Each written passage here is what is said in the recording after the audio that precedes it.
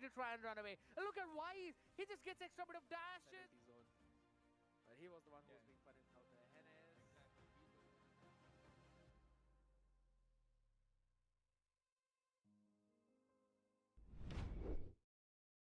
Hello everyone, we are back in the last day of regular season. Our Swiss stage is coming to an end, so today we are going to see only deciders, 3 best of 3s. Today with me, Zakota, welcome. Thank you for the introduction, Nish. As you said, it's going to be the last days of the Swiss bracket. But next week, tomorrow actually, is going to be a really spicy day. We're going to see the last teams who qualify. So it's going to be the highest risk games so far that we have in Surge. Is the 2-2 bracket. The teams here, they fought this hard to get here. And this is their last chance. Exactly, like right now, if we look at even the highlights from the previous week, we saw that a lot of teams, and even like for me, that this was the most, like the biggest surprise of last weekend. What do you say? Like Ake against Minerva Fury, I cannot describe how pleasantly surprised I was, because like when we are talking purely on paper, like I don't think that anyone would really expect such an outcome. Personally, I was saying that Minerva's gonna win, but Ake turned around and said, game 1 looked really good for Ake, game 2 looked good for Minerva, but game 3 was, a complete, decimation from Ake. They did a really good job. It was a long game, if I remember correctly, but still, they played it correctly, they managed to end, and I think they're starting to fix some of their mistakes. The scrims have been improving, I assume, because they're just more casual about it, the picks and the draft. It was not only that, but for example, even when Toby was on the interview, he has a lot of self-reflection in the interview. Like he said, like, okay, I see that there were some mistakes. Some of the mistakes were my mistake, and I think that this is really important for any player to really progress in their development as a player, to have this kind of reflection into your own game, like to be able to say like, okay, this was my mistake, like guys, I know. And if you do this, you are one step ahead of yourself, because you already acknowledge something that you are doing wrong, and you can more easily work on it. I agree with that statement. Like, the more you blame yourself and others, it's gonna be hard. The faster you accept it, the better it's gonna be for your, improval. For you're gonna get better just by just accepting the reality. Because sometimes, I can speak from my personal experience. I was like, man, I'm the best jungler.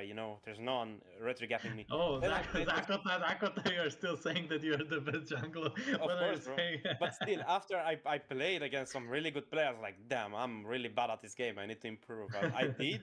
And after that, I just got slow by time. The winter got to me in my bones. In winter, I play a little bit worse.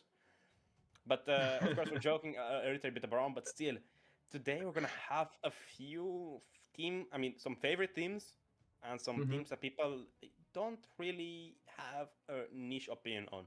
But still, are you looking for? I think I changed your opinion about one of the remaining teams, about Ini Bambuse. How do you feel about them? They're gonna be the last match today, if I'm not mistaken, or they're gonna be the first final. Wait, I think we're gonna see it will be the the first first. one.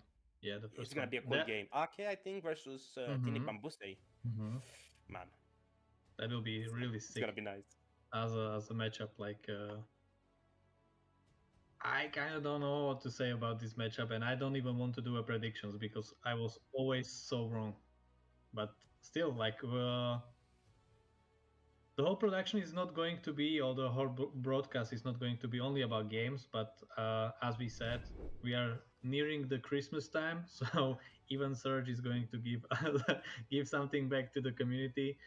And I want to remind all of our community guys, until tomorrow.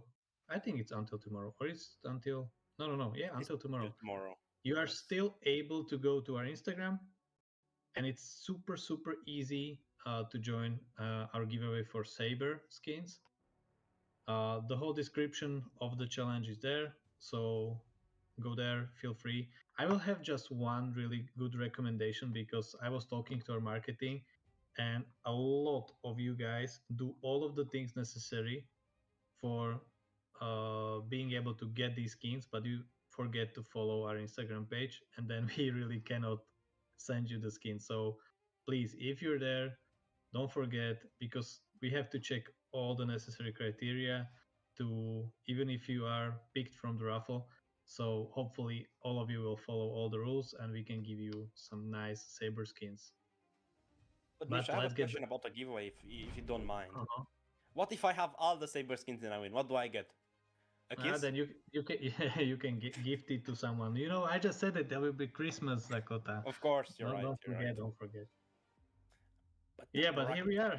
This is the final look of our Swiss stage. No, final look. Like we still don't know the winners of today, but like we know all the rounds. And as we were talking about, the first match is going to be Tini Bambuso against Ake by D. Then we have Fake Dam against Stolen Angels, and then Revenant Order against Misa. Like very good matchups today. Very good matchups. Because Extremely good. in all of the matches, I'm not 100% sure about the results. I mean, personally, only in one game I'm not sure about.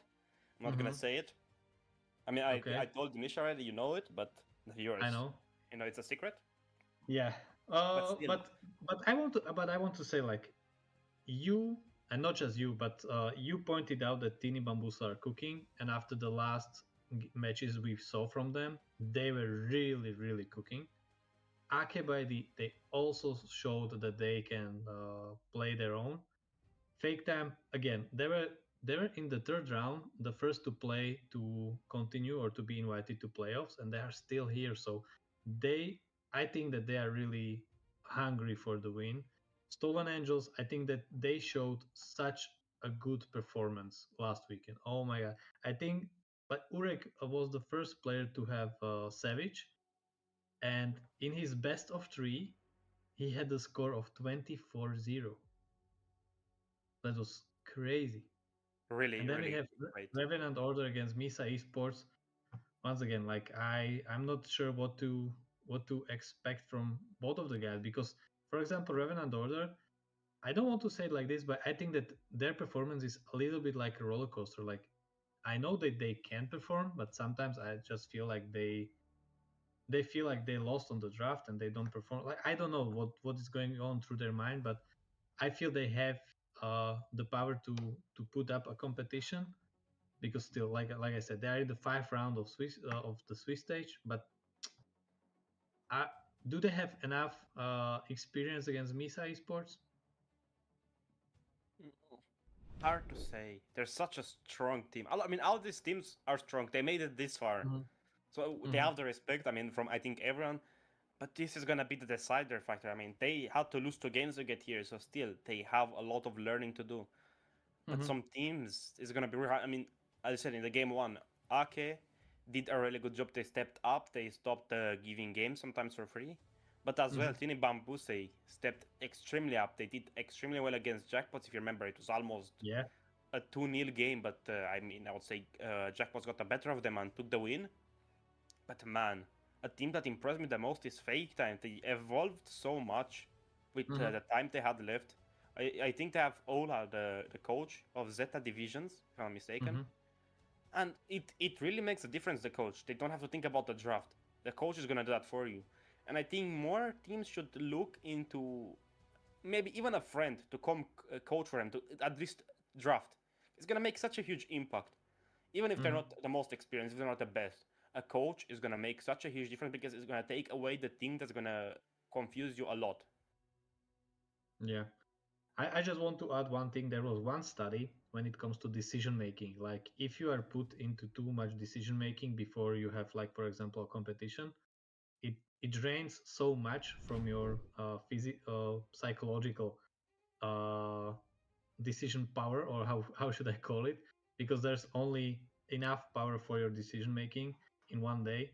And as you said, like, the draft is such a crucial part of every match we see right now. Ah, but let's get back. We have the Venom tournament coming up for the community, and right now there's a lot of you that really we did a survey, and you love the 5v5 community tournaments. So here we are. We are going to play for Venom skins this time because we already did the Saber, and that is going to end tomorrow. But on next weekend there will be this community tournament for Venom skins and some diamonds. So don't forget, diamonds. yeah, don't forget to sign up so that we can see you. I think that we are even going to do a broadcast of this tournament. A broadcast of the Venom tournament. Okay, that's gonna Mm-hmm. allow some players to get some recognition. Maybe, who knows? Maybe some teams will look for them. And Yeah, I was gonna to say, be honest, we are definitely for next year for the community tournaments. We definitely want to stream more of the community tournaments because we see a lot of potential players. There's also a participation of a lot of players who are right now in the MEC. So I think it will be really good for everyone, and I think a lot of people would enjoy them being on stream. So guys, don't forget, maybe you will be on stream, and you are in for a good rewards. but I think a Venom tournament is gonna allow some people to actually test out some things. As I said, maybe a coach. It's a community tournament. There are Oh, not that many high risks. You can participate with your team with a new lineup. You can test it out, and who knows? Maybe oh, it's gonna work really great. Maybe it's gonna be really Zakota, bad. you are motivating people to disband and have new squads. Don't do that. Man, a little bit of advice on her. Who knows? Who knows? Maybe some people are thinking, man, I don't want to play in this community tournament. It's gonna be full of tryhards. Well, it is, Ah, no, yeah, no, but that's no. the best part of it. But last tournament was also like there was a lot of teams, and I would say that more than half were not like we can say that they were tryharding, but they were not like they were on amateur or semi-amateur. So you can still play.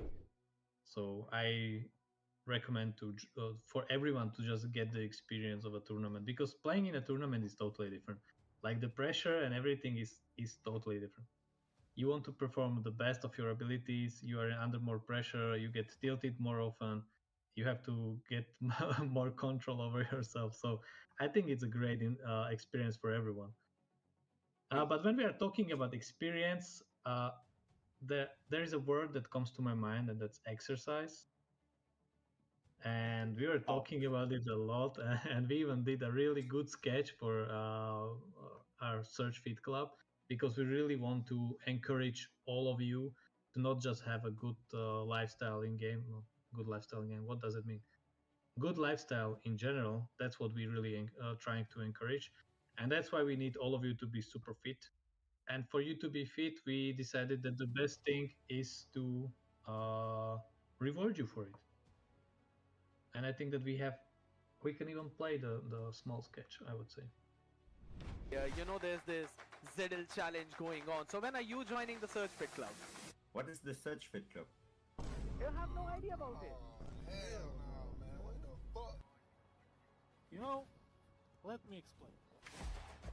Search Fit Club is a community-based project to reward players for their fitness activities. And to get even more prizes, me, Zedel, and Gorinic are going to set challenges for you. So join us right now and sweat for skins. Hey! Did you already join the Fit Club? it's such a good sketch. Link in bio. The first time I watched it, I cried. It was so good to watch. Yeah, like you really need to get your It's so muscles unexpected. pumping. Yeah. I woke up, I opened, Instagram to check my messages, and I said, what's this story from Surge? What's this video from Surge? I Yeah. look it. It's about the Surge Fit Club. Nice. Let me watch it quick. Then I see Nish standing upside down on his phone, and then I see. Can we say? There was a really good. How can you say this? An unexpected person there. I think it was your cameraman, Jakub, No, right? actually, yeah, that's our project manager. So yeah, if you're a pro player and you want to know how Jacob looks like, that's our cameo over there. Yeah, so props up to him, okay? Because he It was shouted really the good. most important part. Yeah. It was such a good sketch. I remember it was so good. It motivated me so much. I was like, damn, I should maybe join this Search Fit club. It was really good. You should. You should. You are very active. You will get a I'm lot of thinking about points. it. You will get a lot of points. Maybe, but I want to leave some rewards for other people, you know? Okay, okay. I think there will be more tryhard people than you will be. Maybe, We maybe. Because when I was checking the last leaderboards, there's already so many people who are really working out. And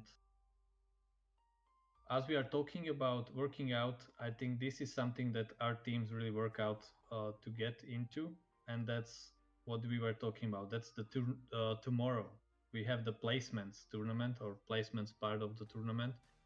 And with this, we will decide which teams are going to be directly in the upper bracket of playoffs and which teams are going to play in the lower bracket of the. Since we are playing double elimination in the playoffs, I would Is it ask for your exciting? predictions, but we still miss three teams, so it will be kind of difficult. But we have one matchup already there: Jackpots against Glitch Code. Oof, it's gonna be really hard to protect this one. There are two strong teams, I think. Mm-hmm. The best way to do it would be to wait for all of the teams so I can get an idea of who's going up, who's going down. And I believe tomorrow we're also gonna get the casters' predictions back up again, Mr. Nish.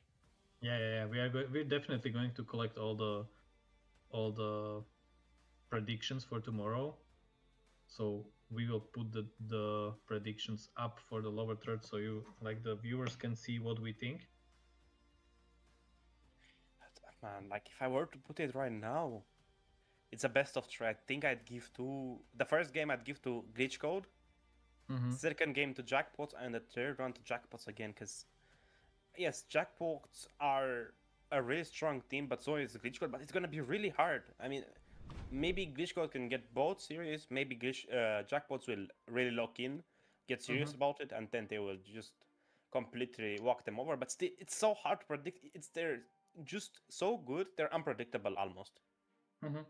But I would say the Jackpots are going to take the first one because they usually do. They usually take the first one, and when they dominate the first one, then they chill out and be a little bit overconfident in some place, I would say. But we'll see. That's something for tomorrow. And I think that you shouldn't forget to log in tomorrow and see what is going to happen because tomorrow's matches are going to decide the whole outlook of our playoffs. And that's what we need. That's what we are looking for. We are looking for the best team in Europe because right now we are in the final day of regular season of European Championship. So my guys, I think that we could slowly come to an end. We can I don't know, Zakot, are you casting today? I believe I am not casting. I was supposed to, but the caster who originally didn't want it again, so it's good. I wish I was because it's gonna be the last game and it was gonna be so exciting. But of course, regular season is gonna start. The games are gonna be even better. I can't wait. The Swiss brackets were really good. I enjoyed them. We talked about it before the live stream started. And I was like, man, I'm gonna miss some of these teams. There were some really interesting teams, of course. That's so true. But they didn't make the cut. That's the worrying part. I wish all teams had 3 or 4 chances more. Oh, but hey, during the Swiss stage they had a lot of chances. Like you have 3 chances. Of course, So but they give got them their more. 3 chances. Like best of 7 every game. Make the casters work for it. Yeah, but we have one last surprise for you for next week. Because as you know, next weekend we have a break, so we can prepare the best graphics for you and we can do all the preparations. But we have one really special surprise, and the special surprise is we will have a streamers against casters show match. And as a special guest, we Pagu is going to participate, which will be super cool. And there's one more detail that we prepared, and that is that all of the players are going to be playing on lanes that are not really comfortable with. So we are really looking forward. Like we were super thinking like, okay, this player, what role or what lane is the worst for this guy? And we managed to really put it together so that it will be really interesting. So next weekend, if you really want to have just pure fun, join us on 28th. It will be Friday. It's the day before the Venom tournament, and it will be super fun. I don't know that if we will be hearing even the comms from the teams. If we do, that will be super fun. But I don't really remember. So anyway, guys, come next weekend. We will have purely fun weekend. We will have the streamers against casters, and then we will have our community tournament. So let's enjoy next week as well. But hey, it's time for us to say the goodbyes. So me and Zakota, we are signing off. We will see you tomorrow again on the pre-show. And for today, you have really interesting matches that will be really heated up because everything is on the line for them to get to the playoffs. And thank you for being here with us even during the pre-show. So Zakota, goodbye, and to everyone, enjoy today's matches.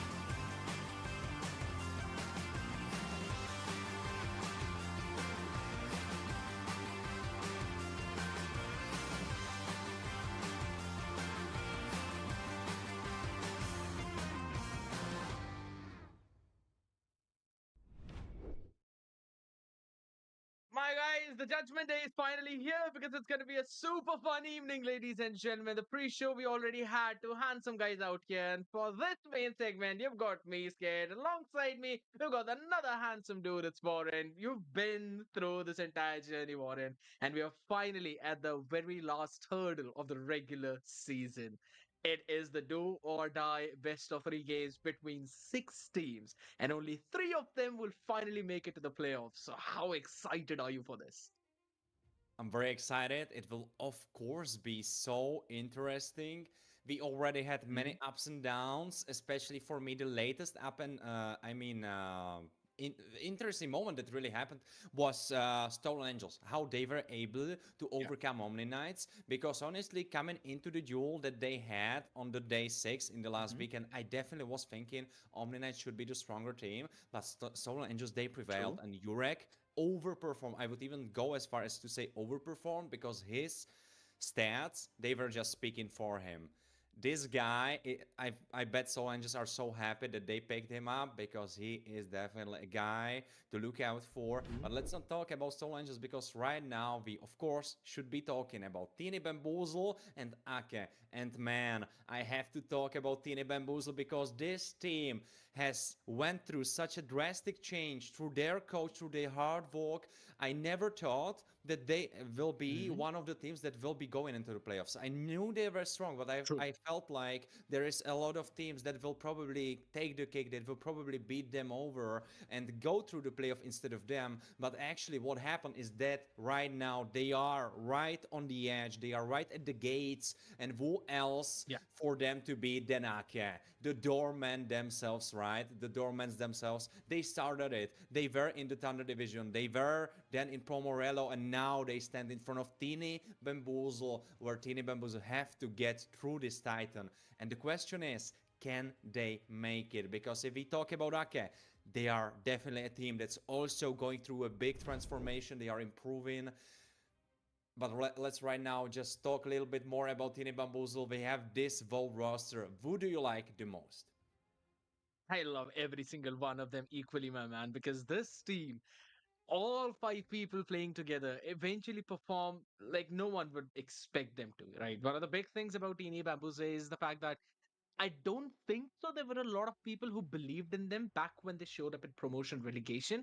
But then you saw Nikki Ikichiki performing on the Grangers, picking up some pocket picks like the carries, even the Claude, Danzo bringing some of his Hanzo jungle back up into the game as well, and Seki. Whenever you give this man a Gato, you know that no one can reach Skylar, who then drops in some amazing RWMs to try and destroy everyone on the other side while Carty becomes the sandbag during those team fights. This entire roster, it's so very well connected whenever they play together, it becomes almost impossible to win against them. But then again, there is a team that could eventually move all the way up, and that is going to be Ake. Oh, absolutely. And if you look over the roster, I would definitely have to say that I don't love all of them equally because I'm sorry, but Toby stole my heart. Like, who watched the interviews with Toby just knows that he stole my heart. It's so obvious. But of course, I wish them the best, right? But this duel will be very hard. Not in a sense that I don't really know who to wish it for more because Teeny Bamboozle is a super strong team. The transformation that they went through, I really love it. I really like it. At the same time, Ake, a team that was the longest with us, is one of the teams that were longest with us. I really wish for them to win as well. So it's really hard for me in which side I am. I don't really know. I'm sitting on the fence and I don't know. But the stats, they are speaking something. And they are telling us that, okay, even though they have one more map played, they have one more victory taken. So that's important. But average time to win is speaking for Teeny Bamboozle. Can you walk me through the rest of the stats, Gert? Yeah, that's one of the big things which we kind of wanted to discuss as well, right? If you remove that one big game by RK, I think so the average time to win would fall down significantly, something around Teeny Bamboozle, or maybe even less than that. You could clearly see that there's four victories for RK and Teeny Bamboozle on the other side. Yeah, it's 3-3 for them. So, in terms of winning out those individual games, Arcade do have slight bit of an advantage, but one of the big reasons is because they eventually lost their first two games. So they had extra games which they could eventually later on play. The big stat which I want to focus on is the Lord control. You remove one game out of it, that was what? 5 lords for RK? Reduce 5 from 17, that's still 12 lords. That's way more than what Teeny Bamboozle eventually contest. That shows you that RK has very good control of the early to mid game, and even towards the Lord Pit, they are like significantly ahead from Teeny Bamboozle. But my big focus point is going to be those turtles where they're almost equal 8 to 9, just one behind. And Danzo has shown his retribution to be super good. But do you know what's the funny part? We usually, or at least I speak about it in big volumes. I tend to speak about it a lot. And that is how Ake were not really successful in closing out the games. But if you look at the Lord control, the stats should be speaking for them. But yeah, the average time to win, Yeah. even though we said that one game definitely skyrocketed it up, still the stats speak. Like Ake have hard time Mhm. closing out those games. But at the same time, so many Lords. It's kind of telling us an interesting story. Definitely in the lords department, Tini Bambuza is lacking. But the question Yeah. is it because when they take the lord, they really take it and they close out the game with it? Or is it because it's the other way around? They are not able to get the lord, right? What is it really telling us? Because of course Mhm. we have some of these stats, but what is it really telling us? That's something that's definitely going through our head. But right now, the biggest question that was probably going through your heads was, will it be Flying Cloud? It will be Flying Cloud. Though probably one of the most boring modifiers, probably the most boring modifier, because it just kind of enables you to go faster from the base. And I'm still waiting for that feeding Uranus to utilize Flying Cloud to maximum. Thank you, Brainus. I really hope no one utilizes that except for Chronos. But here's the fun thing, I know this seems one of the most boring phases out there, but let me make it a little bit more interesting. Let me show you my nerdy side here. Teeny Bambuze, out of the last 4 games that they have played, they've lost every single one of them which they've played on anyone except for the expanding rivers. So out of those 4 games, the only places where they've actually won were the expanding rivers. Even if it's Flying Cloud, be it the broken walls or the dangerous grass, they haven't registered a win there. And I think so that becomes an even more important point considering Ake on the other side. They perform equally well on almost every single one of those maps. They don't particularly care about that. But most of all, it's just the fact that I think Sutini Bamboos are on the expanding rivers, they kind of feel a little bit more comfortable in terms of the rotations, considering how Zanzo also likes to pick some off meta junglers like the Hanzo. And I think so that kind of gives them a slight bit of an edge, but on every other map, that becomes a thorn which they themselves have to cross. Right now, Yesunshin will not be played, and as well, you spoke about Danzo trying to probably go for that Hayabusa ride, but he won't be able to do that. So that is off the board as well. Matilda, actually, a pretty interesting band that kind of wasn't really there for some time, and she is kind of coming back. I saw some teams even banning her out, so it's interesting for her to kind of move back into the meta, into the target marks. Baxia is the classic. Right now, thinking over the first pick, I'm feeling like Ake could go for that CC first pick. What do you think should be the high priority target for the first pick right now? There's again the same question, right? Of that first pick, there's Kimmy's. You mentioned about the CC. I think so. Barsha could have also been at the point of contest, but since it's been banned out, I think so that leaves room open for a Lancelot.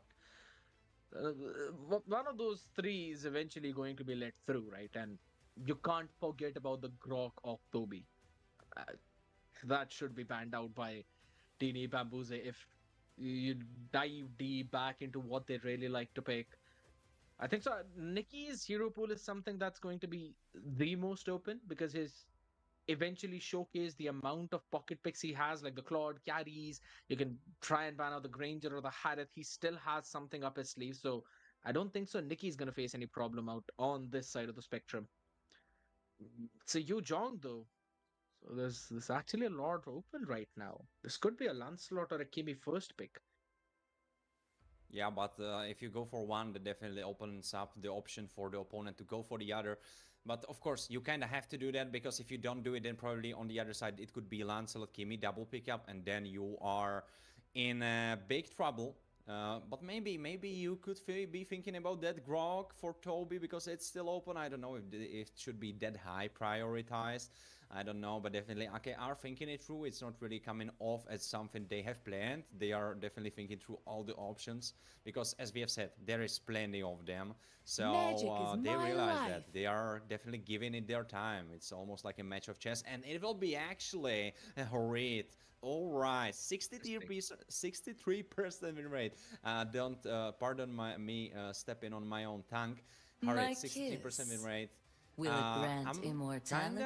I'm kinda surprised by how Come and much join win in rate my percentage he dream has, world. because I don't really recall Harid being that big of a threat. I don't even view him as big of a threat, but maybe I should correct my lenses, because 63% win rate is quite a lot. Though on the other side, Skylab going for that Lunox, even though he was quite successful on that hero, it's 47 for him, and together with Alice, but that already makes a lot of magic damage. You will need to fix that later into the draft. Yeah, I think so. They eventually have enough time right now. There's also a possibility of the Lancelot being picked up by Teeny Bambuze. And I think so Arke should realize that there's a heavy lack of magic Muscle of damage on the other iron, side. So if they bones of pick up a Lancelot steel. right now, that could hinder the plans of Teeny Bambuze. It's not going to This be a land Grog is our pick though, so homeland, that's and going it to will be an soon be our interesting burial choice out ground. here with the Gato. Mm, all right, so Arke are actually strengthening the side lanes. With the Harith and the Lapu Lapu, they've got two priority laners on each side, so they can probably focus down on those specific bans into the second phases. Maybe the Granger can also try and ban out the Claude of Nikki. But I think so. Danza should lock in Lancelot at this point.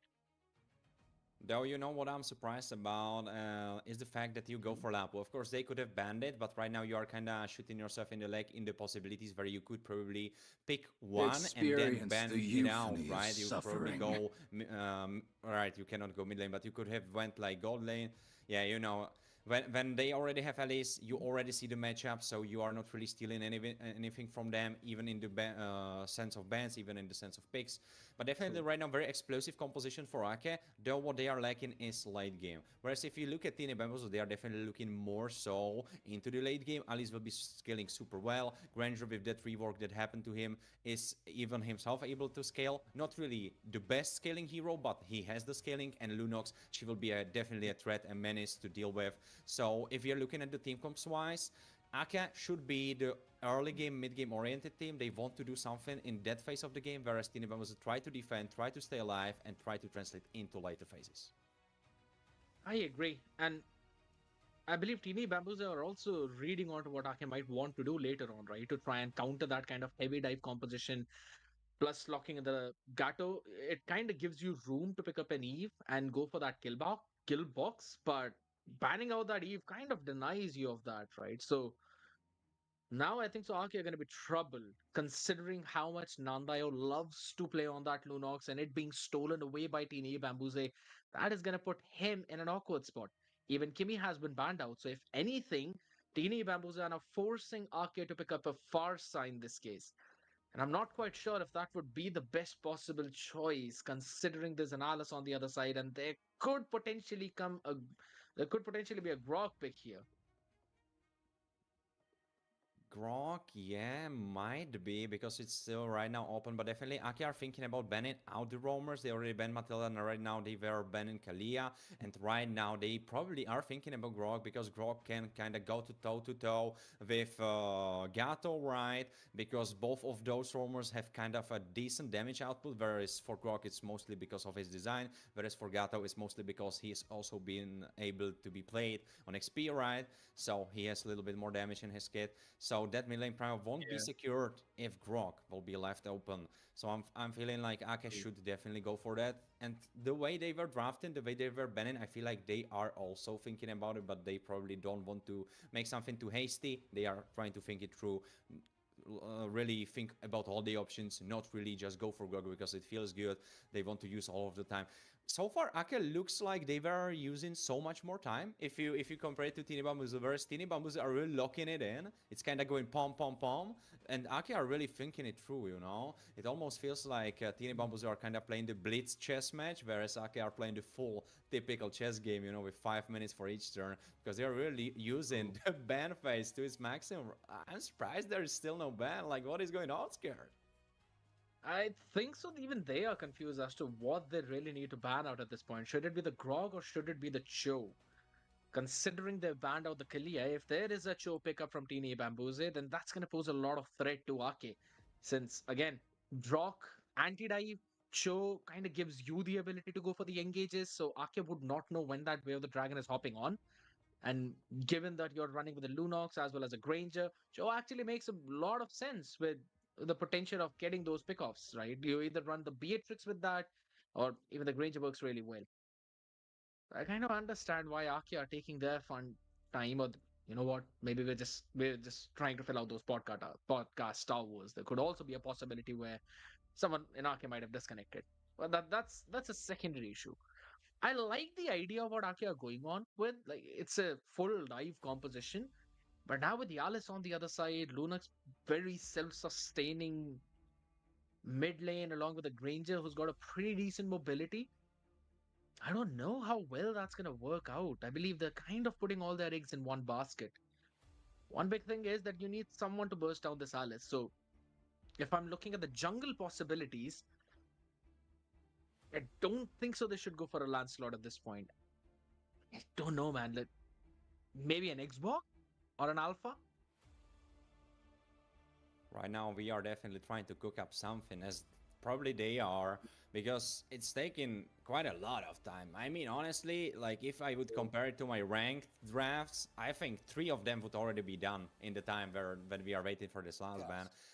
So definitely puts into perspective how much time and effort our players put into having the best idea. Well, jokes aside, yeah, I think we were just kind of stuck. It's truly alpha, so you Wow. definitely snipe that. It's a grog ban as well, and it's Farsa pickup. I mean, you sniped it all, other than Mino and Esmeralda, but you were not talking about it, and probably you would have Hold sniped on. it, right, Scared? You would have sniped it anyway. Hold on.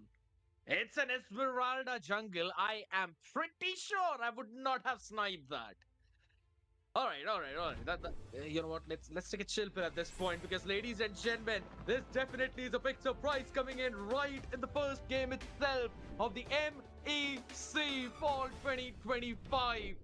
Is the regular season the last chance for these teams to make it all the way up in the playoffs? It's Aake by D taking on Teeny Bambuzi in game number 1.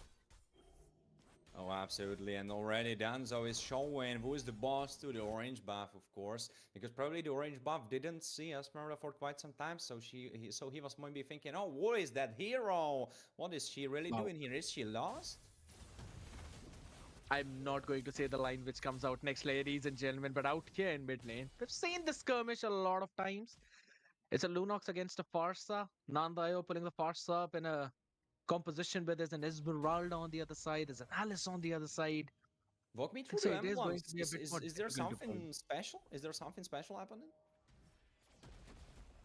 All seems to be good. Skylove running in on again the Master Assassin there. That clearly shows you that this man would want to gank those side lanes more. He would want to isolate the targets to get that maximum value out of that. But oh my god, look at mid. There's action happening, and Nando immediately has to flicker, but I think that was a burn flicker. He should have used the bird form, but I guess no birds were available, so he couldn't really book a ticket on the bird airlines. Now Skylab getting pushed away. I mean, pushing away Toby, and Toby suddenly has a taste of being not the king of mid lane. Yeah. It kind of goes to saying, right? You've got 3 people there in the mid lane. I don't think so that was the best positioning coming in, but Teeny Bambuze capitalizing on that was the big play. The turtle easily secured as well. Now with the Esmeralda in the jungle, the big thing is that you would want to take those early fights, but the exact same thing could be said for Astra. He would want to take those early skirmishes too.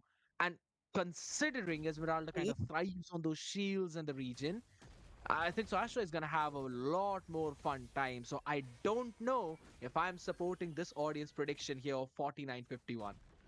I mean, is this not the closest predictions we had? I don't know if we had 50-50, but I think this is the closest we had.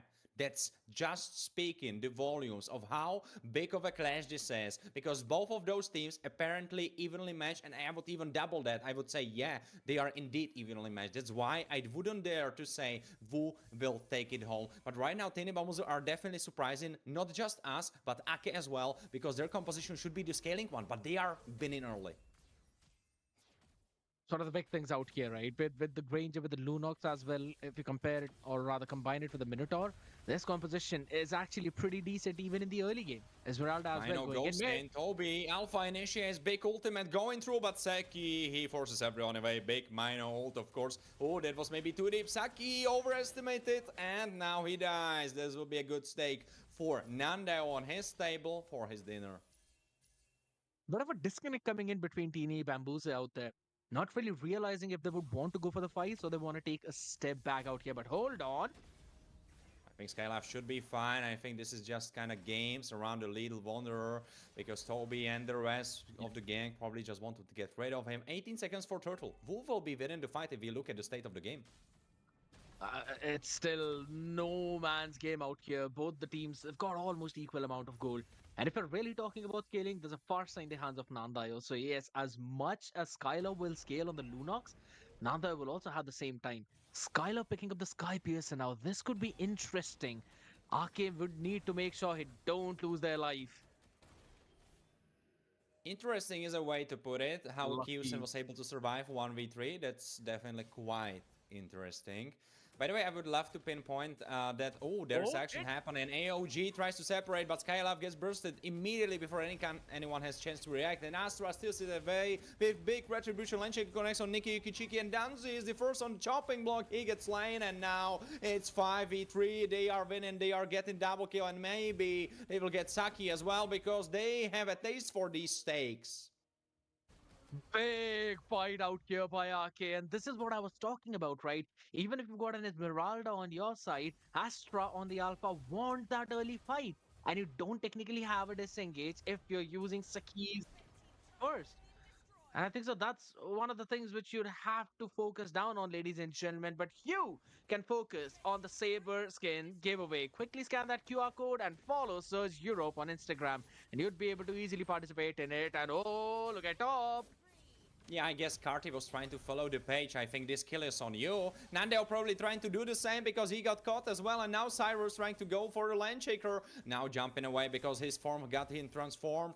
It looks like Cyrus will be at least alive, but yeah, the same cannot be said for the rest. AOG? Oh, AOG initiating big taunt coming in. Skylab is now in big trouble. He tries to iframe and he is still alive. Flicker away under the tower, and this will be enough. But there is Astra finding another skirmish for Denzi. Denzi getting pushed away. Oh, Skylab, he went the other way around. There is Carty initiating, but half HP for Saki. But it doesn't matter. It's Minotaur. Kyusen is the first to die from Ake, but killing spree is on Astra. Nandeo picks up another one, and suddenly it's so much better for Ake.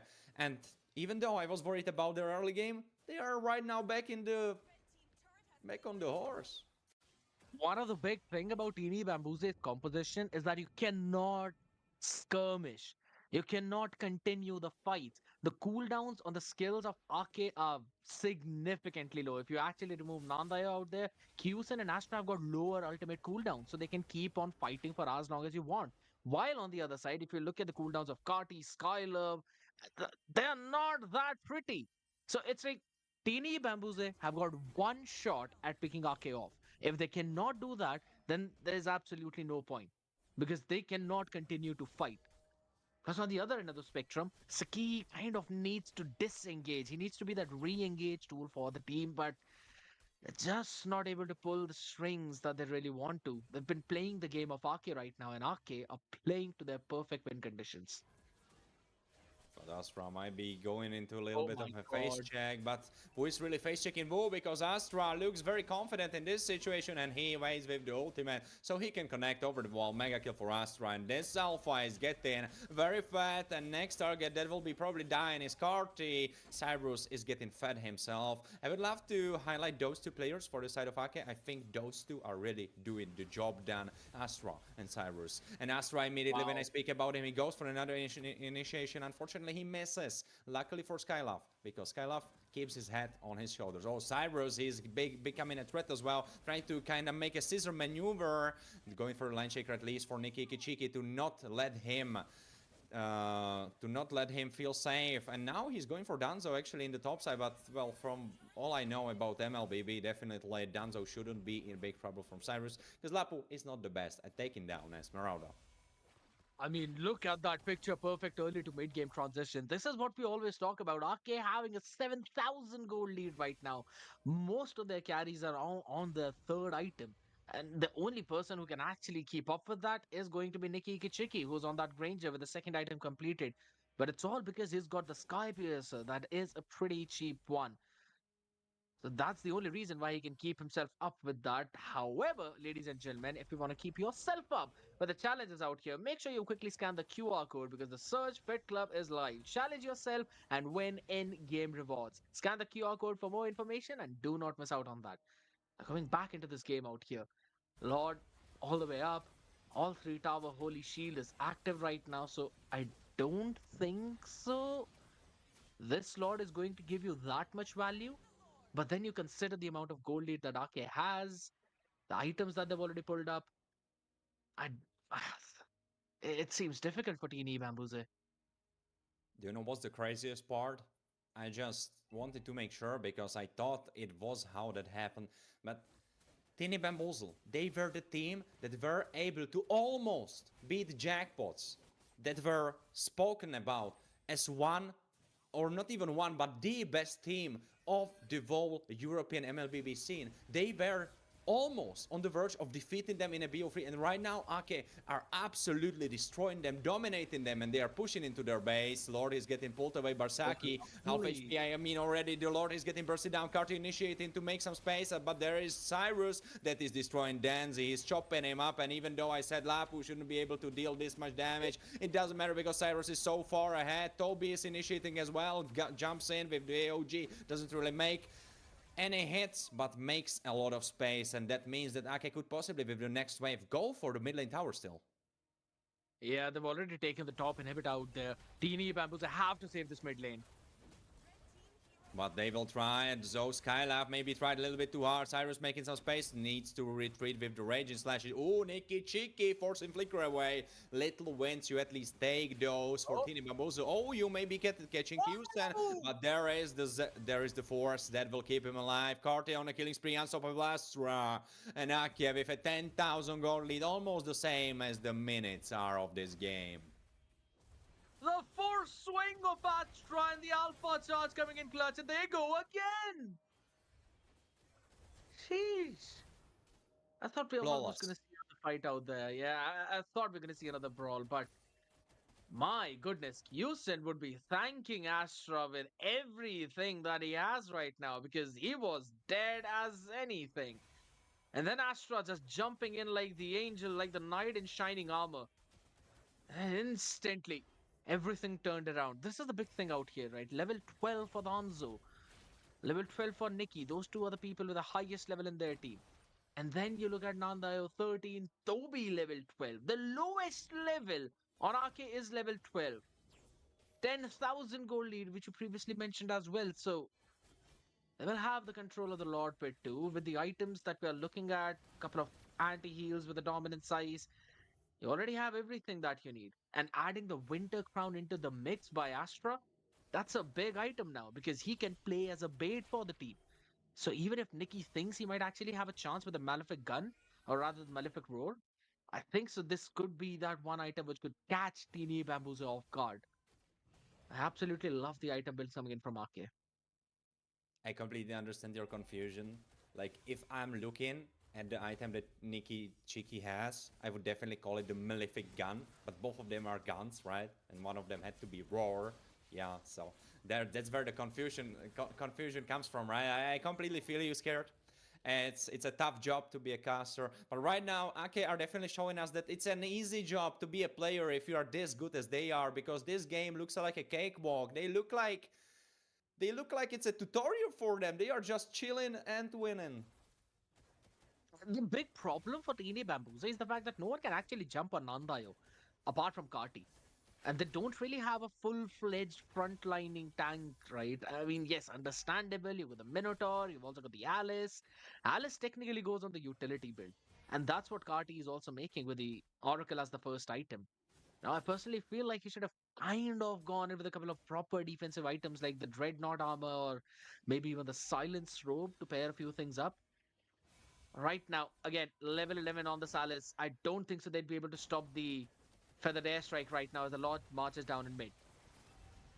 Right now, Lord is marching indeed. Base is already getting hit. Taunted. Skyloff is the first to get picked off, and Base Crystal explodes right after he gets put down. What an explosive first game from the Band of Ake. And I have to say, I always knew the team is strong. But what they are showing right now, it's completely shaking up the power scaling, because if they are dominating this well over Teeny Bamboozle, what can we expect? Like, what's gonna happen? Are jackpots washed or what's going on? Because what does this even mean? Like, yeah, I Oh my know god. that Jack was very able to win the first game over Teeny Bamboozle, and then Teeny Bamboozle started coming back. So maybe Teeny Bamboozle will Yeah. step on the fuel, they will step on the gas, and they will come back. I definitely know that there is a strong fighting spirit in them. I think they got it. I think this what we saw was definitely partly very strong Kake, but partly I would even go as far as to say underperformance from Teeny Bamboozle, because those were not the Teeny Bamboozle that I know. Those were not the Teeny Bamboozle I started to love. I think there is so much more in them, and they just need to brush it off, shake it off, and get the mental reset for the next one. I think so. One of the big reasons was the fact that Esmeralda jungle.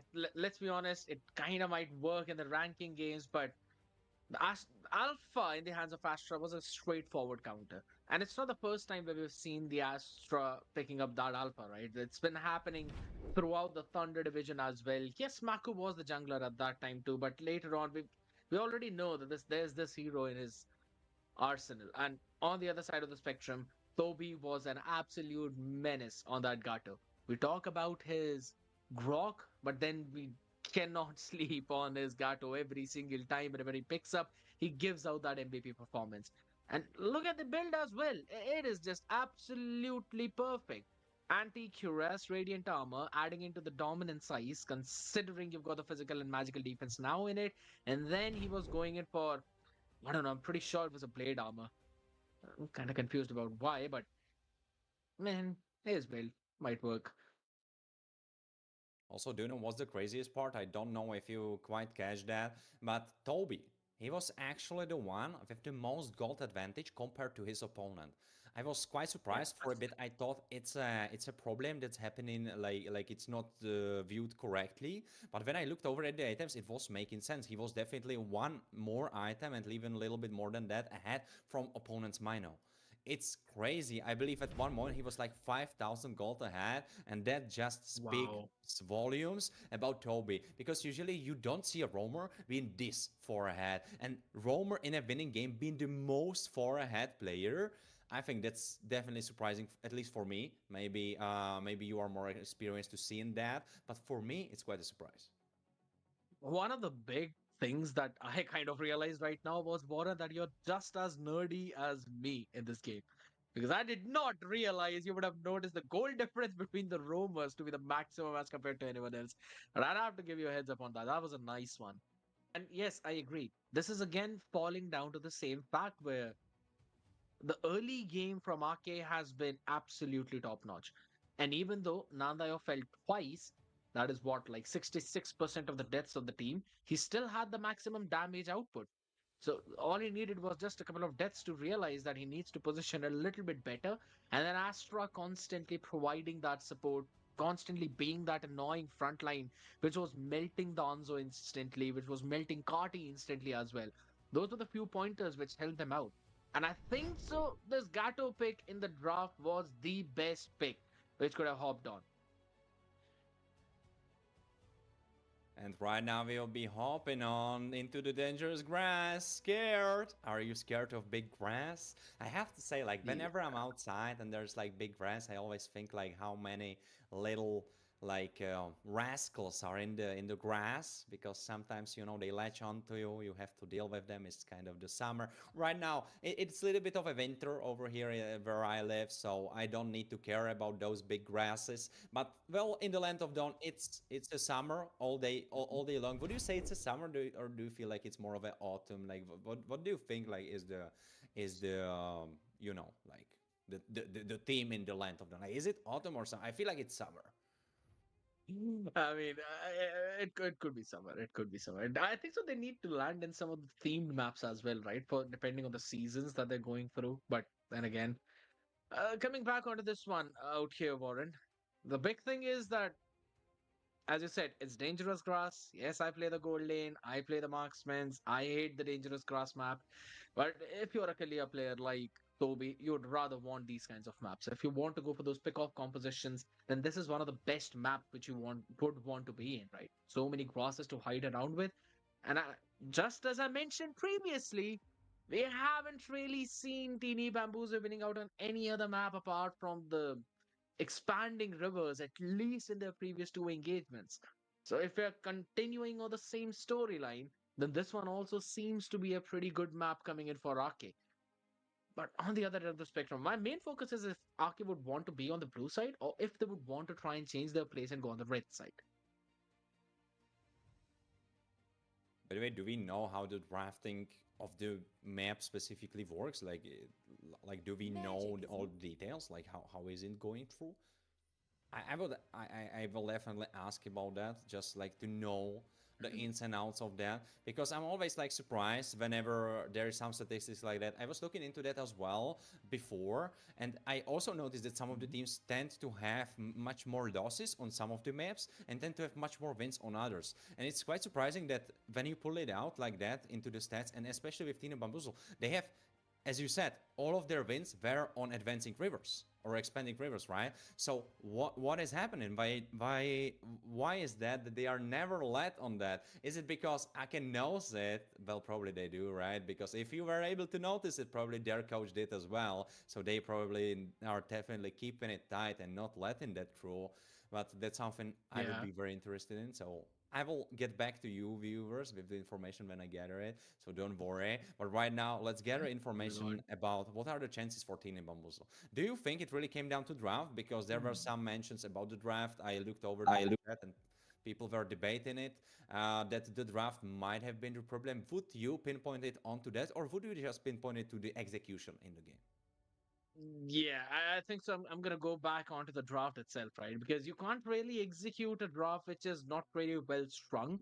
And I think so that is the problem which they kind of faced. And maybe it's probably the lack of hero pool for Danzo. I think so he's played Lancelot, or maybe he just doesn't feel so comfortable on it, right? I think so instead of an Esmeralda, that could have worked out a little bit better, considering you would have had more options to go for the dive or the Farsa, or at least try and force Nandai on some awkward positions, or maybe even just pose certain problems for Cyrus on that Hyrith, or rather, Cyrus on the Lapu Lapu, right? There's a few things which I feel went really wrong with that draft. Even in terms of roaming, yeah, the Grog ban kind of sealed the deal because now you don't really have any kind of frontliner which can play as an anti-dive.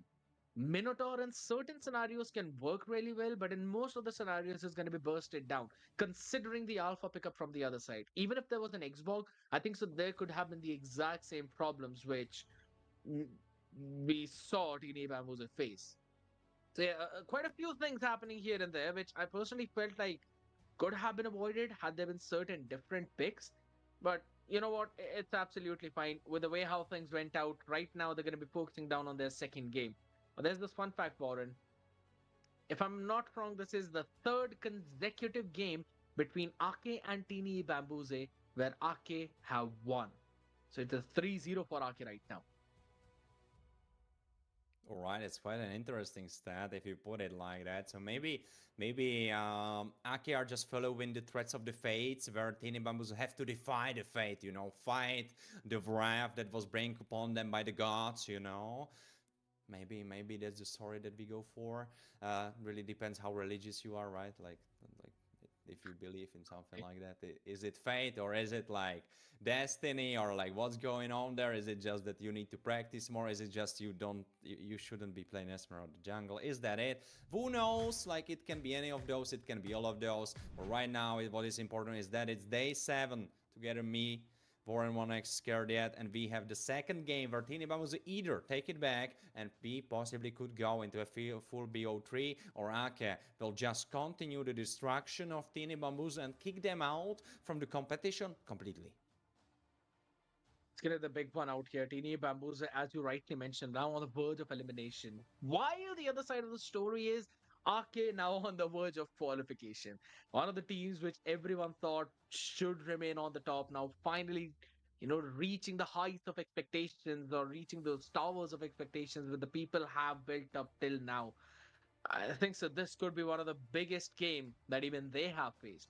And I really hope they do not crumble under that pressure because we always know Arke struggled to close out the games in the late game, but considering how well they performed in the previous one, I think so we can finally put that thing in the backpack and forget about it, right? I think so. This is the new Arke, the rejuvenated Arke, which we are finally seeing take full control of the game and move forward. Now, with that, they're still on the blue side, so I think so. They really like having that priority pick in the first one, and they had a first pick, worked out well. Do you know what I already have to say about the whole draft situation? I have to say I already dislike the decision making from Tini Bamboozle because you lost on the red side and you're already putting yourself in the position where you already lost. Does it mean that you have a new plan? Because it definitely should be meaning that you have a new plan. Because if you don't, and so far you are going with the same bands, I'm a little bit worried for Tini Bamboozle. Because yeah, probably they won't go for the Esmeralda because they definitely looked more like an experimental pick. Maybe they were like trying something out. And I believe we saw already something like that in the game against Jackpots. I believe when we had Nikki Cheeky on the interview, I think he said something about that. I think there was some interesting pick. I hope I don't have it mixed up with something else, but I think it was against Jackpots where there was some interesting pick. But don't fact check me on that, or rather fact check me on that, so we know for sure. But so far, if the draft goes the same way, I don't really have hopes for Tina Bowsen. What do you think is the idea behind it? To run it back, go for the red side again? I mean, probably want to catch the two picks instead of one. I think so. That's the probable idea out here, right? You give one, you pick two of your own, and then move around with that. Maybe answering the draft. And I think so. Also, at this point, they kind of feel that they've got a lot of pocket picks to try and surprise the side of Ake, and they would really want those last few picks at least in the first phase. But now coming back onto these bans out here, Mathilda Gatto along with the Hayabusa. So Toby's now not going to play on his own personal favorite hero because even Grok has been banned out by the side of Tini Bambuze. So it's a bit surprising for me, but I think so it's absolutely fine. However, Kimmy open or even a Lunox open, right? So maybe Nanda can actually prioritize that. I have to say I'm quite surprised by the switch up, because the switch up didn't really come first from the side of Tini Bamboozle, but first it came from the side of Ake. They decided to go for Gato ban, even though they played themselves Gato. So they right now are forced into playing a whole different draft. Or maybe the same opener could be used because Harit is still in the cards, but it will need to be paired up with something else, because right now, it is Harit indeed. So It's Ake are 100% definitely again. feeling the 65% win rate, as it has been rightfully updated. I think, right? It was 63 before, now it's 65, so it was updated. Harit True. right now definitely in the higher echelon. Maybe there is someone who was played like once, but with the heroes that were being played repeatedly, I think he's definitely in the higher echelon. Oh, right now actually a contender, and that will be Yuzong because he slipped right through. I like the idea. Locking at the Yuzhong early on out here, considering it was banned out in the previous one, right? It was, if anything, Tini Bambuze is banned in the previous game. So I like the idea coming in from their side as of now. But what's going to be the next one? A lot of priorities available, I think. So since the Gato has been banned, you can try and pick up an Eve early on if you want to. Hmm. I don't think so if I like the Joy pick, to be honest. I'm not a big fan of it right now. Yeah, I have to say, I I legit made a face I didn't even know I was possible of making. I just looked over to the webcam and I noticed like it was a little bit weird. But yeah, that basically tells the whole story. I'm very surprised by them locking in Joy, especially this high into the draft, because I feel like usually Joy, at least maybe correct me if I'm wrong, but I feel like Joy really needs not a setup, but you want to see what your opponents are packing. You need to see what heroes they have, because if, for example, right now they have Harit, okay, that makes sense. They probably need to have a squishy mid lane as well, but the rest of the team can be very tanky fighters, very tanky tanks even, and they will make it so much harder. And for example, Lapu, he is definitely one of those that is not going down easily, so it will be rough for Joy. Though I have to say there is one saving grace for Joy, and that is Lapu has really hard time connecting onto Joy, because most of his spells kind of take a lot of time to get going, Raging Slash, Line Shaker, and all of those. So Joy can kind of jump around him and doesn't really need to be worried about him, though she cannot really burst him. True. That's one of the big things out here. But again, Jushin being left in the draft open for so long and then being picked up by the side of Tini Bambuze, I like the idea. I was thinking along the lines of either a Eve or maybe even a Kimmy. Since the Gato has been banned out, it's going to be a bit more easy for you. And then pick an Alice for the side lane to try and surprise. But I do like the idea that's been hopping in right now. And considering they banned out the Alpha, and I'm not pretty happy about that. I think so. Astra still can play a Lancelot, who is open. But on the other side, a Granger being taken care of, something that can also pose a bit of a threat to Harith in your dive. Ban out a Ruby at this point if you're okay. Ruby probably could be a nice setup for Joy, especially because right now, if you are looking at what Tini Bamboozle have, they definitely don't have something that just can click fingers or like push buttons. You know, there is not Arlot, there is not something like that who can really put everyone in the right position for Joy to just go in, electrifying beats all around her and burst them down. Right now, there's nothing in the arsenal of Tini Bamboozle for that. Ooh, Hellcurban! I know he was kind of used and he's kind of popular, especially unfortunately for me in my ranked games where people play him on Rome, and I'm not the biggest fan. But we saw him being useful. We saw him being played.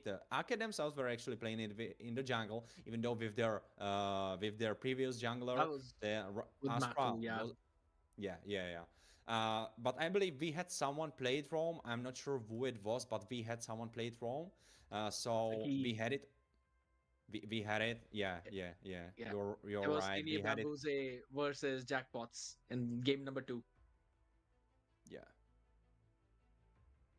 Yeah, I agree. So I like think so. Ake at this point, they've kind of done their homework right now. So they I've been waiting for thought too maybe it's going to long. be a Hellcurt roam, so they decided to ban him out. Nikki going on the carry. Hmm. Ake won this draft already. yeah, but I don't even feel like it's their doing. Like, yes, they are drafted well, but at the same time, I feel like Tini Bambuza are kind of shooting themselves in the leg, making it as hard as they can, because I don't know what's happening here. We pick in Curry into a composition where you don't really see things, or you can expect tanks. All right, don't take me wrong. Maybe Ake will lock in 2 super beefy tanks, and Curry will make so much sense, and I will be laughed at. But right now, at what you are looking, you kind of are expecting them to pick tanks, but at the same time, if you pick Kareem this early on, yeah, they can just kind of mix it up and go for Suo. Okay, you know what? Even after the nerfs, yeah, let's go. All right. Toby has decided to pick his Atlas up yet again. I was kind He of was buffed. trying to think. Yeah, I mean, understandable. Toby actually made it work in the previous game as well. So you know what? I'm absolutely down for it. In the previous best of 3 that they played, it was again game number 2 where he made all of that work, and now Saki brings out his own Kaja as well. So the fatal links to be answered by the initiating suppression by Saki. But I don't see anyone who can burst down if someone gets suppressed by the divine judgment. I think Satini Bamboozle had a certain idea, but the heroes are just not resonating with each other, and that could bite them in their feet later on. While on the side of Ake, I was thinking something along the lines of a Tigreal, right, to try and stop Danzo in his own tracks and maybe catch Skylove on the Jushin instantly. But I think so, an Atlas works pretty well as well. The only thing is, yeah, there's technically no one to save Kyusen, so he needs to play safe. Good luck, Kyusen. Good luck, have fun, as they tend to say. Right now, if you look over at the team comps, I definitely have to give you some green points, right? Because you were saying the team comp of Tini Bambuzo looks kind of lost, looks kind of mixed and matched. It looks like two puzzle pieces or like two puzzle sets were kind of mixed together, and I have to agree with that. Because if we look, Yuzong, DPS, then we have Skylab DPS, Nikki DPS as well, and Saki and Danzo, they really want to play those burst engages, those burst fights. So it really doesn't feel that all too coherent. So we will see how well they can transition it. If you look over at the emblems, walk me through it. Do you see something that shouldn't be happening? Oh, action in mid lane. Yeah, right now just a few trades going back and forth out here. Toby is going to try and be a bit more safe. Look at Danzo. Look at Danzo's positioning. Yeah, he wanted to take this fight. He wanted to pick Toby off though, but he will survive, hopping out of his body instantly. Still level 1 though, but here's the thing. Arce's power spike is at level 4. So I'm pretty sure they're going to try and play a little bit more slow. While Teeny Bambuza would want Danzo to snowball. They would like to snowball indeed, because how useful is Kaja is usually dependent on how fat her team is. And right now, Saki is being put definitely on the team that's a little bit more fat, at least. Oh, no, it disappeared. Because I believe Kyusen, or maybe it was Astra, stole away the gold crab. So Nikki Chiki now will be trying to defend himself against a foreman dive. Yeah, they kind of want to push him away out there. Ladies and gentlemen, though, if you want to check out Venom Tournament, then please scan the QR code. Again, also search battlefly.com/search Europe to get some more information about that. Don't miss out on that option. Out here, though, on the other side of the spectrum, this is one of the big things, right? Toby can help out Nandayo clear out that midway way too quickly. Oh, hold on. For a second, though, it seems Toby could be trouble. Yeah, that's the first blood coming in. The constant poke from Teeny Bamboozle now also with a turtle pick.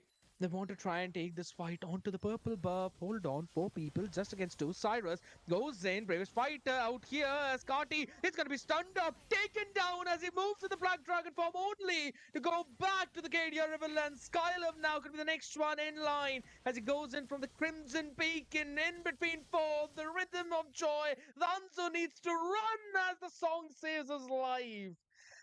Holy smokes, they kind of bit more than what they could chew. I mean, Aki are fighting back, so that's good. But suddenly, Tini Bambuzo look completely different. Oh, but the predictions are looking completely different as well. Danzo may be getting caught. Toby could be taken down. He's way too deep, but his team still were able to steal away the purple. And I think so that was the main macro for them. And I'm absolutely loving the way how Cyrus is also winning the EXP lane battle. Yeah, that's the thing, right?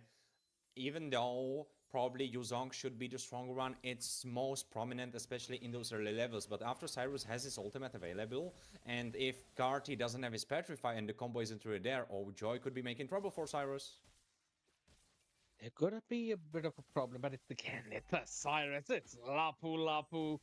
He's got everything to run away and counter you. I don't think so. If They you want to focus noticed. on him. Oh, there's action happening. You should be noticing that. Here, if Skylar was able to quickly run back to safety with the Crimson Beacon, just making sure everyone is zoned out with the Atlantic Flare out here. But look at Danzo. His positioning is going to be crucial out here. Toby as well now. Gonna try and move in out. Cyrus is eventually spotted Danzo out, so no more surprise factor there. Oh, a big storm is brewing up over towards this turtle right now. I'm pretty sure that RK would want to take control of this turtle fight. They will definitely try. They are walking around. Cyrus immediately jumping in. Yeah, there comes in the bravest fighter as well. It's a very scattered fight as Astra is being chased by the Black Dragon up in the heaven as it's Danzo who picks up the turtle, and now it's going to be a disengage instantly by Teeny Bambuze. What a phenomenal way to take this one away. Phenomenal is a word to use here for sure. Team Bamboozle are having themselves a nice gold advantage, but the question is, can they hold it? Can they keep it? Because, okay, when they got it, they didn't let go. So right now, Team Bamboozle definitely need to not let go as well. But if we are looking at the scaling, it's actually surprising that they are able to be in such a good position. Oh, Toby getting caught. Oh, yeah. One of the big things about Toby is the fact that he can't really do as much as the 1v1. Romans. Hold on a second, Cyrus. He again takes down Yu Jong in a 1v1. That's a big play. Look at Nikki Kichiki almost getting taken down out here. Fatal Link still not being used up. Skylove is going to be picked up though with the Purify from him and Saki, saving their own life as Nikki Kichiki barely surviving. While Kyusin dashes all the way up as Nandayo is here to cause the chaos, and he will take one while Kyusin takes the other.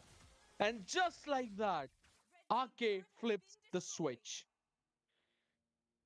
Absolutely, absolutely. Indeed, Teen and Bamboozle are suddenly in a room with no lights. They don't know what's going on, and they are getting beaten up from left, right, and center. They have no idea where the punches are coming from. They just know the punches don't stop coming, at least for some time, because Ake are definitely punching their way through. They are suddenly in a gold lead, and they will be maybe trying to catch Oh my Danzo. god.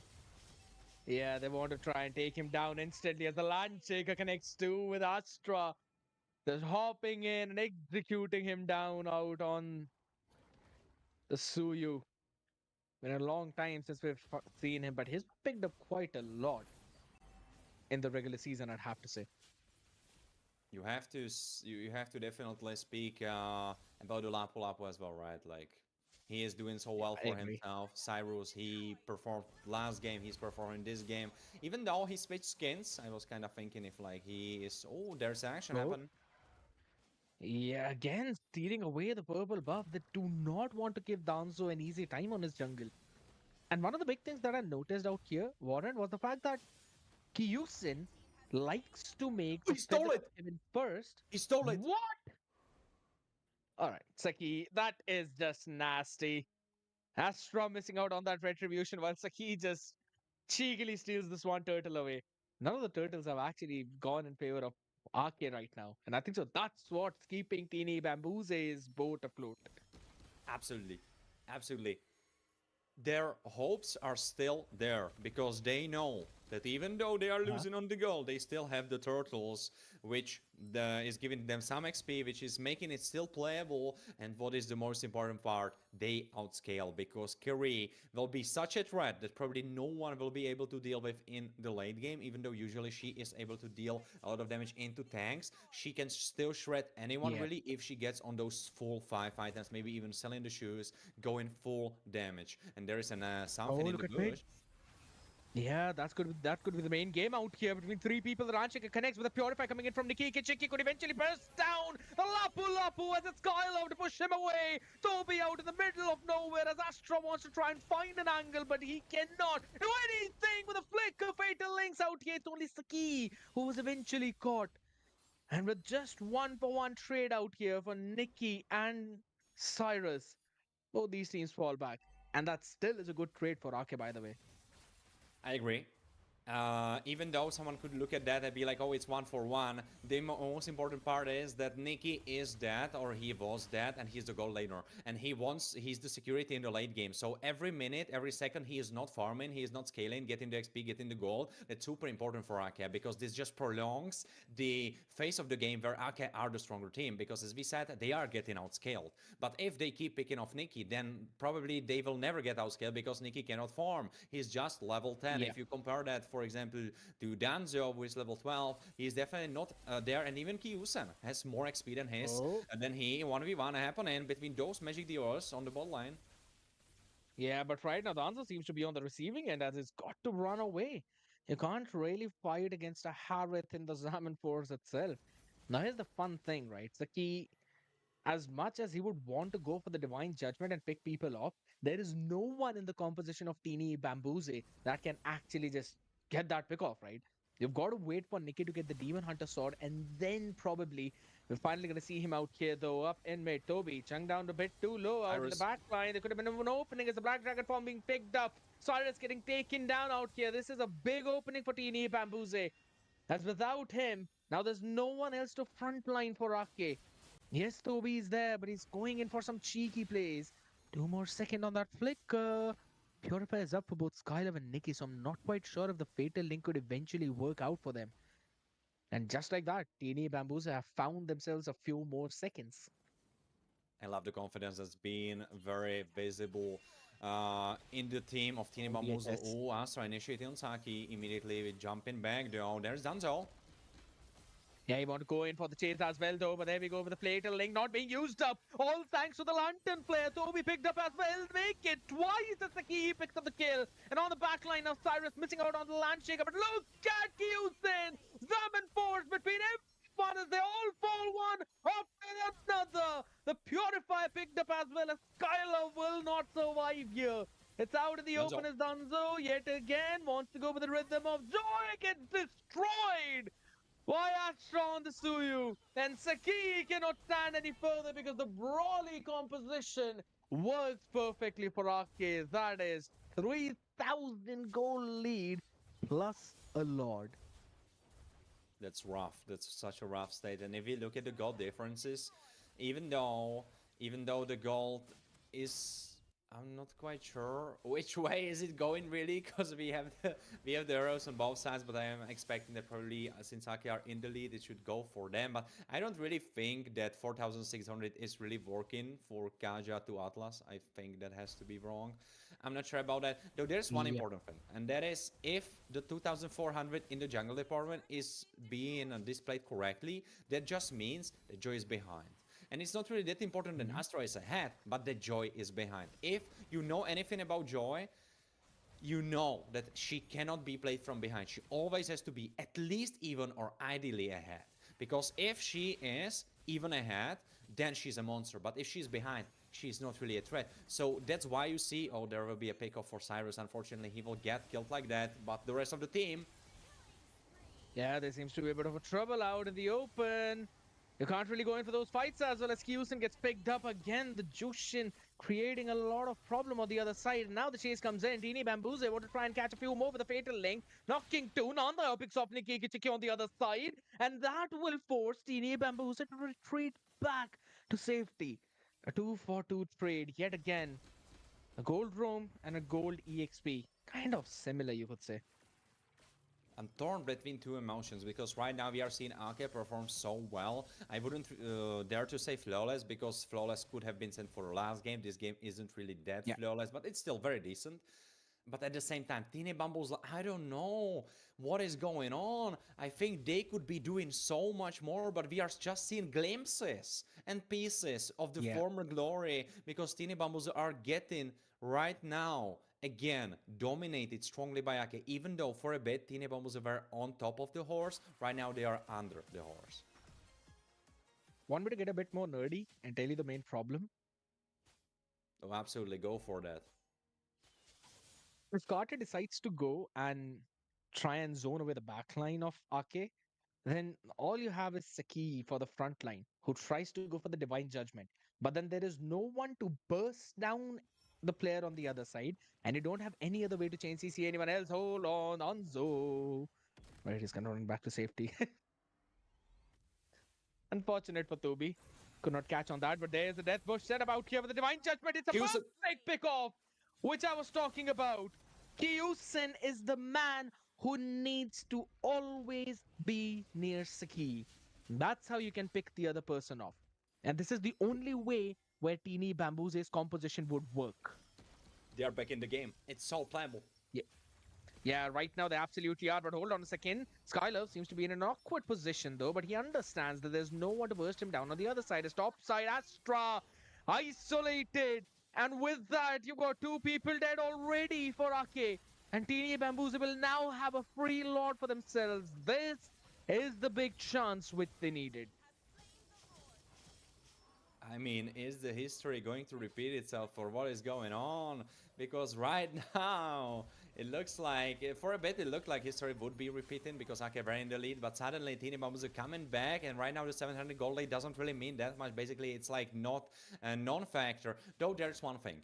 there's one super important thing, and that is if we look, the gold has been equalized. But what is super important is that Tini Bambuza cannot really easily repeat what they just did, because it really comes down to Ake being very not careful. And I don't think that's something that will happen much more times in this game, because if Kyusen was picked off like that, he will definitely be taking much more care next time. Yeah, right now though, a lovely play coming in from Toby, man. He What? just instantly tapped on his S2 just to try and dodge a way through the Divine Judgment, and you had no chance of bursting him down thanks to those increased defenses, or you could rather say the damage reduction. On the back of it now, he survives. There's no Divine Judgment available. On the back of it, yes, you've lost out your tier 2s, but inhibitors could still very well stand. That's how the mid wave not really managed out perfectly as it falls in first, and then it's going to be the Lord. Out here, though, yet again, Toby, holy smokes, the Black Dragon formed to try and zone all of them away, but it's still Cyrus up standing in front, soaking up every single piece of damage. The inhibitor should fall finally, and it's been taken out. Sprayman Fatal links into the 7-4 now, but the damage is just not there. It's Tini Bambuze answering back. A double kill coming in for Danzo, but then it's Astra who strikes well along with Nandayo, and Karti and Nikki Ikichiki will run back to safety. What a massive play from Toby. Massive play indeed. I believe 3-man ultimate knockback back into the tower. What a play it was. And even after that crazy play, Tini Bambuza were still able to kind of survive that. So definitely credit to them. But if those plays, or I mean not even those plays, but if this play is something that Toby can replicate, we could be looking at a fight that could be won by Ake, and then it's a Lord and GG. Absolutely agree. Looking at the items as well, it's almost full build from both the sides out here. Nikki, I mean, I'd have to say he was struggling, but now considering he's picked up the Malefic gun, he will have that additional range to play around with. And I don't think so Kyusen will have any more time to surprise you with his random Zaman forces in towards the backline. Let's have a look at Right how now, that fight went through let's previously. look over that. How he was able to pick up 3. It will be happening very soon. Right now, yeah, right here, 3-man knockup into the tower. That was the reason why the fight was able to go almost that well, but then Tineba was ever able to prevail. Though there's one super important thing about the items, and that is Yuzong initiating in. Yeah, out here though, but Cyrus was just easily able to zone everyone away. But hold on a second, Danzo gets instantly destroyed. Backline yet again into the fatal link. Purifies used up. Kati will not survive. It is only Skylab and Nikki Ikichiki yet again running back on such a low HP. A 1-for-2 trade. And with this Warren, Ake will take the Lord. Oh, they will indeed, and they might be even looking at trying to take the base crystal as the hopes of Tine Bambuza are being crushed once again. And I am sorry, but I have to harp on Karti, because if we can glance over on the items once more, you can clearly see that Cyrus is definitely the superior Bob the Builder in the items department, because Cyrus, he is going very defensively wise. He just has the Vorax, whereas Karti is going too much damage. You don't need the damage. Your team has the damage. You don't need to build 3 damage items. Karti is too squishy for his team. That is one of the big problem out here, right? And again, it falls down to the same thing. Hold on a second. Conceal. Nikki and Saki, both are there. Kyusen is also there. The Divine Judgment comes in and they want to burst him down, though, but Nikki will have to run away because then the back line is Mondayo. Takes him down with the monster killers. It's only Skylab now who wants to run away. Uses up the Crimson Beacon too. The Lord out in mid. You've got 3 people to survive as they get just 2 out, man. Saki taken down. It's still the Lord pretty healthy. Cyrus been taken down on the other side. The chase continues, but look at the base. It's open. It's absolutely open. And you cannot stop Kyusen from taking it away from you. A big play from Ake as they move into the playoffs with a 2-0 over Tini Bambuze. I have to say, as I said it before this game, that I was talking about being torn between emotions. Now I'm even more torn because at the one side I want to be happy for Akia because I wish them the best and I love the story. I love how they were able to improve. I love how many obstacles they were able to overcome and how strong of a team they are right now, and they deserve it. But at the same time, I expected, I have to say, so much more from Tini Bamboozle. I was going into this duel like a duel between two very formidable teams where I don't. I honestly feel like the 49 to 51% predictions in the first game were really speaking the story for me. I felt like anyone can be taking it home, anyone could be taking this BO3 and eliminating the other team. But in the end, Ake prevailed, and after the performance that we saw, rightfully so. You cannot say a thing. The form that Ake showed today was the superior form. I would even, not just superior form compared to Tini Bambuzu, but superior form to anything that we saw from Ake before. This was probably the best BO3 from Ake that we ever saw. I agree. My man, this has been a fantastic play coming in from their side. And on the other end of the spectrum out here, looking at the MVP, it is Kyusin. And let's just say that Harith first pick has been justified pretty well. Nandayo being the main carry of the team, 75,000 damage dealt. And guess what? It is every single star of the game from Arcade. Even the wall, it's not anyone from the other side because again, Saki and Karti could not tank as much as Toby did on that Atlas. Rightfully so. Rightfully so. Like, if after some game you would tell me, oh, they got all the 4 achievements after this one, for sure. Rightfully deserved. Even though the kills are not really telling the whole story because Ake were in the domination, were dominating and in control for most of the game. Tinima was were definitely fighting back. It was definitely much better performance than what we saw from them in the first one. But if I would have to aim at some players that I feel like underperform or weren't really doing as much as they could have been for the team, it would definitely be Karti. Mostly through the items, I feel like he went too much for the damage, and it would be Nikki. I know he had it hard, but if he made the call for Curry, he made it hard for himself, right? Because Curry in this situation, I know not many marksmen available, not many gold lanes available, but Nikki, he was getting caught so much. He was almost an non-factors. It was mostly about Skylaf, about Danzo, and about Saki. Karti and Nikki, they weren't really there when their team needed them the most. At least that's how I felt. One of the big things is again, Tini Bambuze had that pick of composition with the Kaja, but you did not have any other hero who can pick someone off on the other side. You don't have enough damage. Skylove is not really a DPS type of hero, right? You're mostly doing the poke damage to the other side. It kind of falls in the same category where you picked up an Eve in the mid lane, and then you try and go with either a Kalia or a Cho. Doesn't really work that well because now there's no synergy between the mid duo. And that's what Teenage Bamboos faced with the Kaja as well as the Jushin. Now you can try and make up for that if you've got a pick off in your jungle, but then Joy also takes a lot of time to try and come active by dashing around for 3 times at least at the bare minimum. So you had to wait for Nikki to farm up. Yes, he's got the maximum damage of 64,690. But the big thing is, it was a bit too late in the game. And then you had absolutely no one else to try and sustain through any of that.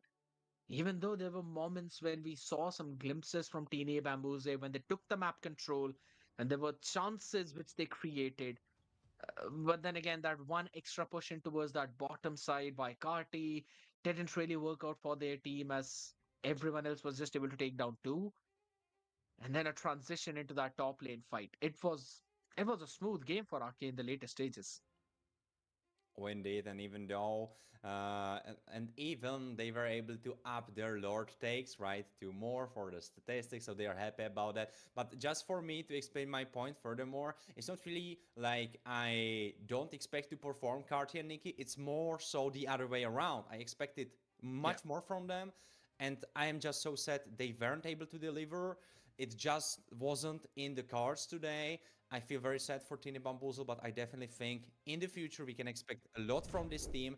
And even though we should be probably talking a lot about Ake since they were the qualified team, I just want to reiterate and talk a little bit more about Tini Bamboozle since we will be saying bye to them because they are not continuing with us into the playoffs. I would love to say thank you for their participation, and I would love to say thank you for their performance and for the crazy moments that they brought onto the table. But right now, it will be all about Ake, especially in this moment because we will soon be having an interview guest. Probably all of you know who will that be, right? Yeah, Ake. I know they beat Minerva Fury, so probably a lot of people were thinking, oh, well, of course they beat Tini Bamboozle. But for me, honestly, the way Minerva Fury were lately playing and the way Tini Bamboozle was playing lately as well, I honestly even thought to myself that Tini Bamboozle, if not on par, maybe even better than Minerva Fury right now in the terms of power of the teams. So even though they got through Minerva Fury, I was still thinking to myself, well, Tini Bamboozle could still stop them. But well, apparently Tini Bamboozle were no match for today's Ake in the form that they have. And they prevailed. They will be going into the playoffs and definitely a team to look out for. Of course, you need to look out for all of them, but Ake will be one of those that I will be looking for out for, especially. One of the big things about Ake is the fact that you can probably bet on them winning that early to mid game against every single lineup. It always falls down in those late games, but this time around, I'd have to say the improvement from RK was absolutely perfect, ladies and gentlemen. And who better than Toby to tell about that journey of the team, my man? I think so. You're habitual of constantly hopping here, Toby, because finally you guys are in the playoffs. So, how are you feeling? Godly, of course, godly. It's really, really great, really, really, really great. Like I don't want to spoil myself, but yeah, the feeling is amazing. It's beautiful, man, because let's just say this was the form of RK which everyone was waiting for. Now you faced Teeny Bamboozle in promo relegation, right? And you were able to win 2-0 against them even at that time. So coming towards today's BO3, was there any kind of confusion between the team or were there any doubts if you'd win it smoothly or everyone was just fully confident and high on energy? Uh, to be completely honest with you, I don't want to say that we are completely and 100% sure that we're gonna win. Like, really, Tine Bamboozle improved much, much, much. Like, there is no words describing how much they improved. And to be completely honest with you, no, we didn't have the like sensation or like we didn't have a visions about like yes we went into zero, yeah, yeah, yeah, yeah, yeah, of course, of course, no, no, no, no, no, like we wanted to win for sure, and I think that the Mhm. zero shows that we were determined to do so. True, I agree. All right, Warren, go ahead. Well, from what we saw, we were talking about it with Scared. It looked like Tiny Bamboos were not the monster that we expected them to be. Did you have the same experience playing into them? Did you feel like, of course, you weren't playing into the improved Tiny Bamboos before, but still, you saw the games probably, you were preparing for them. Did you feel like they underperformed from what you expected from them, or do you just feel you were that well prepared that you made it look so easy? I think that yes, I agree on part of us being well prepared for them. I agree on that part, but also I wanted to say that they kind of looked maybe not shaky, but it wasn't their full potential. Let's call it like that. That there was something missing in their game as well. So yeah, it's not just us being Hmm. prepared, but also them kind of giving us opportunities. Let's put it like that. Understandable. Go ahead, Warren, if you've got any few more questions. I wanted to throw it over to you, Scared. All right, fair. Okay, Toby, I've got last two questions now for you. You know, playoffs, there's a lot of strong teams there. You've got Jackpots, Memento Mori, and things like that. So, how is RK looking forward towards those playoffs? How strongly do you feel you can win the entire thing? And if not you, which other team has got the best chance to pick the trophy? Well, we are feeling strongly, as you said it, but I Okay. would say that the second team to lift the trophy as well, in my opinion, would be Memento Mori. Like we've Hmm. screamed a lot against them. We've played a lot of games against them, and Okay. from the performance they had against the Jackpots, that so-called not the best team in Europe by a lot of people, I think like Memento Mori showed that. Hmm. So People should, I think yeah, people should chill out there. I think so. Yes, I agree as well. Momentum Mori is one of the strongest teams. Now, all right, now Toby, I know you want to go back to your team and celebrate. One last question. The next best of three is between Fake Time and Stolen Angels. Who do you think is joining you in the playoffs? Who's winning that? um well, I don't want to I don't want to make like predictions who's gonna win because it doesn't end Come on. well most of the times, but like I would really like to see Fake Time going along with us. I would really like to see it because um, they also show that they improved a Mhm, lot, and they also show that there is determination in them, and they show that they are mhm. really good on really high level. So yeah, I would really want to see Fake Time going in, but well, Stolen Angels is also a very very very strong team. So I True. wouldn't unappreciate. I don't know if what is correct form, but like you need to put respect also to Stolen Angels because they also can and will play very very good. All Before we right, let you off the understandable. mic, Perfect I answer. will I will Hmm. definitely throw two little questions over to you as well. Furthermore, and that will be one of them is a little bit longer actually, so I tricked you because there are some teams already qualified, right, for the playoffs. And you will be matched up against one of them. And if we look over on the qualified teams, right, we have Memento, we have Jackpots, we have Glitch Code, we have Metashit, and we have Eternal Oblivion. Who is the team that you feel like would be the best match for you in the first round? In the first round, I would really really I would be glad to be going against Eternal Oblivion because I don't want to say I want to get revenge for the game we lost, blah blah blah. No no no. I just want to match up against them again to show them that there is really improvement in our team and show them that we can close the games as we did not in the regular season. So Hmm. yeah, Eternal Oblivion, in my opinion, would be our pick. All right, so Eternal Oblivion, look out, be careful. Toby might be hiding in your trash cans with something ready for you.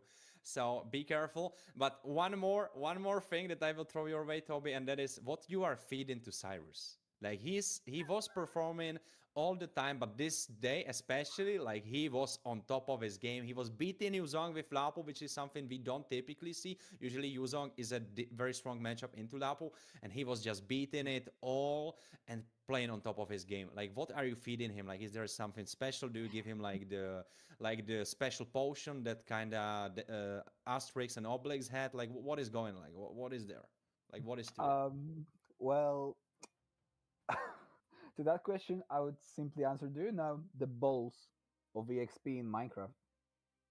Mm.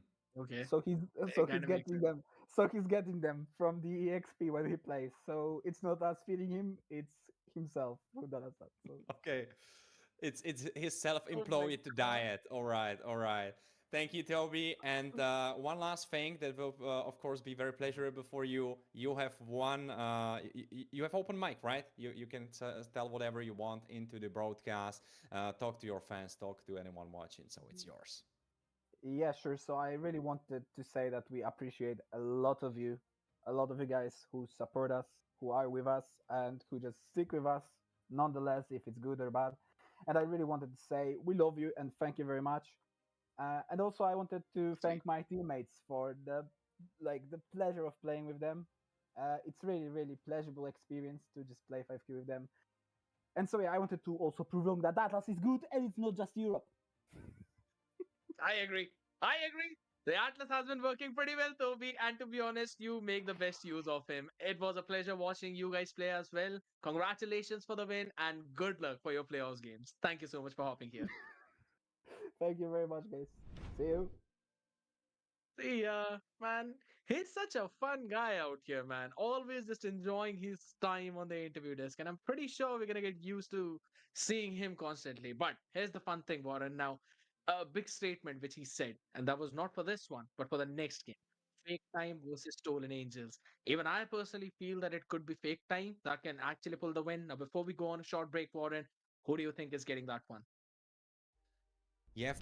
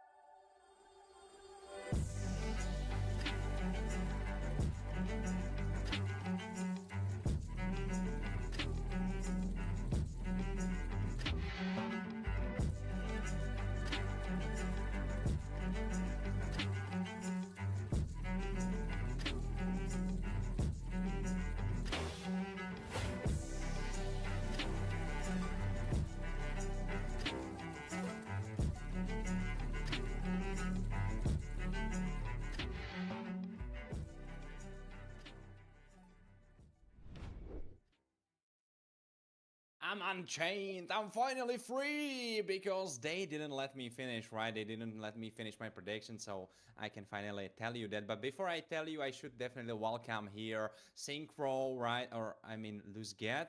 Wait, Synchro, Luzget. How should I call you? Like you changed your name. What is going on, Synchro? Yeah, you can call me Lusket. As I said, it was my old name when I started playing Mobile Legends, so I prefer to take this one. And yeah, that's it. All right. No problem, Luzget. Is it like from French origin? Do I read it right? Do I feel about it right, or it's like a Nah, different one? it's actually called Luskete. It's like a German, like German pronouncing, so it's actually called Luskete and not Lusket. But everyone can't, not everyone can like pronounce it right, so that's why I'm used to Lusket. So it's fine as well. All right, bro. But definitely you should be excited about this upcoming BO3. Did you watch the first one? No, I wasn't. Well, there should be a lot of news for you because Ake, they completely dominated Tiny Bamboozle, and unfortunately Tiny Bamboozle got out. So, yeah, unfortunately they didn't get through. But Ake already joining the rest of the teams in the playoff. They will be now waiting for their opponent. But right now, it should be all about Fake Time and Soul Angels. Am I right? Who do you think should be taking it home? Will it be Fake Time, the team that improved so much together with Tiny Bamboozle, or will the old guard of Stolen Angels prevail? I need to say I like both teams, but I need to say for myself I'm going for Stolen Angels. I know these players much more. I know them better, so I actually think that they will take it home. Right. So there's one prediction from you, and if you will be asking me, I believe I cannot say it with 100%, but I believe Fake Time should be the stronger team coming into this duel. So we will see. It's a clash of casters, almost like, right? It's almost like we have each of those teams, right? So we will see. Of course, we will be cheering both of them because we are here for good quality MLBB, and that's why we came here. That's what we came here for. And as we said before, Fake Time against Soul Angels. That's an upcoming match. It should be happening in something like 5 minutes. Maybe it will be scheduled a little bit sooner. But as we have talked about it before, and as you have watched, Tiny Bamboozle unfortunately got eliminated by Ake. For this one, if I would have just one wish, not really wishing for who will win, but for the BO3 as a whole, I want full BO3. I want full bloody BO3, bloody affair, and right now in the middle, no one should be mad about that because there is still plenty of time and Fake Time. Well, definitely want to use that time. Garmadon Lager, Hinokami Gorenic, who is not just a super good MLB player, but he's also a boxer. Did you know that? He probably looks like a boxer, right? He knows like he knows how to throw a punch. Of course, joined with Jungly and Sulai and Pankyo on the substitute. I believe we didn't see either of them yet. Fake Time, kinda aggressive, kinda hot-headed for some. Usually Garmadon is the one trying to be consistent together with Lager, where Gorenic is going for those aggressive plays. Sometimes it works, most of the times it works, sometimes it does not. And Jungly, we've grown to love him through his Elise performance. His Elise performance was just extraordinary. But right now, walk me through the composition of Stolen Angels. So we have Urek, Levi, Enzo, Pam, and Orange Bob. I need to say I like this team. I like these players. All of them are pretty good. We saw many things from Enzo, also from the last search. Same from Orange Bob, Urek. So I need to say that this team is definitely my favorite. And I need to say this mid lane is definitely going to be very good. So I'm really excited. And as you just said, I hope so that this will a full best of three and not like a 2-0. I hope this will be a 2-1. Whoever it wins, lucky for them. But I want to see a full best of three. So there is a lot of talks about Pam. Pam being, of course, the roamer of Stolen Angels. A lot of people are talking about him. But if we are going over the stats, it's truly, like, other than the Turtle Control is kind of the Fake Time department where Stolen Angels are kind of slacking off. Though there's one important thing, and that is 7 maps played for Fake Time, whereas only 5 for Stolen Angels. And that is because Stolen Angels were, of course, going through a whole different part because they were able to win their first round against Misa Esports. Luckily for them, they didn't even need to play because Misa Esports was so scared of them that they didn't even show up. Then they went through against Metashift, and Metashift already qualified team, right? Then they went into the 1-1. Then they went into 1-2, eliminated Omni Knights. Honestly, a setup for me. I was quite surprised by that result. And now we are here in the 2-2 ballpark. Whereas Fake Time, right? They went through the BO once. They also joined the 1-0. They had more of the games played, more of the maps played, because their BO3s were going deeper. So that's kinda speaking something about those two teams, and that probably is, if Stone Rangers get the lead and they have the advantage that they can exploit, they will go for the throat and they will not drop it. Whereas Fake Time look a little bit more shaky. At least that's how I feel. Like that's what the stats are telling me right now. Yeah, for sure. But I need to say, I think it's both teams have like the same like game time. They always play like the average time to finish the game. It was for both teams around 50 minutes. So I hope actually we will see a few good games here. I mean, both teams have very good players, are very known, and so I think we will definitely see a good best of three here, and not like some easy things. I really hope, and I'm really excited to see some good plays, some good engages, some good fights, some good turtle and lord fights, and I just want to see who will win this game here and who can continue the journey on Search. Truly indeed, and right now we are going over the map selection and instantly popped, locked in, expanding rivers. Unluckily, Tiny Bamboos are already out. I guess they will be happy. If they are watching on the stream, they might be a little bit sad that they were not able to get Expanding Rivers for themselves. But right now, Expanding Rivers build a map that will be played, the map modifier that will be played in the first game of this BO3. And what I'm very interested about and what I'm very excited about is who will be on the red and blue side, right? Because if we are looking into bracket, I think Fake Time should be starting on the blue and Stone Angels should be on the red if it's working accordingly to the bracket. But of course, let us be surprised. If we are looking into this series as a whole, what do you expect? What do we expect in the form of picks? What do we expect in the form of heroes that those players will be picking up? Because for me, it has to be especially Urex Granger. I think that's something we can see a lot of.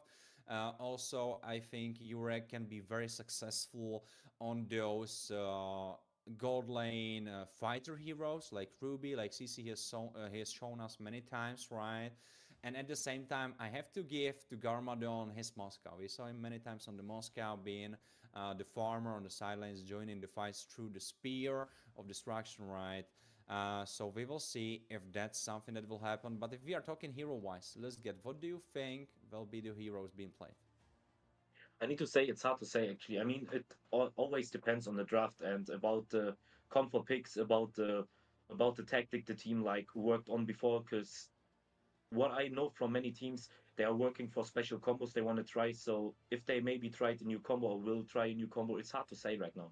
So we need to say and wait till they ban so we can maybe think about something that will be picked, something they will can go. Maybe they doing some counter picks that would counter their combo and everything. So actually, I would say we wait till draft like the ban phase is ended so we can talk more about it actually. Right now, We're going to Gato being banned, so he will be joining the banned heroes as his classic kind of for Gato. He's either pick or ban. Baxia, of course, the classic as well. Yusunchin even after the nerf, so definitely players look like and feel like they still care about him. They care about him a lot, even though Glitch Code are already qualified and they will be not playing against Fake Time. Maybe Fake Time have some PTSD from playing against Glitch Code, right? So Yusunchin will not be available. Yif as well. So that's kind of telling us something. Lancelot being banned as well. So that's kind of trimming off the options. So do you view some hero being like higher priority right now with the bans that we have on our hands? So I need to say I would definitely go for, if it's still open, Zuxin or Kimi. I want to see Zuxin or Kimi on first pick. If but one of them is open, I will definitely see and want to see this mid lane pick as first pick here. But otherwise, and we see Zuxin and Kimi both are open, so I really hope, and I mean Enzo should know how strong these mid laners are, so I really want to see this pick, and that's what I was just said. There is the Zuxin first pick. Experience That's what I for expected you because for your leaving Zuxin suffering. open is, yeah, it's your own fault. Actually, it's your own fault. So now you need to face against Zuxin, and that will be pretty hard because Zuxin can be played everywhere. It's pretty hard to counter her, and you can actually use her everywhere. So it's a pretty valid first pick here. And as you just said, there is the Granger pick as well. We see it on the side Welcome to Gronk's of Fake Time. castle, tiny You said you will friend. want to see it on Urek, but now Fake Time is taking it away. So let's see about it. And the Grok pick as well for Fake Time. I See mean, Grok, value in we me? all know how strong this hero is. You should. So I want to see some good engages here. And for the side of Stolen Angels, also the Fredrin pick. Fredrin also very tanky. And the Chi-Chi. You get. Okay, let's Yeah, just talk. Stolen Angels got Jukshin, Chi-Chi, and Fredrin. And it's that's definitely an actually aggressive insane. team comp. It's definitely an Yeah. aggressive team comp that they have for themselves. Like all of their heroes can deal a lot of damage. All of their heroes can still do some CC, right? Uh, of course, just slow on Sissy herself, but then you have the taunt on Fredrin. Then you have the pull from Juxin, right? She can catch someone. Ooh, Hayabusa, super high win rate actually. Even though considering how many times he was banned, how many times he was played, Franco ban is actually quite interesting because I don't really see how useful he would be into the composition of Fake Time. So that's quite a surprise for me. Maybe you can walk me through that. I mean, Franco Ben, I didn't expect it as well, but for sure you can use it here. I mean, they have Chichi, they have Fredrin, they have Zuxin, and that's an actually very aggressive comp. If this Fredrin is able to catch you one time with the Zuxin together and behind him, it's impossible to come away. It's impossible to get out from this actually, because Fredrin can multiple stun him. Chi can deal the damage, can also stack these enemies together. Zuxin will take the stun out as well. So, and even for the slow, and it's actually a pretty huge combo they have here. So I really want to see what Fake Time is able or gonna do to play against it here. And we see also the Kimmy ban. That's what I wanted, what I was saying when the first ban phase ended, because Kimmy and Zuxin is open. So Zuxin got picked, Kimmy got banned, Harif got also banned. I mean, Harif can be pretty good against Granger, as we all should know. So I really want to see what Urek is going to pick on the gold lane over here. Maybe the fighter on the gold lane, maybe a gold laner. So I'm just pretty excited to see what they are going off here. Already Esmeralda being banned. So that makes a lot of sense because Fake Time could really utilize her. Jungli isn't really scared of picking those heroes like Esme, those magic damage dealing heroes on XP, like Elise, right? Elise actually could be. I don't know. I'm not sure if she could be the option. Like she could initiate, but at the same time, you don't really have a team comp that needs more initiation because you already have Grog, you have Gorinage, right? Who can use the Tectonic Charge. So probably you just want a follow up. So I don't know if really Alice would be the option. Also, if you would go Alice, I feel like you would be lacking in the form of damage. I feel like you should probably go for Lapu Lapu or something like that. We will see if Jungli actually decides to go for that.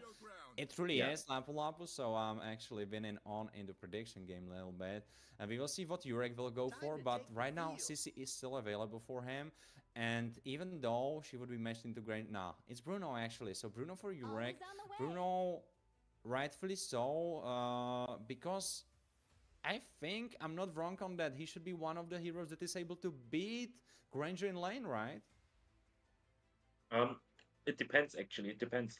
I need to say I don't know how good Gamadon is on the Stranger, but you can't do anything wrong with Bruno actually. Bruno is also a pretty strong mage. If he gets into the range of Granger, it's actually easy for Bruno, I guess, to kill him because Bruno has a very high damage output, and so it's actually, especially in the late game, it will be like very easy for him to kill out the Granger. But as you just said, the Lapu Lapu pick, that's what I would have predicted as well. Maybe also in Terizla for the engages could have been pretty good as well.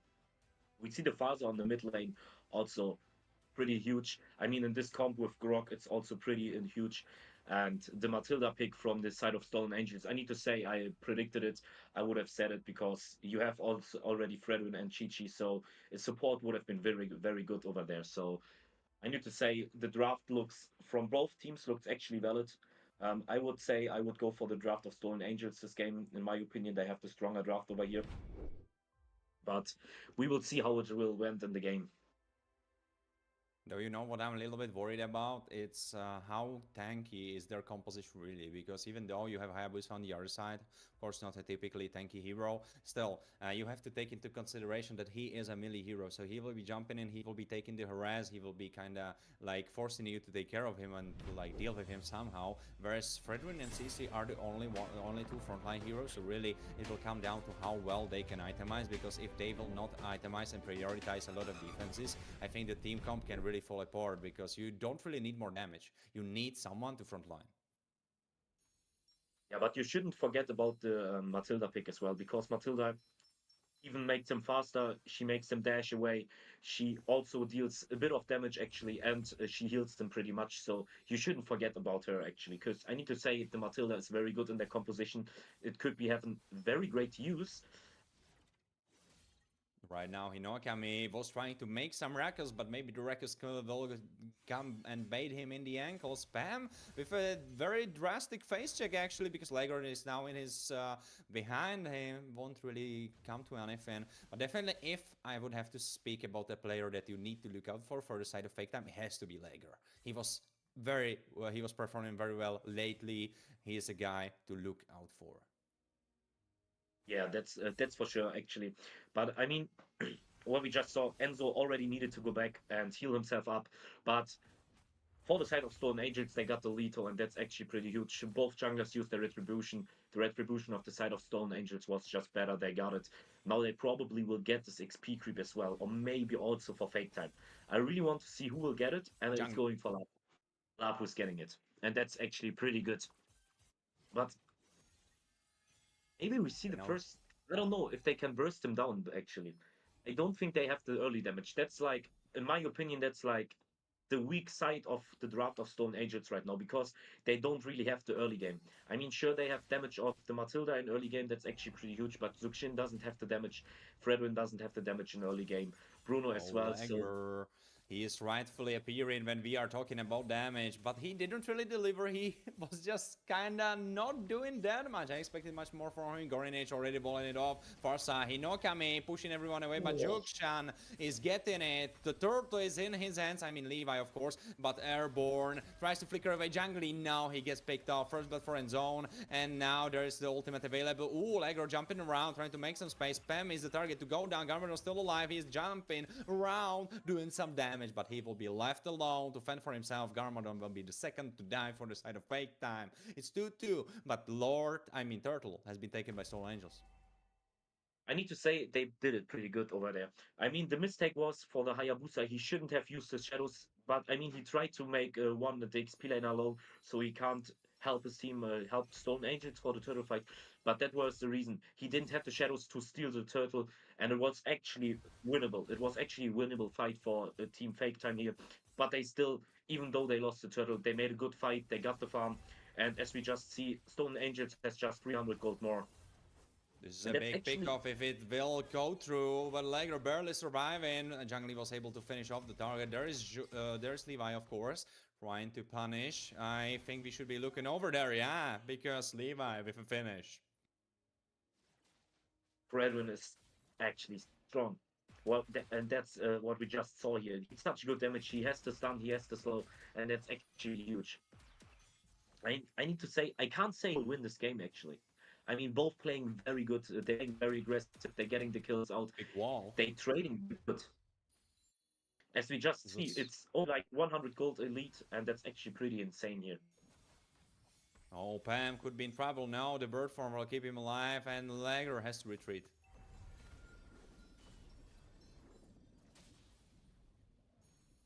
Yeah, and now I need to in 13 seconds. Yeah, the turtle will come back, and we will see the next team fight probably. I need to say right now, the better positioning is definitely for the side of Stolen Angels. Iconic charge, but Lager is trying to continue. Oh, he could be going down. Yes, Jurek will be picked off, and he is making more gold in the pockets of Fake Time. But in the meantime, Levi is able to finish off the turtle, but there's action happening because Jangly is between three members trying to Raging Slash his way away. Flickers away with a Landshaker connecting, and now the big trouble is going on heads of Stolen Angels because they need to retreat, but Levi does doesn't look like retreating anytime soon. He is still pushing onwards, trying to go for Gornage. Actually, he has blood in his eyes, and he tries to look for anyone who he can deliver his punishment on. He's trying to go for jungle. He actually maybe going for the purple buff. I think he got it. I'm not sure because there is a lot of passives going on. I'm not sure if he actually has it. No, it's Lager. Yeah, Lager finished off the purple buff. That's super big because after this play, how much Soul Angels committed, him still getting the purple buff, super big.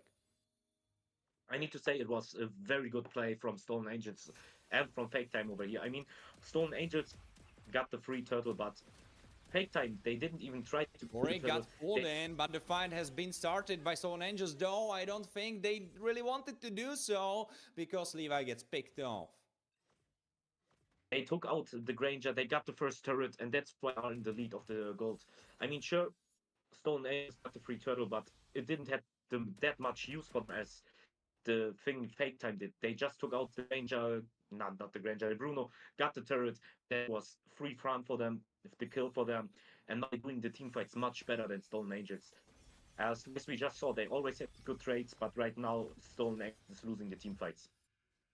Gornage beefing it up, making some space for Safari Strike, just kind of lingering there, waiting if someone will take the bait. Yeah, I need to say, Granger is playing it pretty good. I mean, same for the jungler and for the mid laner from side of Fang, but it's still not decidable who will win this game. I need to say all of them playing very good, even though that they are doing some misplays, but also both teams playing so good. I need to say this is a very great game. Two teams, very good teams playing against each other.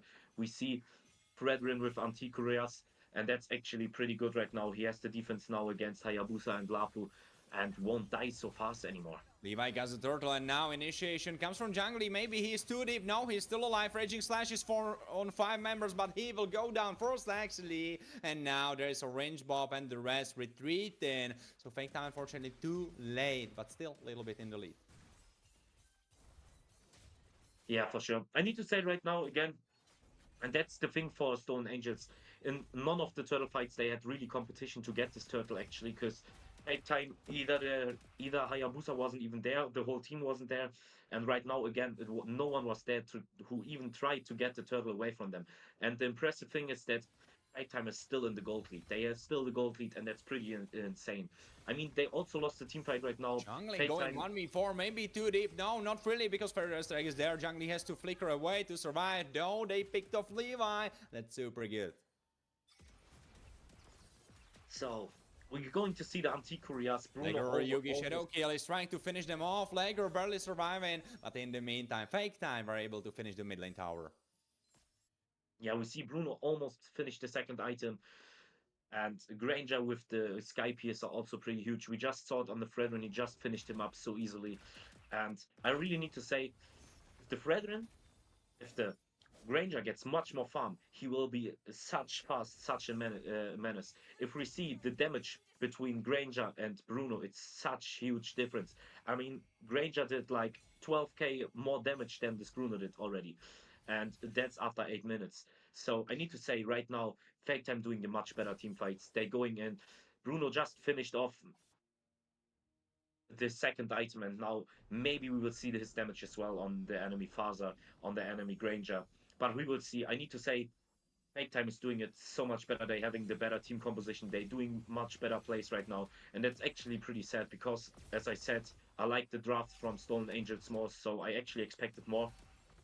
But I hope we will see. On Gornage. Gornage needs to use Tectonic Charge defensively, and that opens up space for Stone Angels to try to go for Lord, because in the meantime, Orange Boss is making and wasting time for Fake Time on the top side. This looks like Stone Angels will finish it off. Levi with a pick off for the Lord. That's again also a free Lord. I need to say, but Fake Time doesn't playing bad. Even though there's another action happening, Matilda initiates, Eagle strikes.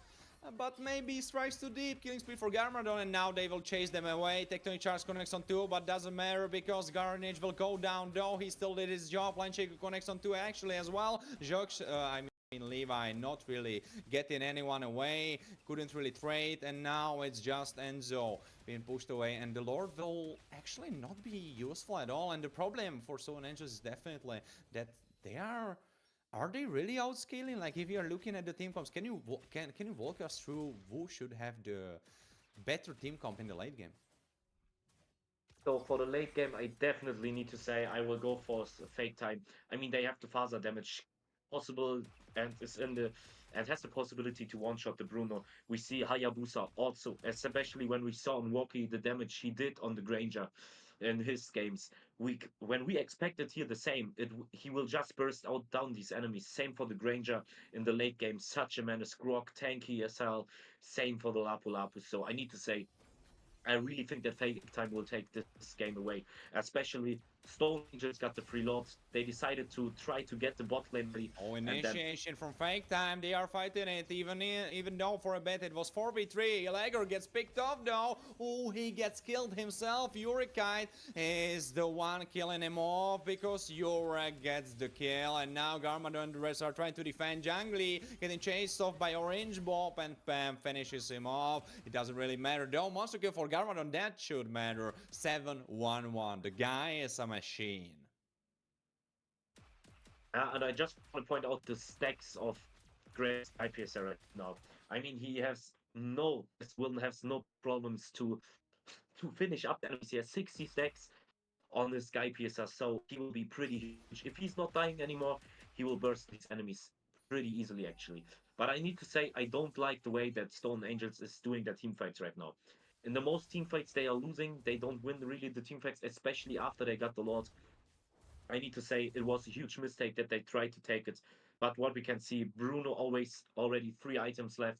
He has now the penetration, he has the damage. So probably he needs to be he needs to start getting the damage right now because he has the Lager items. one shot in together with Garmadon. The Skypiercer is working overtime. With that one shot, Enzo had no time to react. And there is time to react for this Bravest Fighter combination with Landshaker. Raging Slash needs to retreat for his life to keep himself alive. Levi is the next target. There is completed item for Garmadon, so he will be shooting even harder. I don't even think he is wearing a revolver. I think this is a cannon. Oh, that seems bad. That seems by bad. They Matilda's just- Airlines, but Orange Wolf is now between 4 members of the opposing team. Now he was able to retreat in the safe position on the river, and the rest of the team are right here with him. Can they fight it through? Oh, maybe 2D, because Jungly is immediately forcing them away. There is Lager. You need to care about this ninja, who can immediately jump in and make a quick work of you. Jungly is actually to die because Urek was able to finish him off, and that opens up space for Stone Angels to take another Lord, possibly. Lager actually has something to say about that, because he tries to go for a range bob. He gets picked up by Garmadon. He has the cannon in his hands. He has the cannon of destiny. Double kill. He tries to go for more. Triple. Can he go for Savage? It's a maniac. Can he get the Savage? He will get it. He will get it indeed. And damn. What a guy that is. Garmadon, my dude. I was talking about Lager, but I should have spoken about Garmadon, because this man, the myth, the legend, he is showing off today. Holy, okay, that's actually crazy. I did not expect it, especially after they won the fight. They jumped in with Matilda and Chichi. They just jumped in so good, took out the Faza, and then for the team fight they did as well so good. And then, as I just pointed out before, Garmadon with the Sky Piercer, he's taking out the kills so easily without any hesitation. No one can stop him. No one can stop him from doing this damage, and that's so insane. We just see him so faded. He has such a gold lead. He has the Sky Piercer, and now I need to say he will be such a huge menace in this game. I mean, the lucky part for Stone Angels is probably it won't be a menace for too long, because Fake Time look like they will be ending the game soon. Yeah, they probably will. I mean, I don't know if they have any possibility to stop And this. there is race. the initiation trying to go for the neck breaking play, tries to initiate, tries to get rid of mid inhibitor. Jungly is immuning, but is he alive? He is not. Lager is in the backline. Levi very low. Levi barely surviving. Lager surviving as well though, and Fake Time are able to pick off at least the top tower. And now they need to retreat, or will they? Yeah, they look like they will. For now, Stone Angels' base is safe. Yeah, but we see Ranger is now full build. He has now every item he needs in this team composition, and now he will probably He sold the be shoes. unstoppable. Yeah, he also already sold the shoes. He has now full build. He has full items, full of damage. So I need to say I don't think he is stoppable anymore. If Fake Time is doing it good and protects the Stranger, there is no one who can stop him.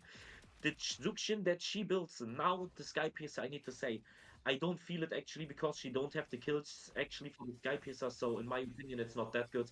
But you can definitely have to use. And same for the Matilda, using damage items as well. Pretty good. I mean, if she's doing it, 90,000! Look at that! yeah, that's what I just pointed out before. The damage of this Granger is so insane. There is no one who can stop him anymore. I mean, if we see he has 90,000 damage and 13,000 gold. I mean, if we see he has 5,000 gold more gold than three of the enemy team. That's actually pretty huge, pretty insane. He has like 2 items more. And that's, in my opinion, I need to say he can do 1v5. He doesn't need his team anymore.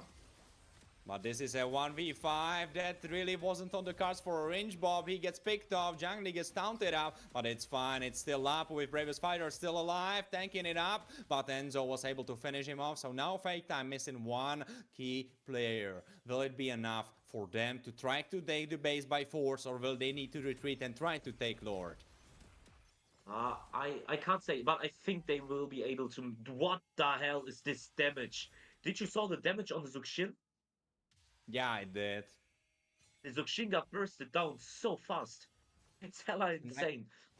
I need to say, what we just saw in the full game, the Stolen Angels had in every Lord fight, every Turtle fight, they had no competition. But right now, they can't even go to make the competition for Fake Time. Now Fake Time is getting the free Lord. And when we see the Granger damage, I'm not wondering why, actually. And I need to say, I think with this Lord, it will be finished. And what we see here, Faza also, 4 core items now. She will be doing so much damage as well. While Chi-Chi is focusing on the defense build. Same for the Matilda, mostly mage items. That's actually insane. Zuxin also needs like 2 more items, so we definitely see the gold difference here. I mean, Fake Time has 7k gold lead, and I need to say, but what I see here just now, Granger already sold 1 item again to build the Wind of Nature. So that the Bruno can't burst him down, Fredron can't make the damage on him. So I need to say, I think this game will be over right now. Better, that's right. They will try to finish the game. So Jungly with the Bravest Fighter still available. Legger gets picked off though. Maybe there's a chance. No, Tectonic Charge goes through. Garmadon Legendary. He tries to go for more double kill. Can he get another Maniac? No, he goes for base because he knows that the base is important. The base crystal is the thing to go for. And that's what they did indeed. Garmadon, the man, the myth, the legend. I said it before. He was the guy to look out for, and rightfully so. Rightfully so. Like, Garmadon's performance, that was crazy. That was like... he wasn't shooting bullets, he was shooting rockets. He wasn't shooting from a gun, he was shooting from a rocket launcher. Like, what was that? Like, no one could catch these bullets. Like, anyone that got hit, they all of them had to do Matrix, Neo, dodging the bullets, you know, like... you know, and if they did not dodge and get like clipped by 1, 2, they are dead immediately, just popped. Yeah, for sure, this Granger damage, it's so insane. And that's probably also, I need to say, I guess it will be around like 120,000 damage for the Granger, maybe more. But I need to say, we just saw this Granger damage here. I mean, he did it so well, he played the game so well, and I need to say, if they didn't have this Granger, I need to say maybe it would have ended otherwise. Maybe Stolen Agents would have been able to take the win, but this Granger, Garmadon, he played so good, and that's what we saw here. They definitely deserved to win the first game, but I'm still excited. I want to see Stolen Angels to come back in the second game, maybe making a better draft, playing better, and then maybe they will also take a win. Maybe they will also win this best of 3, but we will see. If Garmadon keep up to play like this will be pretty insane, and I think if he keeps it up, it will be only 2 games for this best of 3 over here. Yeah, I just wanted to say, like, if Garmadon keeps up the pace that he has right now, like, this literally is like you're running a marathon, right? And the guy in front is like, I don't know, in 50% of the race, and you just started. This was how it felt playing against Garmadon. This game was in his hands, and rightfully so. He has 2 achievements right here. Probably the wall, that would be wild if he got that. That would be kind of weird. I would maybe call him out for trolling, so that makes sense. He doesn't have that. And wingman, yeah, well, he was taking the kills, not the assists. But the wingman, rightfully so, Goran Edge. He was there. He was making the tectonic charges happen. He was walling off the dangerous opponents that would probably get to Garmadon, but then later on it didn't even matter. But no, because no one wanted to get to Garmadon. Like anyone that was too close to him got rocket in his face, and he was like, yeah, well, you know what, I actually rethought my whole life, and I think I'm fine. I will leave you. Have a nice day, Garmadon. That's honestly what was probably going through the heads of the players for the side of Stolen Angels. This game didn't really end up well for them. And even though you could say that Jurek wasn't really there, I think that would be a lie. I think that wouldn't be the truth, because I think he was playing very well. I feel like where it kind of fell apart was Orange Bob and Levi. I feel like they were kind of disconnected, and I don't want to speak only about them. I think it's definitely a team problem, because in those team fights you were speaking about it, they were disconnected. The way they were supposed to play those team fights, they were supposed to go front to back, kill the first target, kill the next target, kill the third target, and so on. They weren't doing those. They were always separated. Orange Bob and Levi kinda in the front and the rest in the back. That's not how you want to play with this team comp. Yeah, I need to say that, as you just pointed out, in my opinion, they didn't play it like they could have played actually. But maybe they're going to wake up now and playing it much better in the next game. Maybe also I need to say, especially for the Granger, it was pretty hard to get him, because even with Matilda and Chichi, who mostly followed him, because she actually was maybe the Fredrin, but it only made sense in my opinion that Chichi's following her. It would have been pretty hard and not like easy to take out the Granger. So I need to say, I rewind the thing I said on the draft. The draft of Fake Time was just better here, and I need to say they also played it much better. True. It wasn't really just about Garmadon, even though he got the Savage. He was on the verge of getting the next Savage, but then he realized, well, I'm here for the base crystal. I have enough of highlights for myself. I want the base crystal. So, of course, not the second Savage. But it wasn't just about him. It was about the rest of the team as well. And you rightfully said they were the better team right in this first game. But I just hope that it will not be the same story as it was with Ake against Tine Bambuzu, where we got super strong Ake, so that was pleasant to see, but we didn't get the full BO3. And even though Tine Bambuzu have waken up in the second game, it was kind of a little bit too late. So what I'm a little bit happier about in this series specifically is that Fake Time, even though they won and even though Garmadon had a super strong performance, I still feel like Stolen Angels were kind of close. They were close behind their back, you know? They were kind of closing in on them, and any moment it could have fumbled if there was some misplay from the side of Fake Time. So I'm going into the second game completely unbiased, and I think you should do the same. Meaning viewers, right? Because I think this first game, even though there was super strong performance from Garmadon, Stolen Angels still had a lot of chances to get back into the game. It wasn't flawless from Fake Time. Yeah, I need to say, as you just pointed out, it wasn't just about Garmadon. It was also about the whole team. And I mean, as we see the engages of Orange, so good. All his flicker engages were just perfect, actually. He did so many good engages, and without these engages, I don't think that Garmadon would have played that well like he did. Because these engages, especially with the flicker, were just too good. But let's go for the draft now. From the side of Stone Angels, there will be again the Lancelot ban. And I need to say, I don't really like this ban. I don't think. I mean, there is many more things you can ban, and I don't think that's like that big problem if you leave them open. But the Baksha ban, I need to say, every game I casted right now, every game Baksha is being banned. In every game it was banned. I mean, we all should know he's so strong, so tanky, doing the damage, especially with his passive. It's actually insane. So I just need to say I can definitely understand why they're banning it. You definitely don't want to play against it. Though I would love to give you a little bit of context because Lager, he is very well known for his Lancelot, so probably the reasoning behind Stolen Age's idea for banning lands is probably they are worried about Lager going on that lands. So I think it's a little bit combined where like Lancelot is meta and then at the same time Lager is very successful on that. So I think that's where the idea came from. We will see how successful they will be with the second draft. Right now we can see Fake Time being on the same side. So that's actually wait, were they on the same side? Or am I saying it wrong? Were they red? I'm now a little bit unsure. Yeah, they were on the first side. Yeah, it's yeah, Stolen Angels is again on the blue side.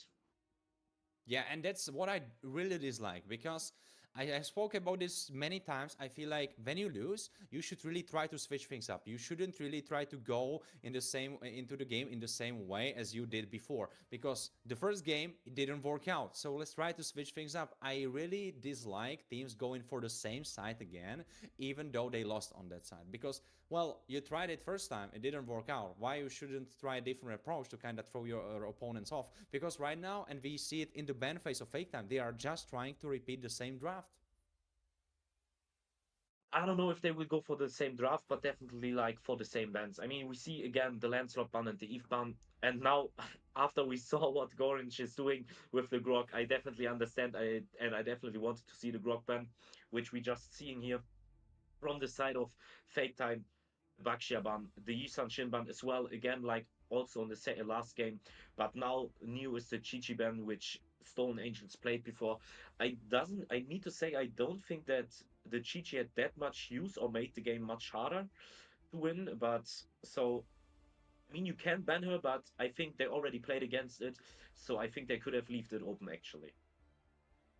I think the idea is probably that if Stolen Angels are going for the same side again, they might be going for CC first pick again, but now they throw it in the hands of Urek. I think that maybe was the idea because Urek has been very successful on Ruby, he was very successful on CC, he is very successful on those fighter gold laners. I think he is the most prominent gold laner that we have here in Europe, who is still able to play those fighters very successfully. I think he is, if not the best one of the best ones. Garmadon, again. Garmadon again going for Granger, but right now Yuzong has been opened up, so of course Jungli will pick himself. Will pick that for himself, right? Yeah, as we see again, first pick Zuxin. I mean, we didn't saw the I need to say, even though they lost, Enzo played very well on her. I need to just point it out. Enzo played it very well, even though they lost and they were losing the team fights. He always played it very well, and he just were like safe. He didn't do like much mistakes or died stupidly. So it's actually still a good pick. And if they're waking up, they also got the Gato Kacha right now, and that's also a pretty huge tank the Harif as well. So they just got two heroes that were banned in the last game. So I hopefully want to see that we Stolen Angels is raking up right now, and we will go for the third game after it. I mean, Fake Time with the Yuzong and the Granger again. If Gamaron keeps the pace up like he had in the last game, it will be pretty hard for Stolen Angels actually. I mean, Yuzong also pretty huge, but I need to say, right now, the draft from Stone Angels, in my opinion, looks much better than the draft they had before. True. And I have to correct you a little bit because you were saying that they have two heroes that were banned. Actually, they have three heroes that were banned because Harriet actually got banned in the second ban rotation.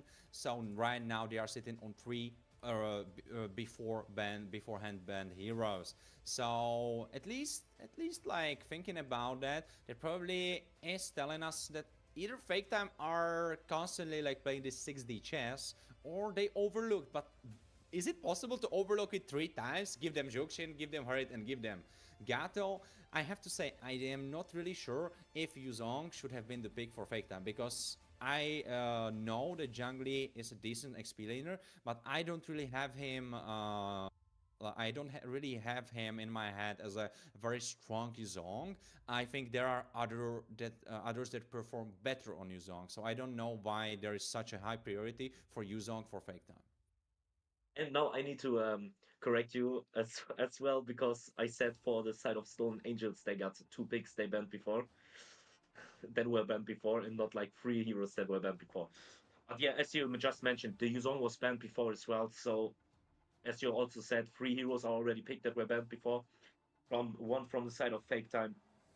And as you just mentioned, I really don't know if Zong should have been like that high priority pick here. But what we see now is the Kimmy pick in the side of Fake Time. Kimmy and Zuxin, two of the strongest mages, probably these two strongest mages right now in the game. So I really want to see a great face-off here between the mid laners. But here Actually, I we like. see the Yeah. we see the Terizla ban and the Lapu Lapu ban. I just pointed out in the last game that I want to see in Terizla here. And from the side of Stolen Angels, we see Hylos and Tilda ban. So I really like the Terizla ban actually. But I want to see which draft they will take out. And now we see the Fredrin pick for the side of Fake Time. And I need to say, I hope that Lega will perform better on it than, Then Stolen Levi. Angels did in Yeah, the I game before. agree. Yeah. Because I need to say, he didn't, for me, it wasn't like that he like performed that good. I mean, he didn't do bad. That's not what I wanted to say. I mean, he got every lord, every turtle except these just... My kiss. Will it grant immortality We are going crazy. or death? We have Levi on Fanny. That's wild. But you know what? If you are going out, you go out with a bang. Right now they are on the verge of being eliminated, of not being able to qualify into the playoffs. So what else to pull out from your cards, from your from your pocket picks, than Levi on the Fanny? It went through. Let's go for it. But what I'm a little bit worried about, there are only 2 targets for him to burst down, and that is Kimmy and Granger. Everyone else, they don't care about Fanny. I need to say, if we look just for the drafts right now, I really need to say, for me, Stone Angels won this game. I mean, they got the Gato Alice combo. They have Zuxin behind them. They have the Fanny who can take out the Granger and the Kimmy, both of them, and they got the Herif as well. So they have a very good combo. But for the side of Fake Time, they have a very good front line. They have Fredrin, they have Yuzong, they have Minotaur, Granger behind them, Kimmy behind them. It's also like a very good composition over here. Okay, so I actually need to correct myself. I wouldn't even say that Stone Angels win with this draft. I need to say both drafts are actually pretty good. Both drafts have their pros and cons. So I really want to see who is playing better now. Did Stone Angels woke up and trying to take the win route and got it? Or is Fake Time going to take the second win in this best of 3 and finish the game with it? Yeah, that's definitely on the cards. Wolf will take it home, right? Because Fake Time can close it out, have the 2-0, go happily to sleep. Probably not to sleep, it depends on their time zone really, right? Can already trade in with Pam. Or Stolen Angels, will they come back? Oh, can we get him pulled in? Pam is harassing him furthermore. Half HP Inokami. It's a traditional matchup that we see. Oh, isn't that kinda too deep? Maybe overzealous, Levi. I don't know. I mean, okay, it's actually pretty hard for Fanny. She engaged on the Minotaur and the Fredrin. If they both would have stunned her in the correct time, she would have been dead over there, I guess. But it's still, she got out. They can play this aggressive, and that's actually insane. We see Zuxin, and that's pretty huge. Kimmy get bursted down so hard, and Kimmy will probably lose a minion now, and that's not good for them.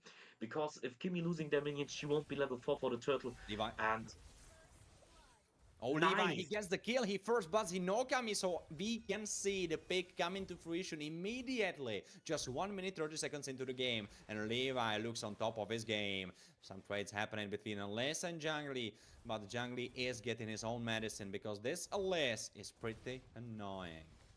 Right now, it actually doesn't look good for Fake Time because Kimmy already lost a few minions. So if we see Enzo is one full level above this Kimmy, so Kimmy won't be level 4 for the turtle actually, and that's a huge mistake from the side of Fake Time because if Kimmy is not level 4, she won't have that much of a Legger use. bursting him down, and that means Levi is already 10 feet underground, and this results in Fake Time getting the first turtle free. Yes, that will give them the first turtle for free. I mean, even though Kimmy wasn't level 4 now, through the reason that Penny just died over there, they got the free turtle, and that's pretty good for the side of Fake Time, actually. I mean, still 0 gold lead, actually, it's 200 gold. When we see for the gold, it's like almost for every person in the game equal, only for the Romans a bit lower. Oh, they are going in. Traction pole Paulsen, and Levi gets killed off in 30 seconds just 2 times. Oh, it's already fumbling. It's already crumbling. This cannot be happening. If Levi wants to pull his team out from the rubble and come back into the series, he cannot be getting caught like that. Okay, actually need to say Fake Time is playing it so well right now. They're going for the engage. They know Fanny has no blue buff. They're going in to engage on the blue buff with everything they have. They killed the Fanny, probably got the blue buff as well. Or maybe Fanny got it but died for it. So I need to say Fake Time is playing it so well right now. Oh, and the predictions are speaking for that. 67% of the viewers believe that Fake Time have this in their pockets. Yeah, but I need to say I understand it, especially after the last game, what we saw over there, especially the performance of Garmadon and Gorange. And I don't know, I felt like Stone Angels was a bit like Did you off, see you know? it? Did you see how Elise survived with like 3 HP? Yes. Yes, I did. Actually pretty good. The turtle is spawning in 30 seconds, so we probably will see the next fight, but as I just said, I understand the predictions because Stone Angels, I felt like they're not playing like they're not woken up, like they just woke up right now. So I But you really want to definitely see woke them. up to this Saber giveaway, right? Right, Luzget? Did you join the giveaway? I didn't. I actually didn't. I want to give everyone the chance because I'm casting here, I'm sitting here, and I will give everyone the chance to win. But you know what is not who is not sitting here? Fake Time and Stone Angels as they duke it out in the jungle. Goranich initiating in, and now Elias is the first in the dirt, and they will try to maybe go for more. No, not really. They will go their separate ways, but this means Fake Time should be taking a second turtle as well, and Stone Angels are getting outscaled. Clock is ticking, tick-tack. They have to do something about this. Yeah, but as I just want to say, you said you don't know if the Yuzong pick was should have been like this prioritized. But if we see on the performance from this Yuzong right now, he took out the Fanny, he going in for the engages, and he's doing it so well. So I need to say I understand now why they prioritized to pick this Yuzong over there.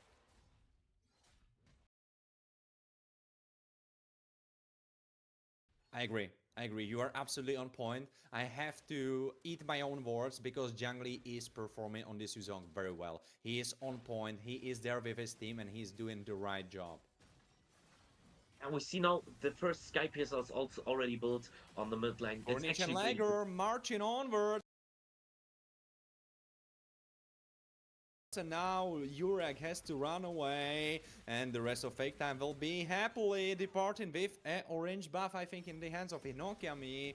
Oh, Alice with a 1v1 against Goranich. Mino against a Vampire, but looks like Vampire has a taste for some bull blood because he will just suck him out. And now And there there's is coming Black Black Dragon Dragon. form flying around looking for the targets.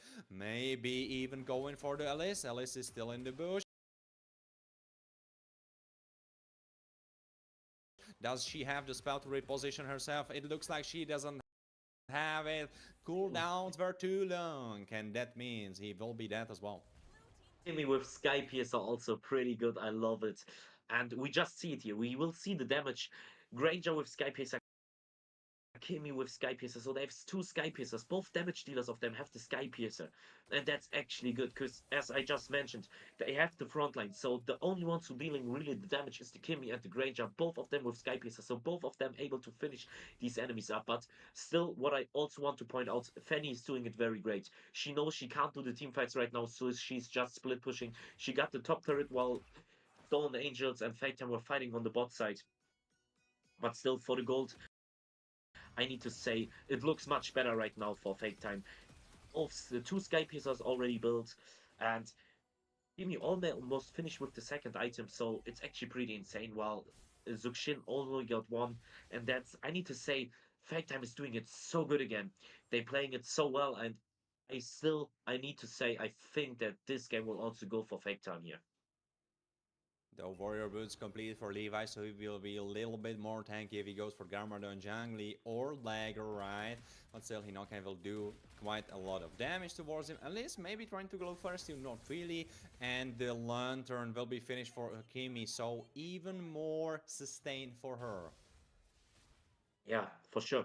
I need to say it will be pretty hard because if Penny always get caught off guard from Minotaur or Fredwin. Oh, alas, in a 1v4, that's unfortunate. I think he has to say bye-bye to him being alive because he just got picked off. Yeah, but okay, that was good engaged by Garukacha, but Zero Team followed up, and I need to say it's actually pretty bad because Fake Time doing it so well. They know how bad the Fanny will be without a blue buff, and that's why they're going every time for their blue buff. I think Fanny got like one blue buff in the game, maybe two, and it's already 7 minutes, so she will be pretty useless here over here, especially if they continue to take their blue buff.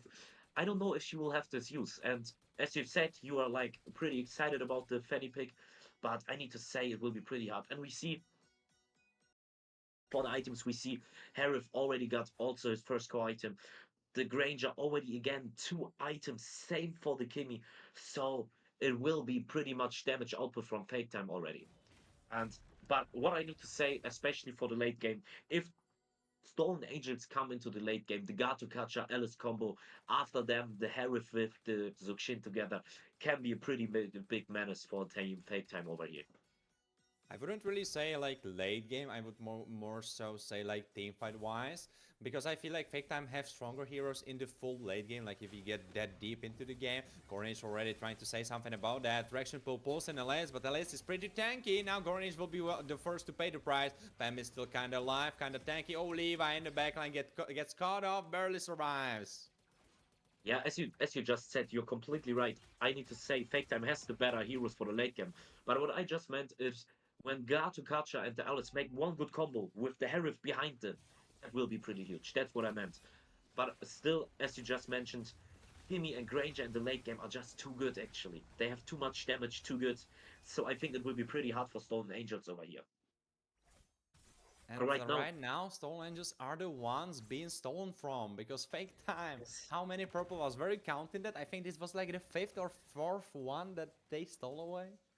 I need to say, Fanny got, when I saw it right, she got 2 blue buffs in this game. 2. In like 9 minutes, and that's pretty bad because we see the level of Fanny, level 12, while Fredwin is also level 12. Okay, I need to say Fanny is doing actually pretty good, even though she's losing all her blue buffs, she's still on this level. But still, without the blue buff, she isn't that useful actually. But as I just mentioned, she's going for the split push, taking out the second turret on the top lane, and that's pretty good. But I need to say, I don't see. Yeah. Yeah, go ahead. That's the only thing you can do, right? Like there is nothing for him to do other than to try to get back into the game by split pushing. That's his only option because he is dangerous in 1v1, but in teamfight he doesn't really do that much. Conceal play for Bam though. He dodged 3 members. This could be a big play. LG goes on Gorange, but it gets cancelled. And now Levi in the backline finishes off Hinokami. Pam actually dividing the fight. Garmadon is trying to shoot his way through, jumping around, shooting his revolver. Oh, the big blast going on. Alice gets picked off, and there is Black Dragon 4 flying in. The Dragon Airlines. Jungli was ready to rumble and help his team out. Though this fight actually looked kind of decent from Stolen Angels. Yeah, but I need to say, I think the Alice should have trusted his teammate like much more early and casted her ultimate earlier because Garukacha were coming, charging his taunt, and I mean, even if she would have used his ultimate and got no one, but the fact that, and I want just to say it, Pam got 4 enemies. If she would have charged it before, she would also got 4 enemies, and I think the team fight would have become like much otherwise on the side of Stolen Angels. Yeah, but that's exactly what we talked about before, right? The team synergy is not really there for Stolen Angels. Like, individually, they are decent players. We can see the glimpses of greatness from each one of them. But together, they are not really working that well. The teamwork is not really there that much. And if you look at Fake Time, they definitely trust each other more. Yeah, sometimes it results in them completely fumbling a fight. Maybe they go too deep. But all of them, they look like they trust each other. Yeah, that's especially what we saw in the last game. If we just see, it was 2v5, Grog and Granger against the full Stolen Angels. Grog just engaged with the Flicker ultimate, and Granger just pulled out all of them. So we see this team synergy of Fake Time is much better than of Stolen Angels. And that's actually pretty huge. But we can see Harif is getting her items right now. But again, Granger almost full build. He got 4 core items. He just need 1 more item. Same for the Kimmy. She has the anti-heal, she has the life steal, she has the sky piercer, she has everything she needs right now. Zuxin also with the Sky Pierce, and that's the same thing for the last game. She didn't get the kill, so I don't know if the Sky Pierce has that much use on her right now. Yeah, true. I would maybe even think about building it, I guess, sooner. I feel like it's also a little bit too deep into the game for Skypiece, and at the same time, right, she doesn't really get that many kills. And the biggest spike for Zuxin is usually around her first or second item. That's like when she does the most damage. So I also find it quite surprising that the Skypiece wasn't the biggest priority for Enzo. And he didn't even build it in the game before, rightfully you said. Though, as you were speaking about it before, there is Holy Crystal, there is Starlium Sight, and there is Feather of Heaven for Horit. So he is coming slowly online, 3 items. He should be in a decent position. Though, Fake Time are making their positions even better because they are trying to take the Lord, actually second Lord of the game. It looks like they will just get it for free because Levi is on the opposite side of the map, farming himself up. But actually, he was quite successful in that, because if you look over at his items, he has Anticuirus, he has Blade of Abscesses, and he has the Malefic Roar. Yeah, but I need to say, I don't know if Fanny was that good pick over here. I mean, sure, she can take out these enemies, she's doing the damage, but against, Oh, he gets stuck. Yeah, but against the Fredman and the Minotaur, I don't think that it's. I think he's dead. I think Zhangli got no, he's fine. Oh, that was close. That was just close. look, Zhangli got bursted down by this Fanny completely, and she's full life again. He's again full HP, and that's actually insane. And do you know what's the craziest part? That Fanny already has, almost dying, barely surviving. Vision Lantern completed for Enzo, but Enzo ult backwards, not inwards. So that means all the damage from the ultimate will not be used on the opponents. And Pam is trying to make some space, goes for Gornish, but Gornish is still just a beefy Minotaur. And Fake Town marching into the opponent's base. They are going for the top tower, top inhibitor. Maybe they will go for the mid one, but no wave is available. Lord is already getting chunked up. Half HP gone. I think Fake Time will have to retreat for now. Yeah, but as we just saw right now, that's what I was mentioning. Because as long as Fredrin is just near to Kimmy also, and definitely, Granger. I'm sorry to jump into that, and I love your analysis, but definitely look out for November 28th. We will be having streamers versus casters over here on this channel. So if you want to chill out, have something relaxing, something you can laugh on, you should definitely tune in, because there will be so many plays that you can laugh on. But right now, I will absolutely allow you to continue with that great analysis. Go for it. Yeah, but I just want to point out, guys, you need to watch this. It will be pretty funny, especially with the people who will join on this special event. So don't miss it, guys.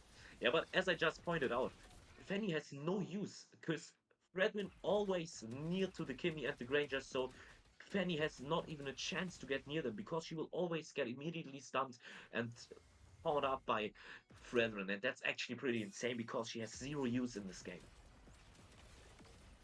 Right now, Juxin is trying to make the most of her. She has to ult defensively. Garmadon with a mega kill. He is on top of his game again. Double kill. And now just 3 members trying to defend the base. But Base Crystal is getting bursted down very fast. And this means that this will be another 2-0. And honestly, like with Teeny Bambuza, I felt like it wasn't painting the whole picture. But with this series, I feel like the 2-0 is completely painting the whole picture. Fake Time were just the stronger team today. And it felt like Stone Angels have nothing to show. I don't know. I need to say, I think the drafts of Stone Angels, they had sure they had good picks, but it's still, I don't know about the Fanny pick. As we just mentioned, I don't know about the Fanny pick in a Fredrin. I mean, Fredrin just stunts her up and easily get poked down. So I don't know if this there were some, like, let's just say there were many other options open you should have picked actually. And as you also just mentioned, I felt like Stone Angels wasn't woken up today. I mean, their team play wasn't that well, and Fake Time just played it much better. Especially Garmadon again on the MVP. He showed again off how good he is on this Granger. I mean, he did the damage, maybe not that much kills like in the last game, but still he showed it off again.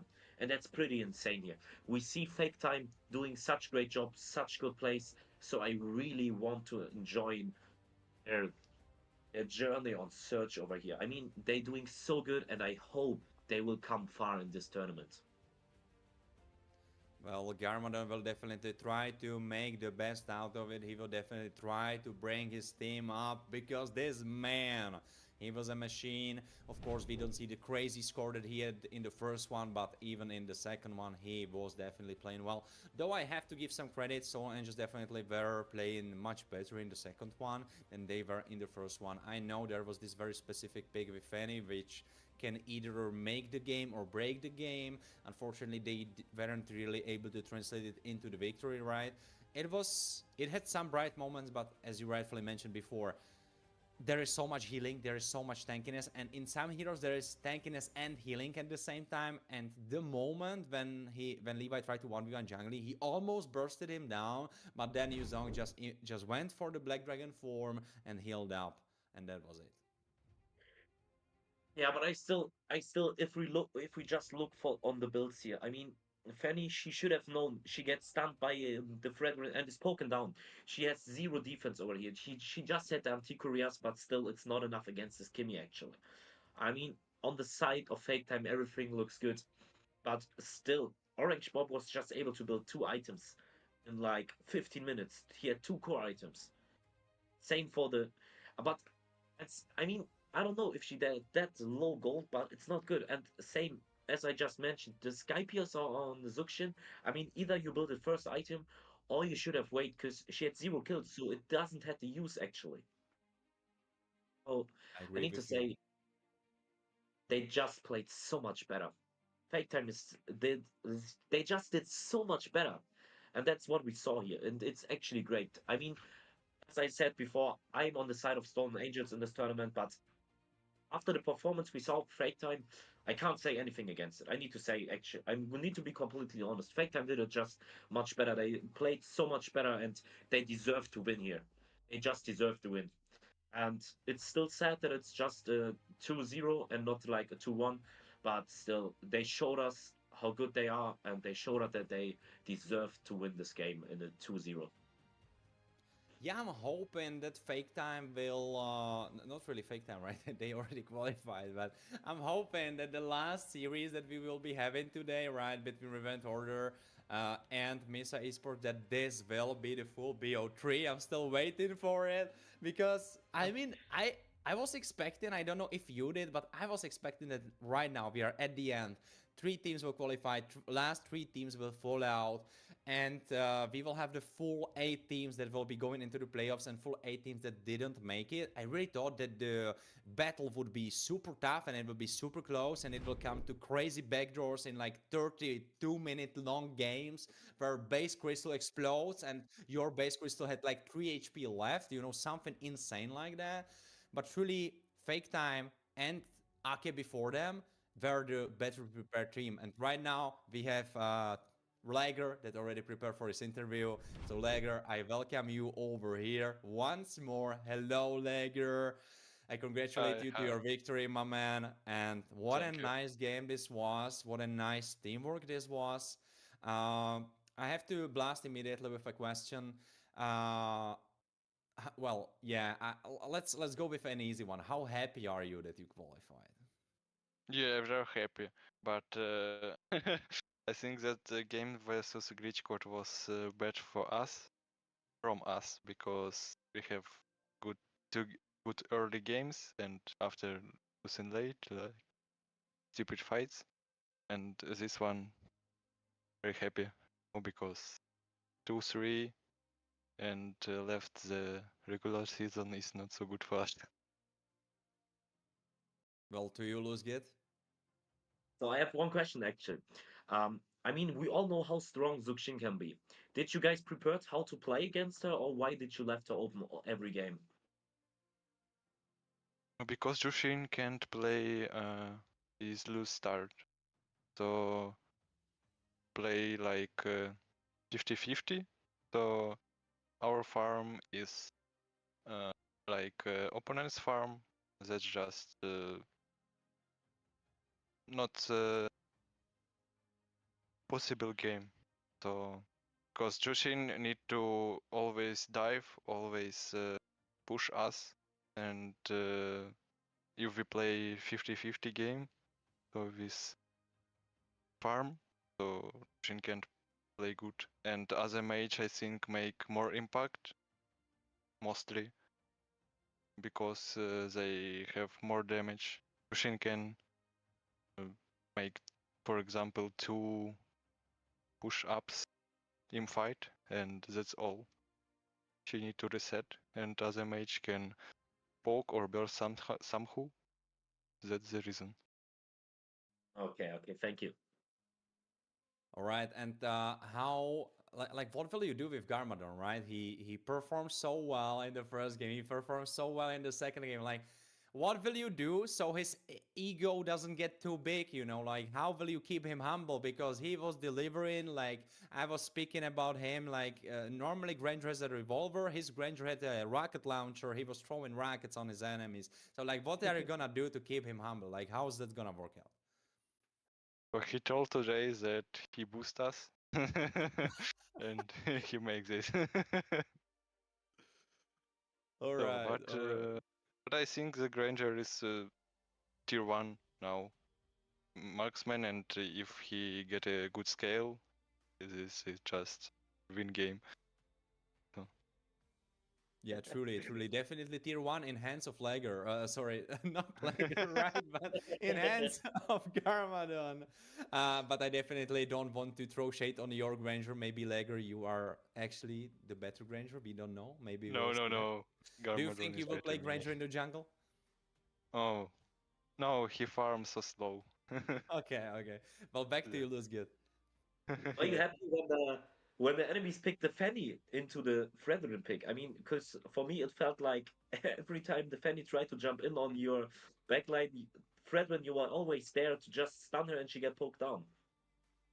Yeah, this one team have many screams with them, and I saw also yesterday all games from this team, and I think that was also draft winning, because I know that Urek play always Granger, and I think they make a mistake with 2 times first pick getting, because we take Granger double pick and Urek can't play Granger in these games.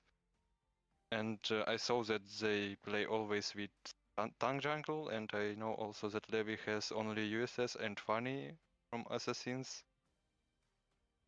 Or they pick only these 1-2 heroes in jungle like Assassins. And I forgot for Fanny, but I think we need to ban Fanny in second stage from bans, but I forgot this one. Fanny make a couple of mistakes on start. 2 deaths on Fanny on start is very bad, so that's the reason. Fanny has a good start, she can boost, because we have Kimi and Granger, they can't make nothing for Fanny. 1-1. Well, Thank you since very you much. are one of the... Yeah, sorry, Luzgit, continue on. I just wanted to say thank you and back to you, Lauren. Absolutely lovely. I will throw one last question, at least from me. Maybe Luzget has something in his pockets, but I will throw one last question from me, and it will be Lego. You already qualified. You are in the top 8 of the regular season of the playoffs, right? So, what do you think you have, and the other teams that didn't make it don't have? What do you think makes the difference? In your eyes, is it preparation? Is it more training? Like, what do you think it is? Is it having a coach? Like, what do you think is the difference? So difference from first Other teams? 8 team in playoffs. Yeah. Where do you think it's different? I think that all players has a very big experience, and also has a good gameplay pool. And that's the reason. And I think that not all teams in playoff has a coach, but they are like strong players. And for example, Metashift has a Ukraine voice, and that's very good.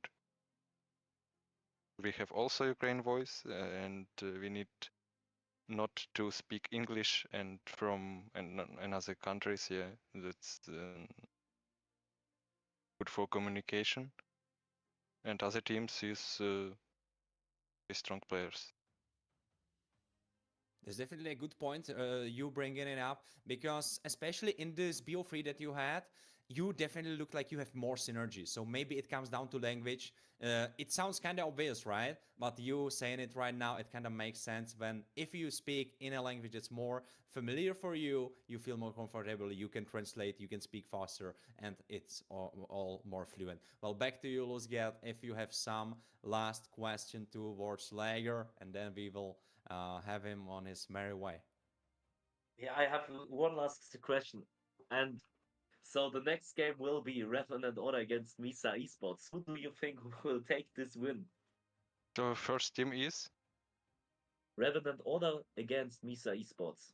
oh, I think when Misa Sport pick Yu Chong for my lobby, that will be win for Misa Sports.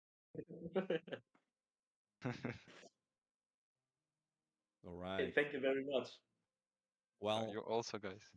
That's well, very good. before you disconnect, Lager, we of course will give you the space on the mic if you want to say anything. Even as you rightfully, as you mentioned before, you can even say it in Ukrainian or in any language that you want to your fans, to the people that are watching. It's yours. Okay, I will say. Всем спасибо, кто нам поддерживал еще раз. Как говорю, такая после каждой игры выигранной нашей интервью. Мы прошли в плей-офф, соответственно, хотелось бы, чтобы все наши фанаты продолжали болеть за нас там. Вот. Передаю привет Оле, который нас тренировал, хоть и последние дни было тяжеловато, но окей. Передаю привет всем своим тиммейтам через камеру, которые смотрят это интервью. На этом, в принципе, все. So that's all. All right. Thank you for your time, Lager. Best of luck in the playoffs, and we will definitely be looking out for fake time. Thank you, thank you.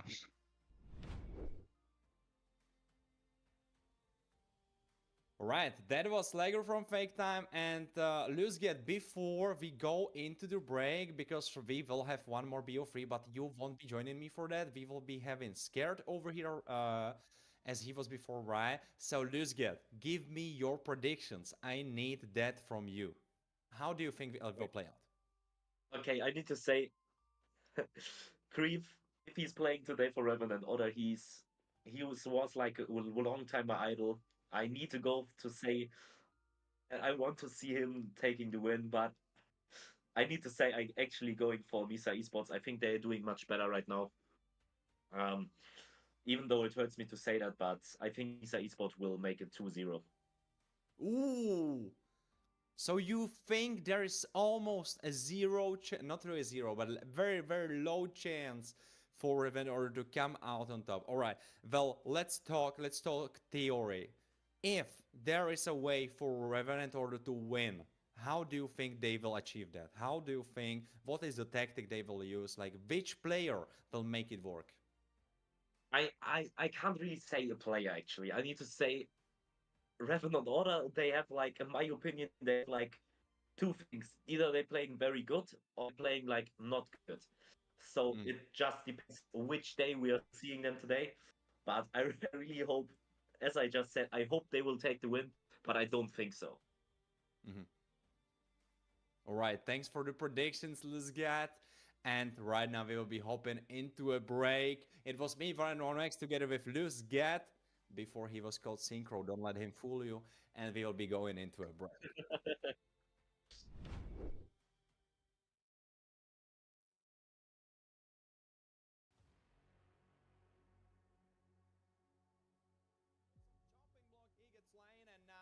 It's 5v3. They are winning. Search Europe on Instagram, and you'd be able to easily participate in it. And oh, look at top. Yeah, I guess Carty was trying to follow the page. I think this kill is on you. Nandeo probably trying to mega kill for Astra. And this Alpha is getting very fat. And next target that will be probably dying is Carty. Cyrus is getting fed himself. Right now, Ake are absolutely destroying them, dominating them. And they are pushing into their base. Lord is getting pulled away. Barsaki, half HP. I mean, already the Lord is getting bursted down. Carty initiating to make some space. But there is Cyrus that is destroying Danzy. He's chopping him up. And even though I said Lapu shouldn't be able to deal this much damage, it doesn't matter because Cyrus is so far ahead. Toby is in little wins. You at least take those for Tini Bambuzo. Oh, you may be catching Houston, but there is the force that will keep him alive. Don't miss out on that option. Out here, though, on the other side of the spectrum, this is one of the big things, right? Toby can help out Nandayo clear out that midway way too quickly. Oh, hold on. Immediately jumping in. Yeah, there comes in the British fighter as well. It's a very scattered fight as Astra is being chased by the Black Dragon up in the heaven. As Chicky almost getting taken down out here. Fatal Link still not being used up. Skylove is going to be picked up though with the Purify from him and Saki saving their own life as Nikki Chicky barely surviving. While Houston dashes all the way up as Nandayo is here to go. There's Danzo. Yeah, he want to go in for the chase as well though, but there we go with the Fatal Link not being used up. All thanks to the Lantern player. Toby picked up as well. Make it twice as the key picks up the kill. And on the back line of Cyrus missing out on the land shaker. But look at Houston. Zaman force between everyone as they all fall one after another. The Purifier. He will get killed like that, but the rest of the team. Yeah, there seems to be a bit of a trouble out in the open. You can't really go in for those fights as well as Houston gets picked up again. The Jushin creating a lot of problem on the other side. Now the chase comes in. Dini Bambuze want to try and get the Lord.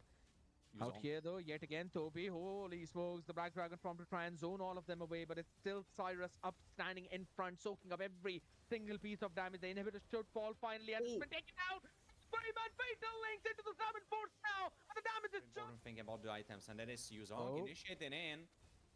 Yeah, out here though, but Cyrus was just easily able to zone everyone away. But hold on a second, Danzo gets instantly destroyed. Backline yet again into the Fatal Link. Purifies used up. I expected much more from him. Gorinage already balling it off. Farsa, Hinokami pushing everyone away, but Jukshan is getting it. The turtle is in his hands. I mean Levi, of course, but Airborne tries to flicker away Jungly. Now he gets picked off. First blood for Endzone, and now there is the ultimate available. The better positioning is definitely for the side of Stolen Angels. Iconic charge, but Lager is trying to continue. Oh, he could be going down. Now he has the defense now against Hayabusa and Lapu and won't die so fast anymore. Levi gets the turtle, and now initiation comes from Jungly. Maybe he's too deep. No, he's still alive. Raging Slash is on 5 himself. Urikite is the one killing him off because Yurik gets the kill. And now Garmadon and the rest are trying to defend Jungly, getting chased off by Orange Bob and Pam. Take another Lord, possibly. Lager actually has something to say about that because he tries to go for Orange Bob. He gets picked up by Garmadon. Garmadon,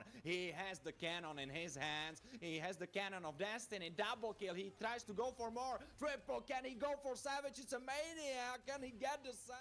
Better dress right, they will try to finish the game. So Jungly with the bravest fighter still available. Lager gets picked off though. Maybe there's a chance. No, Tectonic Charge goes through Garmadon Legendary. He tries to go for more double kill. Can he get another maniac? And that's pretty huge. Kimmy get burst down so hard, and Kimmy will probably lose a minion now, and that's not good for them. Because if Kimmy losing their minion, she won't be level 4 for the turtle. Levi. And in the hands of Hinokami. Oh, Alice with a 1v1 against Gorinage. Mino against a Vampire, but looks like Vampire has a taste for some bull blood because he will just suck him out. And now there is Black Dragon form. Bando, he dodged 3 members. This could be a big play. LG goes on Gorinage, but it gets cancelled. And now Levi in the backline finishes off Hinokami.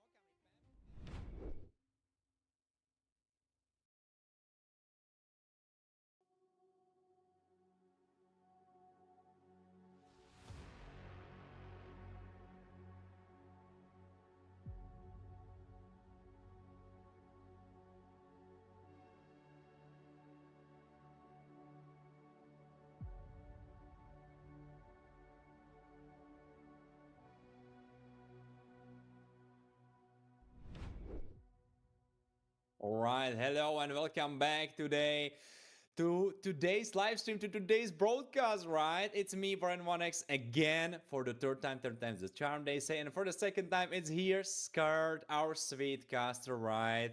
Hello, Scared. I am happy to be casting with you again, right? We had the pleasure of having the first BO3. Now we will wrap it up together. How are you feeling going into this BO3? How do you, because we didn't get your predictions down, right? Because I believe we were speaking about the second BO3 because that's what was rightfully, that's what was happening. That's what was going to happen, right? So what do you think about this BO3? Do you stand by what Luz gets said? Do you stand by that Misa Esports will be taking it very easily, or do you think there is something else in the play?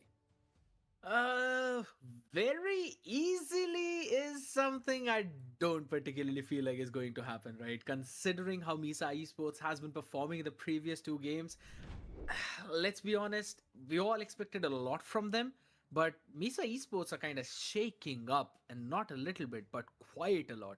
And I think so that might give Revenant Order a bit of a chance to make that comeback, or maybe pull a rabbit out of their hat, or pull a pigeon out of their hat. But they got to do something else because the normal if they go in for the normal gameplay, I'm pretty sure Misa Esports will actually take the cake. True, true, true. But I agree with what Luz Get said, and one point in particular, and that is Revenge Order. If they are on top of their game, if they are playing how they could possibly be playing, it was a big topic in the interview with Rafafnir. We were talking about him. I think actually me and you had the interview. I'm not sure, but I think we did. We were talking about it, right? Where is his skill ceiling, or not really skill ceiling, but where is his power level? He came back, he wasn't playing for some time, and where is his power level right now? How does he feel? And he still was saying that still there is place to grow, there is still space for him to improve, to get kind of back into it. So the big questions for me in my head is how big his glass of power will be this time, because last time maybe it was 50-60%, but will we see Rapfafnir at 100%? Because if we will see Rap at 100%, that honestly for me would mean that there will be a gap in the jungle happening, and then there is something you can play around. That's a big thing, right? And since we're already on that topic of jungle, right, I could see Hayabusa in one of those most picked heroes as well. 25 times in total, but again, the cake goes to the undisputed bravest warrior of the land, Lapu Lapu. And I think so he's in one of those positions where regardless of what the situation is, you can definitely just lock in a Lapu Lapu early on and it will always give you a lot of value. Doesn't matter who he's laning up against, don't particularly lose the lane. Mostly it's a brick wall because of the tools that are present in his kit, and just the amount of value he gives you with those dives. It's always been on top. But then once we look at it all the more, right? You've got the Granger as well, and then comes the Harith along with the Kimmy. Granger Harith, two priority picks for the gold lane. Kimmy, Lunox being the prio picks of the mid lane. What exactly say prio though? The only main prio is that Gato on the other side. And right now, talking about the most band, the kids in the naughty corner. Before it was the kids that their families love the most. Those are the kids that they make problems. They have bad marks in the school. They kind of break bikes. They kind of get the air out from the tires. They scratch the cars. Those are the guys. Big leader of this squad is Jukshin, 34. Right next to her is her big brother Bakshia. Then there is the little sister Cici with another brother Lancelot. It's quite a big family actually, if you think about it. I don't know what really happened with Brock, because I don't know what who has his father. Yeah. I guess it's probably like a cousin or something, because all of them are human. He is a rock. I don't know how that happened. He just got caught in there though, because I'd have to say Grok isn't the naughtiest at all. I mean, he apologizes in his dialogue. Sorry, I didn't mean to push you. He's actually such a nice guy out. But yeah, on the other end of the spectrum, again, few of the most picked heroes, or rather the most banned heroes out there. The possibilities that are endless when you pick these kinds of picks up in your entire roster. The Baxia as well, extremely good jungle in terms of the tank jungles. One of the prios apart from that, Fredrin, Jushin in the mid lane. We've already seen the potential of the Jushin, right? Yes, I would say that the current win rate would not really reciprocate the potential that she has. But at the end of the day, it still feels like If you've got the Jushin, you've got a very big tool in your arsenal that you can work around with. Coming back onto this very own point of the matchup between both Misa Esports as well as Revenant Order, right? I mean, if I'm really looking at those previous few records, both of these teams have hopped in the regular season from very different routes. One all the way from the Thunder Division, the second one had an even tougher road. You could say the entire open qualifiers where you did not have a lot of chances. So it's a Misa Esports. They've actually got quite a lot of things that they've got to prove right now because it's a do or die for them. Oh, absolutely. Rightfully, you mentioned that it's a do or die, but unfortunately, it's do or die for both of those teams. It's not really like, oh, one team gets a pass and the other one has the problem. Both of them have the problem in front of them, and the thing is, how will they resolve it? Who will take the cake? Who will be the last team to join the qualified teams into the playoffs? Will it be Misa Esports or will it be Revent Order? On one side, you have Misa Esports, a team that kind of stole the very successful, very strong XP laner from Void Kids, and unfortunately for Void Kids, that was quite a hit because they are out. They were one of the earlier teams to get out, so definitely that hurt. And you know what would actually make them a little bit happy, I think? If my lobby didn't make it. If my lobby didn't continue on with this team, I think that would make them a lot happy. I don't know, like, if there was a beef, but honestly, like, if someone left my team and then he didn't qualify and I didn't qualify as well, I would laugh, you know? So I think there could be a beef. Maybe there's not a beef. I don't know. I hope the players at least respect each other and there's like the good environment as all of us wanted, right, in the esports. You just want some tea, Warren. I'm pretty sure you just I don't want beef. But here's the fun thing. Here's the fun thing, Yeah, we don't really have a tea to give you, but we've got the Saber Skin giveaways for all of you people out there. You can quickly scan that QR code and you can participate. Just follow, search Europe on Instagram, and you can you're basically eligible to basically win that giveaway. Fun fact is we're gonna have 10 winners of the Saber skins. So quickly scan that QR code and enter yourself in that giveaway. Foreign, you're not allowed to do that. Keep your phone aside. You're the caster. Good. I'm glad he's not doing it. See, fine. That's a good way to do things. All right, now I know you want to participate as well. It's fine. Even I want to, but it's okay. It's for the audience. Let them have some fun as well.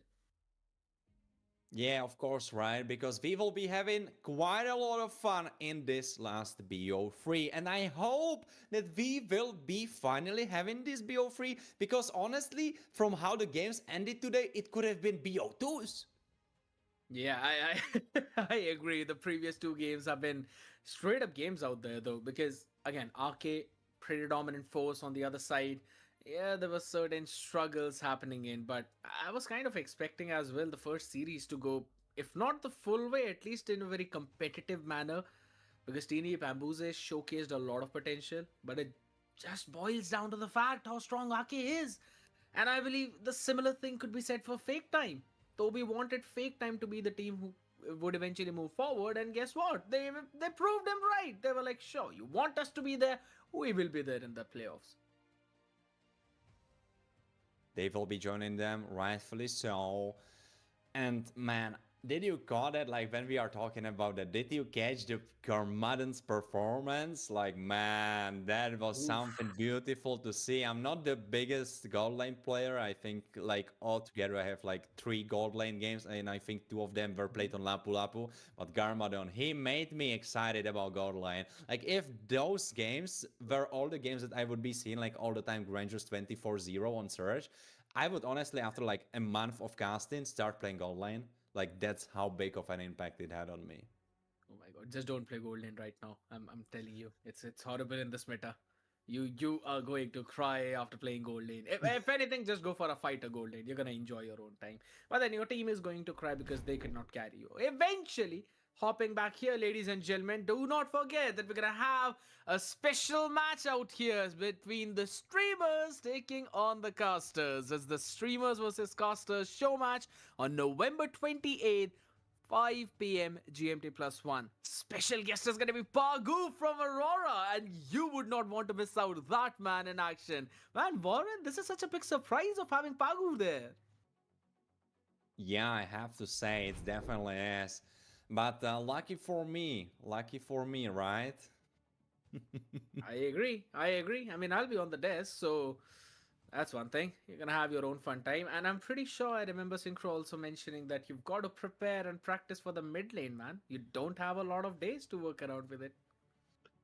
Yeah, I guess I will be pulling out those Lapu Lapus mid lane, cooking something like that. So you can definitely expect something funny. Get this man out of kitchen. We will see, That we is will funny, see. man. There's a big thing out here, man. I know that we've constantly been yapping about the exact same thing. Who are the other people in your own team as well for the casters? Quickly tell us the name. I mean, can I leak it? Cause I got Tell me one. spanked on like on top Tell me of my one. hands that I leaked something. So I don't know if I should be leaking that because Ah, right now we have Revenant Order in front of us. So let's talk about those beautiful faces. Reborn Easy Rep of Near Grief, Kenshin, and Alan, of course, with Stealth on the substitute. This is a roster that should be the David against the Goliath because Mesa Esports should be a strong opponent to beat. But if Revent Order can strike at the right moment, at the right time into the weak spot of the eye with the slingshot, maybe they can take it. it's gonna be the big one out here because if there's any roster that can do it, then it's going to be this. Mikazuya on the EXP lane though, Pancake, Danny, Wise, and Tezuka. This is a fun fact now. Cupcake and my lobby, both of the players who were a part of this lineup all the way back in the open qualifiers, are now sitting on the bench as substitutes. I was not really expecting any of that to happen, but here's the thing now. Misa Esports, on a state of a do or die, will have to win out this game in this best of three. And the same thing could be said for Revenant Order right now. As we have a look at their stats, both of them have played 5 games, couple of victories for Revenant Order, while Misa Esports have 3. That's again going down to the fact that Revenant Order won early 2 games, then eventually kept on losing out there. So they were on a bit of a struggling end.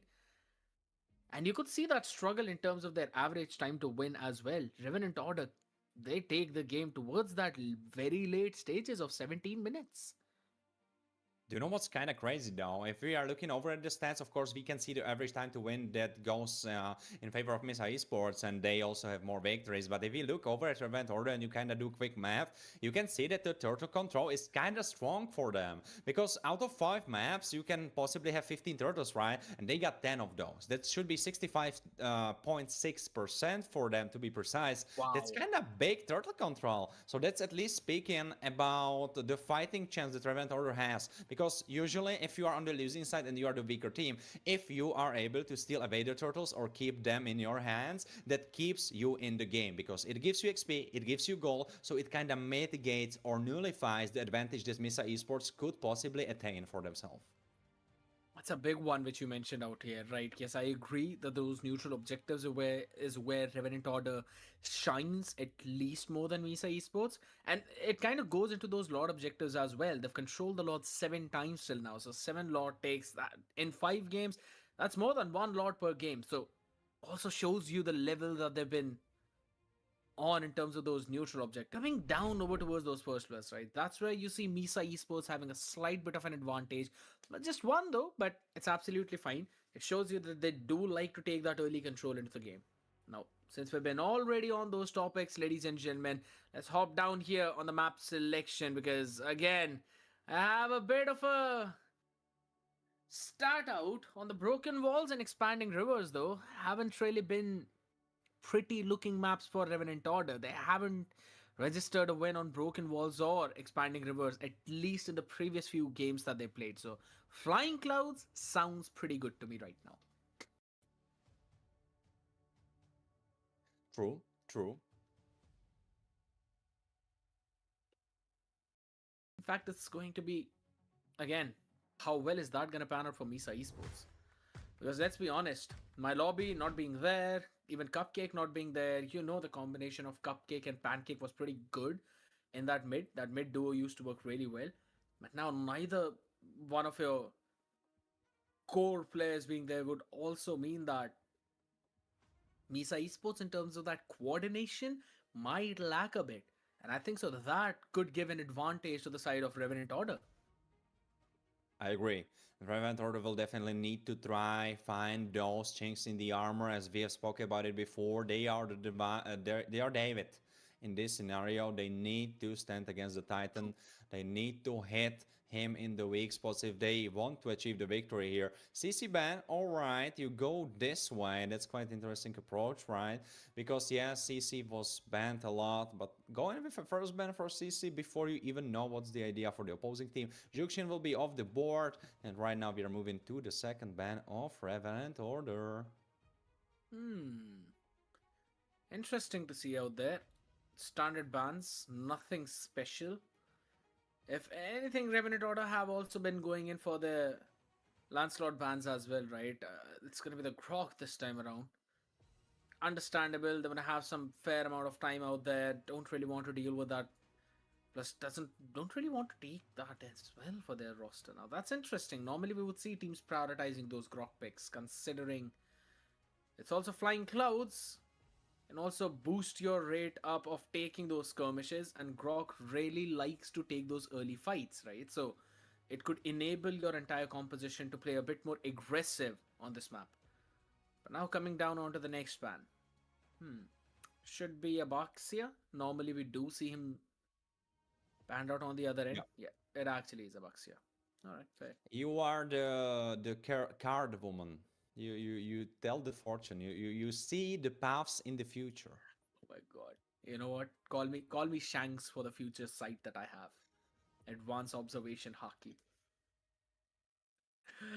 Thanks for the bingo, because we have it again. The Scared's anime reference. All right, check your bingos, guys. It's there. Of course, check your bingos for Varn blinking obsessively. That's there too. And also check your bingos for Scared predicting what they will be banning. That should be checked too. I think someone should be soon on a bingo. One of the big things, you know, I wish someone would ask this giveaway question. Right? I mean, add it in any kind of manner which you want to, but I really wish someone would ask this in the giveaway question. Which anime reference do I normally give most of the times in my casting? It's gonna be super fun to see who is attentive and who is not. For the people who don't know out there, it's One Piece most of the times. You leaked it. What if they wanted to use it? You destroyed it, Scared. Now everyone will save it and they will know. If they've been listening, that's the big thing, right? If they've been listening, but maybe they are watching the stream with volume off, right? Because there's a normal way to watch the stream. They are just watching us yap around, you know. I guess that's not probably what's happening. Lancelot will be picked for wrap up there, and honestly, I wanted to see him on something that has the skill expression. Though I wanted to say it before, there is one big problem. If you ban Grok and you ban Hilda and you leave Gato open, it's free for the taking. So of course Misa took it. There's also some possibilities right now that you could eventually pick up the Kalia as well in a little while. But I think so you'd probably need to pick an Eve too to try and deny that killbox composition with Misa are trying to cook up right now. But the big thing is now Reborn TC picking up the Granger. Don't really have a lot of options available as well. I don't think so Revenant Order can pick up an Eve or a Farsa at this point, because that would be a death wish against a Gato and a Yujong. Going in for a high loss. I see they're kind of preparing against that full killbox composition by having the glorious pathway to have some extra movement speed. That is an interesting way to do things. Also, it slows you down, and honestly, if I understood something from playing Yuzong, is definitely that movement speed is pretty crucial for you. So if you get caught in the glorious pathway, you get slowed, you won't be really happy about your situation. True. It's one of the big problems you'd have to deal with, but it's fine. It's going to be a Hayabusa lock-in. I like the idea from Misa. They could have gone in for the Eve as well, but the interesting part would have been that then they would have kind of had to struggle in their jungle. And you can't really go for another tank jungle in this scenario. You already have a couple of frontliners, so you might as well want to go for a bit of damage here. But now it should be a straightforward ban for Revenant Order. Ban the Eve and the Farsa. Both of them would work.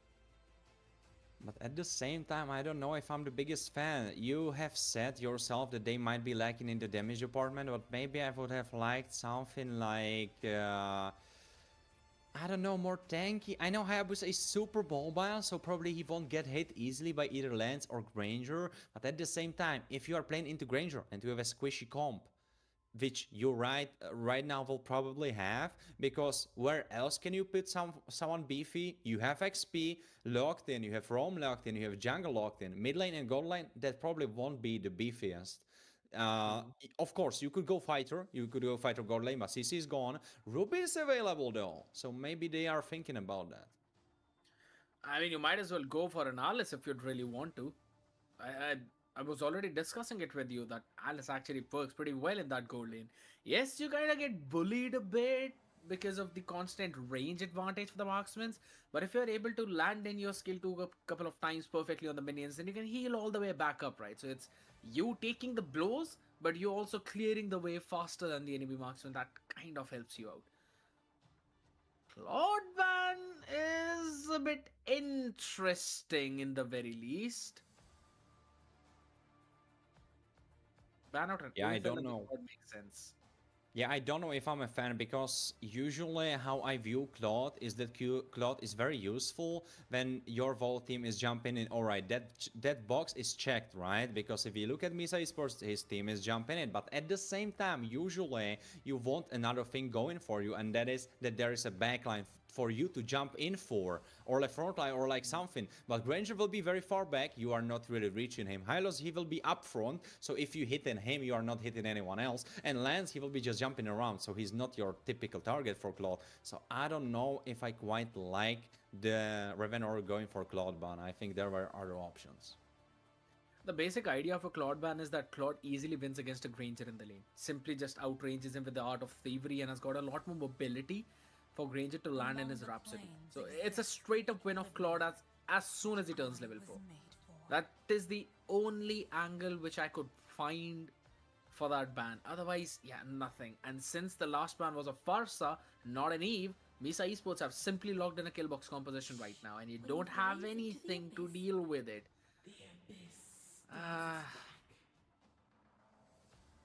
Nah, I don't think so. I'm a big fan of it. With the Farsa ban, I just feel that Revenant Order kind of choked themselves up. Even if you're actually going with the Selena right here, right now, you're landing those Abyssal Arrows, but there's no way for you to follow up on that. And that is going to be a bit of a problem for your team. Misa Esports, last pick, gold lane. Irvitha, The hunt begins. could work out well. Or if you want, you can simply go for a Ruby there. Oh, I like this Ruby pick from Revenant Order. Right, that's good. But yeah, I'm not quite sure if it would win against a Yu Zhong in the EXP lane. Yeah, that's something I'm worried about, though. She's quite tanky and she's quite mobile, so Yuzong cannot really stick to her that easily. Yuzong usually likes most the targets that don't really move around that much, so Ruby can make it a little bit harder for him. Though I have to say, I am a big hater of the second ban phase for Event Order. They ban Forza when there is only 2 meta mid laners open, and that being Forza and being Eve. Of course, if you ban Forza and leave Eve open, that your opponents will, of course, go for Eve. That was so easy for them. So this Celine, Creeve, he has to work overtime. He has to make them pay, or not really pay, but he needs to transition it into something. Because Celine, she is not your typical mid lane in a sense where a lot of competitively successful mid laners are heroes that are useful even though you are just farming. Eve, Forza, those heroes, even Lunox. If you get into late game, you get on items, it's fine, even though you are 0-0. Selena, she is very susceptible to being active on the map. She has to be active on the map. If she doesn't do anything in first 5-6 minutes, she is basically useless.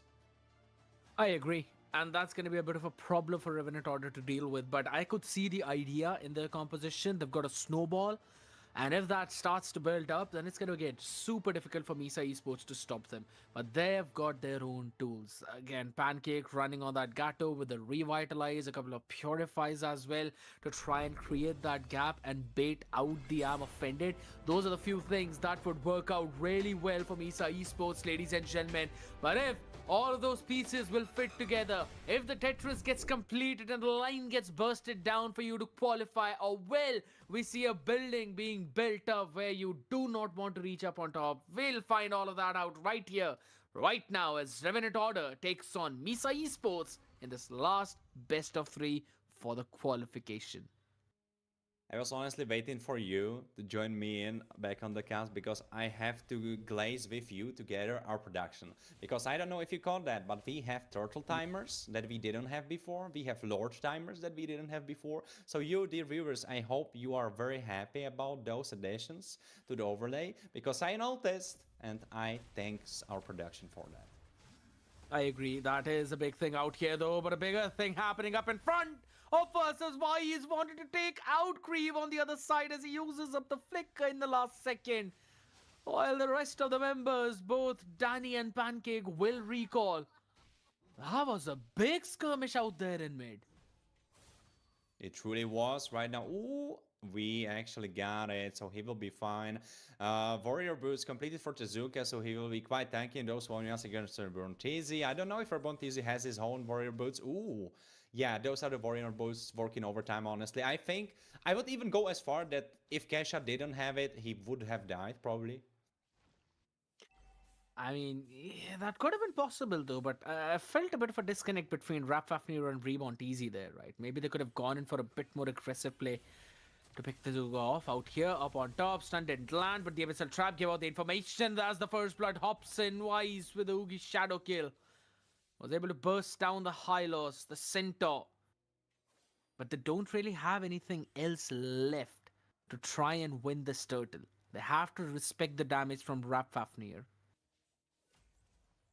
True, but it looks like they are not really respecting because we is easily going for that. And so far we were talking about synergy, but it looks like Misa Esports are completely reborn. They look so on point. The rest of the squad is working in tandem together. Oh, there could be a big pick-off out there as Rapfafnir will have to move back, but guess what? The Shadow was on top of him as Wise takes his own sweet time.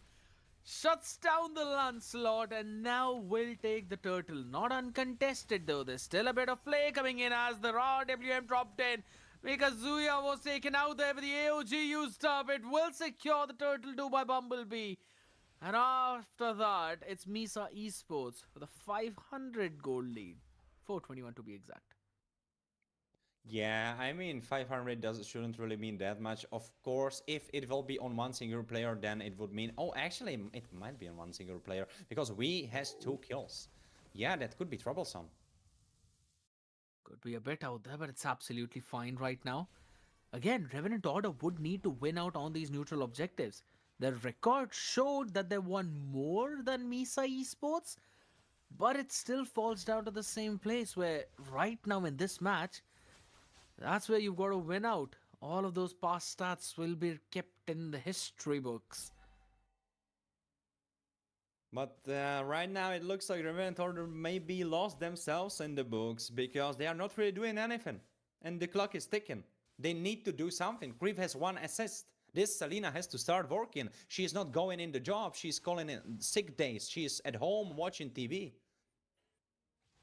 I'm not quite sure if it's her favorite show or not. Out here in mid yet again, Bumblebee now catching out the Centaur with the taunt, but there's all the people on the other side. It's a 4v2 out here in mid as it's a 4v4. Guess what? As the Black Dragon hops in front of you, on top of you, with Genshin falling down in the entire RWM as the AOG connects perfectly.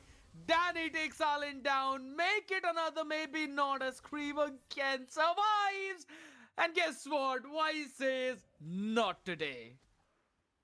Yeah, and this is exactly what I was talking about. Selena has to do something, and every time I saw it in MPL, it always came down to the execution. It always had to be played very specifically and very well, and the player had to be super comfortable. I'm not saying that Creep doesn't know how to play Selena. I would just say that his opponents are very well prepared, and I think they are not giving him the openings that Creep would probably want to look for. All right, now again, just Mikazuya eventually catching him out there with a glorious pathway dropped out in middle. Nothing to be established on the back of that ultimate. It is Misa Esports still controlling every single one of those neutral objectives. 2 out of 2 turtles checked, one more remains. And there Oh, is hold on, Pancake hold catching on. on. Yeah, Alan right now will have to go back to safety. Can't really stand up. Oh my god, Pancake. He's being such a nuisance on this Gato. It really is. Nuisance is a nice way to put it. I think Revenge Order probably have some worse and much more extreme names for him right now because he is truly making their life miserable. Holy smokes, it's Kenshin that's being bursted down. For God's sake, that's a high loss. It is the tankiest freaking hero in the game getting obliterated like that. Misa Esports with a 3000 goal lead take down the tier 1 down bottom. This game seems like it's going far away from Revenant Order, Warren. It really is. Right now the train is already leaving the station and they didn't even get to the train station. A big one out there. Up on top again, Rap Fafnir. Yeah, guess what? Nowhere to run, nowhere to hide out here. You might as well just quickly scan the QR code and join the Surge Fit Club because you have to challenge yourself in order to win out those in-game rewards. And I'm pretty sure Rap Fafnir would want to win out this one game. But this seems far out of his reach. Ooh. Nasty stun by Creeve. Finally the arrow connects and finally he was able to take him down and was also able to survive. All right, that's actually pretty interesting. Yeah, I think he really got your tip to heart and he probably joined Search Fit Club because he ran so fast that he got the kill and he got out in the nick of time before they could even get on top of him. Oh, another one. Creep, hold on a second out there. Knocked up thanks to the furious dive. Mikazuya, though, still taken down. Creep still is surviving. The turtle was also secured, if I'm not wrong, by the side of Revenant Order. We'll have to get a check on that. But on the other end of the spectrum, finally, that 3k gold lead has been reduced to half. That is good. That is very nice. And even though I was saying, yes, Creeve has to do something before the 6-minute mark, still there is a window for him to do stuff. And if he continues on like he is doing right now, then there is a chance for Revenge Order to come back. And they need to keep on trying. They need to keep on catching and keep on making those plays. Because if they stop even for a second, then Miss Esports can finally breathe. And then they could outscale, they could go into the late game, and then the game will become so much harder. Pancake with a catch. Yeah, could be a big one out there though. Stun does not really connect onto anyone as Bumblebee still there. AOG hops in as well with the RW. Everyone was outside that as the glorious Pathway dropped in with a Black Dragon up on top of you and Aogi shadow kill on your face. Nowhere Revenant Order can survive as it's Kenshin who falls finally thanks to Mikazuya. And after all of that, it's just one falling. Guess what? Another knock up and they're stunned up. Destroyed as Allen on the Ruby cannot do but watch his death from far away. Reach his soul and take his soul back out there. Big play from Misa Esports again. And if you want to make something big for yourself, you could join the Saber giveaway and scan the QR code on the screen. That's and it will lead you right there. And you could get some big skins for yourself. And right now, Revenge Order are probably not thinking about the skins. I think they are thinking about how bad they will feel if they are not able to continue on into the playoffs. But it's not looking very good for them. Though, if we are talking about some positives for Revenge Order, it's that they are still in the game. That's one big thing. But again, it's been falling down in the hands of Creeve. And you mentioned it rightly, Warren, that Creeve needs to be the anchor. he needs to be the main playmaker to actually get those stuns connected. Because let's be honest, on the other side of the spectrum, you've got Danny with the RWM. As soon as he drops that, Pancake will jump in with the AOG. The coordination right now by Misa, it's actually looking pretty good. The pressure is there from Revenant Order, but I just feel that it's not enough. I agree. This Mesa Esports looks like Mesa Esports that we knew from last year's qualifier. This is the form that they showed us when we first saw them there. So I'm really happy for them that the swap is working out in their favor, of course. Though still a little bit sad that my lobby is not part of the squad. At least not part of the playing squad. We getting caught. Yeah, the forced out Yugi shadow kill on him. He's got nowhere to run away out there. Stunned up as well as Alan picks up that kill. And on the top of everyone, there's the Black Dragon farm out here. Kenshin, only man who's pretty low out, trying to zone away Rap Fafnir. There's a lot of minions and he can freestyle on the Lancelot. AOG. That's what they've done. A massive blunder on the AOG that gives the room for Revenant Order to work with and go unpunished. Well, right now, Kriff is looking for some punishment. He's throwing those arrows left, right, and center, trying to aim for the right target's Pancake. Maybe, no, this will be Mikazuya. Will he get blown up? No, he is fine. He's barely fine. It's like someone gets ran over by a car, and he survives. And you kind of say, like, yeah, he is fine, but is he really? That's how I feel about Mikazuya. Like, he barely survived. By the skin of his teeth is what I'd eventually say. But yeah, I agree. On a Yu Jong, you've got to be pretty careful out there. Guess what? Mikazu has actually got the lowest gold in his entire team. That is... Pancake eating up those abyssal arrows in the bushes like he is looking for some mushrooms. I don't know, is it mushroom season? Do you pick mushrooms in India? Or you don't do that? Scared? Don't know. They might actually have one thing of doing like that, but guess what? I'm not really accustomed to that right now. The Lord being taken out perfectly by Rap Fafnir as they want to run back to safety. The RWM dropped in as well. Kenshin gets the first one. He cannot run back to safety. Next one could be Allen on the chopping block. A big stun being landed out there as Creep tries to find his own angle. Getting the rebound easy out of the game as Pancake just eats up every single piece of that stun. My god, Creep cannot find anything to do as Rap Fafnir, he just tries to style on this Lancelot. The shadow on top of him though, but again, can't really get anything. He's basically back to full HP with that play. And guess what? He could eventually take down Mikazuya as well. Dashing yet again. I'm framing even the Oogie Shadow kill. Rap Fafnir, he's toying with Misa Esports on this Lancelot. This is what I want to see. I want to see more of it. Give Rap something where he can perform. Give Rap something where he can outplay. Give this man something for you to carry you with, right? Because this is exactly what I wanted from Rap Fafnir today on the brink of being eliminated. This performance, and I want more of it. Get this man a shield. Is probably what everyone's thinking out here right now. Down at the bottom lane again, you've got the Shadow, so Wise will be able to run back. And now there we go with the Black Dragon form out there up on top of everyone. Holy smokes, just one Rhapsody and Mikazuya is down to half of his HP. This dragon isn't really tanky per se. 80 seconds for Lord spawn. It will be a second Lord spawning onto the map. And what is super important, first Lord went in the hands of Revenant Order, and even though I believe that Mesa Esports should be on the outscaling side, right now when we are in the mid game and slowly approaching late game, it looks like Revenant Order can still play. Yeah, that could be a big one out there. RWM dropped down in the back line. Guess what? Danny gets instantly pulled and deleted as well. We just had a look at the itemization, and again, Reborn TZ is the man.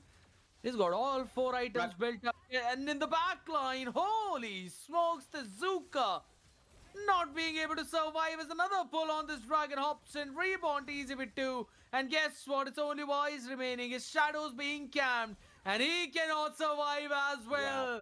Revenant Order losing the early game so badly and now pulling themselves back up in this late game. I'm sorry, Scared. You are seeing double. This is not Revenant Order. This is Repentant Order. It's all about rap. He is pulling his team from the jaws of defeat, and he is working overtime. He is working double Oh. shifts. I agree as he goes in front of Danny only to force out the Winter Crown by him. That is big. They took down the bottom and the mid inhibitor as well, and now they can freely take the Lord.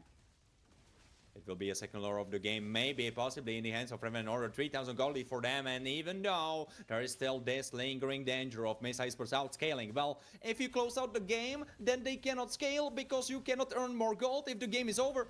Oh, guess what? This time Kenshin could not probably survive. It was even the glorious pathway dropped down there, along with the revitalized too.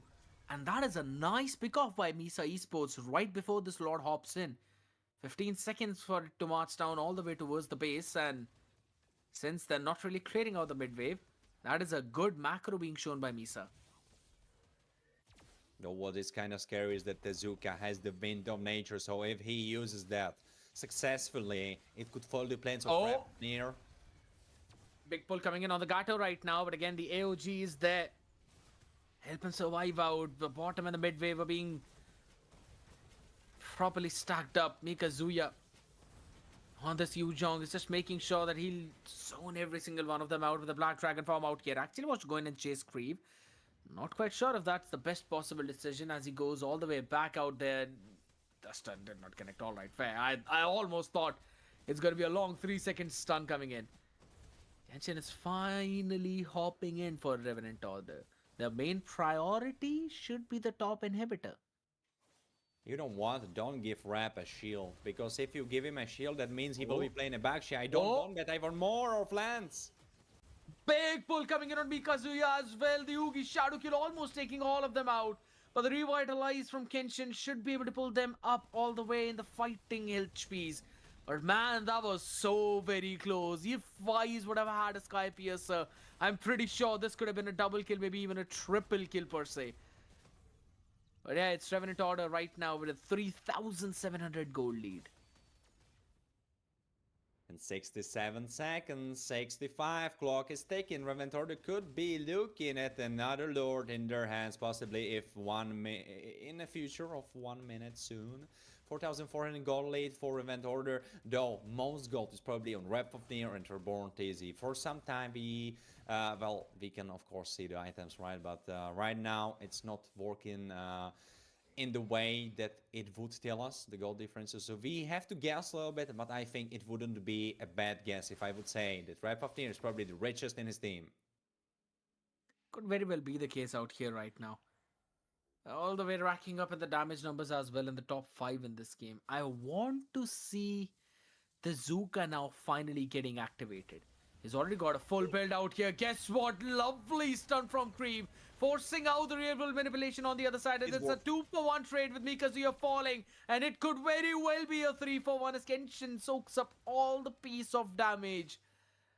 And now with 5 more seconds on the Lord, it's inevitable that Revenant Order take this one as well. You know what? If this day is a day of miraculous things happening, of Ake completely dominating their opponents, of course Fake Time completely dominating their opponents, you know what? Let's flip it on its head and make Revenant Order come back against Mesa Esports, and possibly we are looking at a big chance of them closing out the first game with a victory in their hands. I just want to see Danny making 3 holy crystals. Yeah, show me that game again. Yeah, no, he has not even 0 one right now. He has none. It's okay. He's just 3 holy crystals away from easily defending against 4 lords, because the first one was defended either ways. But having a look at the rest of the items, I'm not quite sure if I like the Chastis Pauldron or Pancake though. There's no attack speed player on the other side. Oh, real world manipulation dropped down way too early up in top. I think so. This could be a big mistake right now as the Lord marches down from the bottom, and a big pull coming in. Both the front liners, they're knocked up. They could be taken down. Don't run, Wolves King on Wise. No more ultimate with the Oogie Shadow Kill as Danny forces the Winter Crown to only sustain for half a second long. Nothing can help out Misa Esports as even Pancake gets taken down in a maniac. Give this man a savage, no says the Lord. But man, oh man, Revenant Order take game number 1.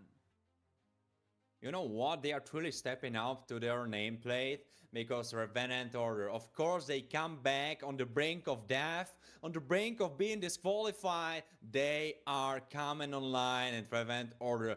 This was beautiful. If we, of course, cut off the first 4 or 5 minutes, that wasn't the best. But after that, it went rolling. Crave started it all. He was catching left, right, and center, getting them all caught up, and Red Easy following on that and Rap. He was dancing around like crazy. Please, just one thing. Don't give him Baksha. Give him something where he can play. Give him something where he can do stuff. Because if you give him something where he can play around, it will be very successful for you. But though, we have to give some credit to Reborn Easy. I mean, like, a lot of credit to Reborn Easy because I wasn't talking about him for most of the game, but he was dishing out the damage. And even though Rap looked a little bit more flashy, a little bit more crazy, he had a lot of highlight plays that were clearly visible. You have to give credit to Reborn Easy because he was dishing out the damage, he was hitting the right targets, he was staying alive, and he was the anchor upon which if Repfafnir made enough of chaos, enough of madness, then Reborn Easy was able to shoot and shoot and shoot until all of the members of Misa Esports were fallen down on the floor, and then just the base crystal remained. Absolutely deserved MVP for Reborn Easy. But as you see, he wasn't the richest. That goes to Rap. Though the wall goes to Actually, we have it once again. We were talking about it. Usually it doesn't happen that all the achievements are for one team, but this time it happened again. It's 2 times the charm for today because Riches to Rap, Carry to Reborn, Wall to Kenshin, and Wingman to Alan. Beautiful. I just feel sad that there is not a 5th achievement for the 5th member. I mean, I'd have to say, right? Yes, Reborn TZ is the carry in the game. He dealt the most damage, but the main pillar, you could say, of the entire change was Creve. The moment this man started to land those stuns and he started to dish out so much damage, that was when you could clearly see the change in the momentum. You could see the shift happening on the map itself where initially it was Kenshin just getting beaten up instantly, and then Creve started to hit those stuns and everyone started to follow up on the back of it. Then Alan started to go for the pulls as well in those team fights on the back of the Abyssal Arrows of Creve. I absolutely loved the teamwork that came into play after that point. It was super fun to watch them play with that kind of performance. Yes, you could technically say Misa Esports could have easily closed out this game, but man, I'd have to say I still don't particularly like the Justice Pauldron. It is basically an anti-attack speed item. There is no one who scales up on the attack speed on Revenant Order. True. And even though Pancake had a great performance, 3-1-11, that speaks a lot about the level of roamer he is. Because even if you look over to Kenshin, even though he was on the winning team, he definitely didn't have such a performance as Pancake did.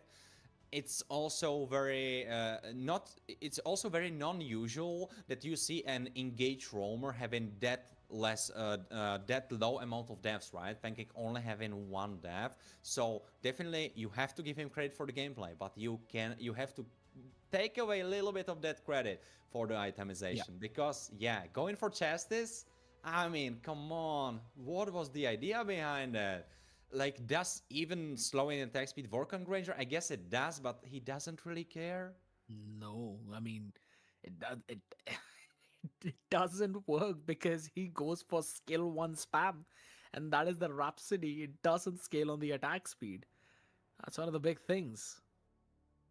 But that's one part of the story, right? I kind of want to discuss on the other part as well, as we just had a look at the amount of gold as well for all the players. The Gato has got 9k gold, right? Plus 9k gold. Your EXP laner is on 8.8k.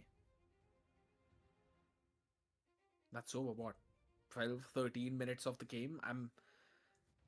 Mika Zuya was giving so many rotations in the early game which, yes, at one part was also helping out the members of his team, but he was kind of sacrificing his own gold in that process, right? And that's where you could see Alan eventually overtaking him, not just in terms of gold, but also in terms of the presence in that map and the amount of pressure he was able to put. Thanks to the items, he was able to tank in for longer durations. And then, if you're not in the Black Dragon form, Mikazuya wasn't able to do anything. He was literally being bursted down very easily, even when he was flying in that Black Dragon form. And I think so. Those are the kind of few mistakes which you would not want to make because it impacts on the macro of your entire team. I mean, honestly, seeing Mikazuya play and seeing the whole Mesa Esports roster in their new covers play, I think it kind of tells us the story why they decided to go with Mikazuya, because you have rightfully mentioned he sacrificed his own lane, he sacrificed his own victory and his own well-being in the game for the rest of the team. He is definitely much more of a team player than MLBB was, not in a sense where MLBB wouldn't really come to an aid of his team, but he would always try to get himself ahead, and through him being ahead, being the strong pillar for his team, winning those team fights, carrying those fights, and doing this in a sense for them to achieve the victory. Whereas Mikazuya definitely feels like much more utility player, so maybe going for him, for Yuzong, wasn't the smartest choice. Maybe put him on something like Elise. Maybe put him on something that has a lot of CC, a lot of utility, because right now that looks like it would fit his playstyle much more. It could be the case, right? That's one way of looking at it. Yes, I agree. Also, on the other side of the spectrum, even if you're actually picking up anything apart from Yuzhong as well in your lane, you've still got to clear out those minions. You've got to keep up with that farm. You need to make sure that in and under no circumstance you are trailing behind your own team's roamer in terms of gold.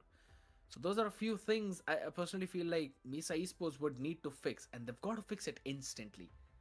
Otherwise, even the next game, same thing is going to happen where they would eventually get a very good start into a very nice mid-game transition and then into a slowly slip off towards that later stages of the game.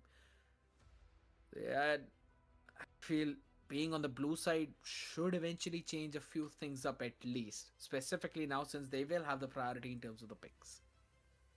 True.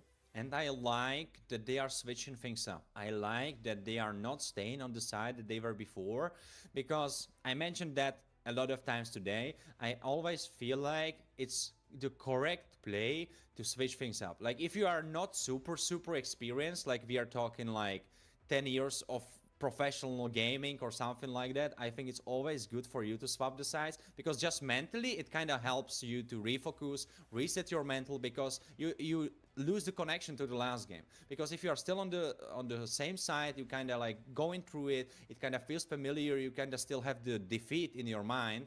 So I always feel like I am a strong advocate for switching the sides after losing. So I like the approach that Misa Esports are taking, but at the same time they are still going with the same ban. So I'm interested what will be their last ban, because before it was Juxin. Maybe they are thinking about picking it for themselves? Could be possible, or rather they would want to prioritize the Granger as well in their lane. That's where they banned out the Harriet too. We've already seen how frequently Harrods and Grangers are either picked up or they are banned out because of the priority they provide in their own respective lanes out there. That could be one way to look at it. With the CC being banned out, again, Revenant Order sticking to the bans that they did in the previous game, so kind of makes sense. But then also, as you rightly mentioned, the Jushin is opened up, Kimi is open, Farsa along with Eve as well. Got pretty good priorities. Grok too, if you think about it. Rock is truly open, but at the same time, Marina Order had no other choice but to ban Lancelot, because obviously there was no way in the reality that Misa Esports would go for Lance ban. That would just be themselves shooting themselves in the leg. Though right now, you were speaking about Grok. I think Prevent Order have to ban him. Yeah, exactly. It comes true. Because Mesa Esports, they went with the Gato ban, and that's already put in danger signals. Oh, now it's a free Grok. You have to do something about it. I think so. It should be a Jushin pick. Danny should lock it in right away instantly. It's too good to be left open out here, man. It gives you a lot of control in the entire river, constant poke and harass. Might as well not let it follow through. But if they let her go, then what else could they pick? Nice, Juxin, of course. Like, don't make Joe scared. Leave that to me, right? Because, of course, they go for Juxin. Right now, a Revenant Order will be on the responding side, and they have to come up with an idea against the Juxin. So I'm thinking, will they go for Kimi? Because they definitely need to think about locking their own mid laner. Oh, it will be Granger actually. That worked very well for them in the last game. So I see the vision. Reborn TZ was very spectacular on the pick. So makes a lot of sense. But right now, they either have to pick mid right now, or they can wait with him on their third pick before the bans. I kind of agree. They can potentially go in for an Eve pick later on, so I think so it's fine. As they lock in the Fredrin. You mean do Yeah, I'm not a big fan. Yeah, no, it's again, Jushin is actually pretty good with constantly poking out the Fred with that perfect range. So I don't know if I'm really a big fan of this pick right here, right now, because again, you got a lot more possibilities opened up. You can go for an alpha, you've got the Xborg as well. If things go out of hand, then maybe you can bring out the pocket pick of a carry for Tezuka. There's a lot of possibilities available for Misa Esports right now. But right now, they are choosing out of those possibilities. It will be Lapu, makes a lot of sense. If your opponents decided to go for the threat, of course you go for Lapu. So this kinda puts Revenant Order in a specific position where they either respond with an XP or they respond with mid. Or no, actually, yeah. Yesenshin is in the jungle, so of course, yeah, they either respond with mid or they respond with XP, and it will be mid lane. They feel like mid lane is the more important lane, and honestly, I would agree, because from the last game we could have clearly seen that Alon was holding his own against Mikazuya super well, even though he was not in a favorite matchup. We were talking about it, like Yuzong is really decent into Ruby and Ruby is on the defensive, but he held his ground very well, and he stood himself up, and he got fine through the early game. And on the back of it as well, he was able to get some nasty I'm offendeds in. And guess what? Even at the very end, it was Don't Run Wolf's King that eventually stopped up the jungler on the other side. And, on the back of it, the Oogie Shadow Kill did not land, the damage wasn't there, and the Lord was able to just end. So those were the few picks out there, but right now, Hylo's being banned out. I'm liking the idea from Revenant Order. Not really giving any kind of proper frontline to Misa. What could be the next ban out there from Misa Esports? That's a question. They can try and choke down the EXP again. But at the same time, I'm worried a little bit about one thing, and that is, of course, you get Yi if she is a formidable mid lane.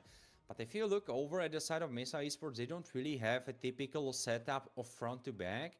They will just be kind of diving backline. So can you really catch a lot of people in the rival manipulation? That's what I'm worried about. But honestly, after my doubts that disappeared after Crave started performing, who else should deliver into this troublesome composition than Crave again? That's a big one.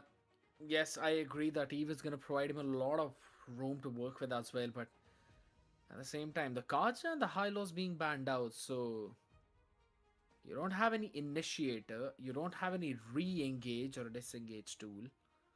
I am liking what Revenant Order is trying to do here. Misa Esports on the other end. Pretty sure it should not be an Angela ban, should it? I think so, an Angela could actually work for Revenant Order in the room right now.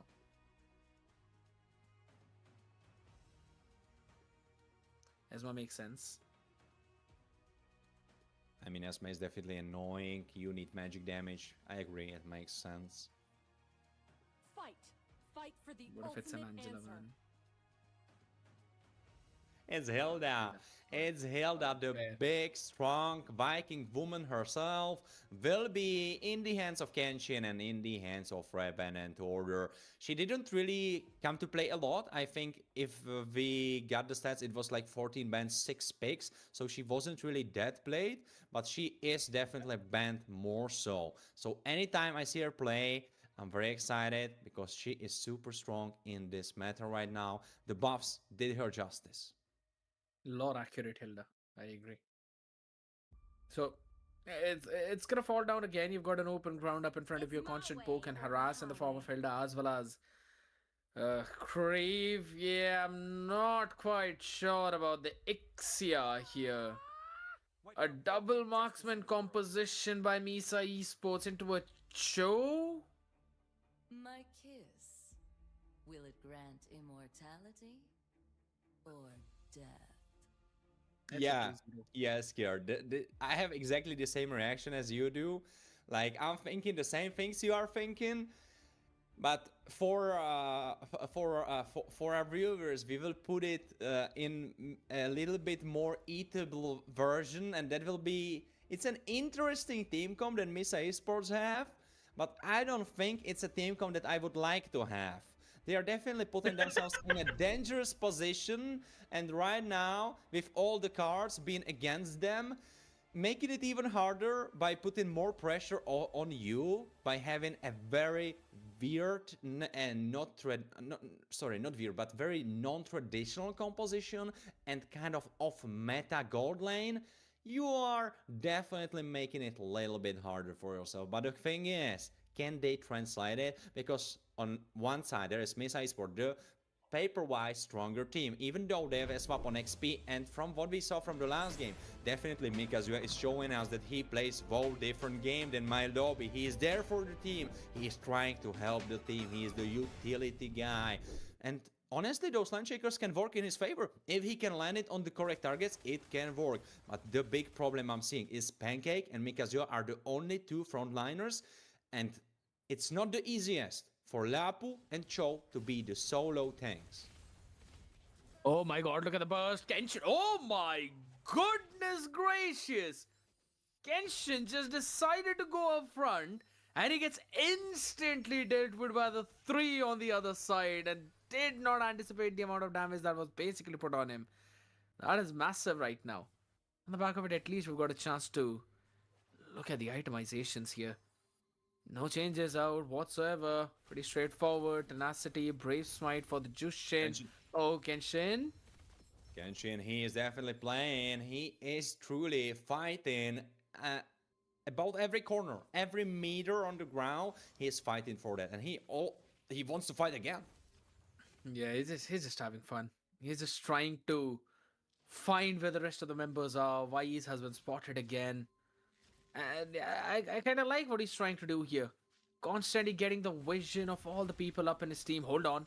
Pancake with a dangerous face check, almost getting chunked down to very dangerous HP. And in the meantime, Danny is getting poked down as well. Big players coming in, man. Kenshin is not really giving easy time to Wise in his own jungle. And I like the idea. With a Hilda, you want to be aggressive. You want to take control of that space. Denying that map control to Misa Esports, Revenant Order are making sure that the Fredrin jungle as well is working really well.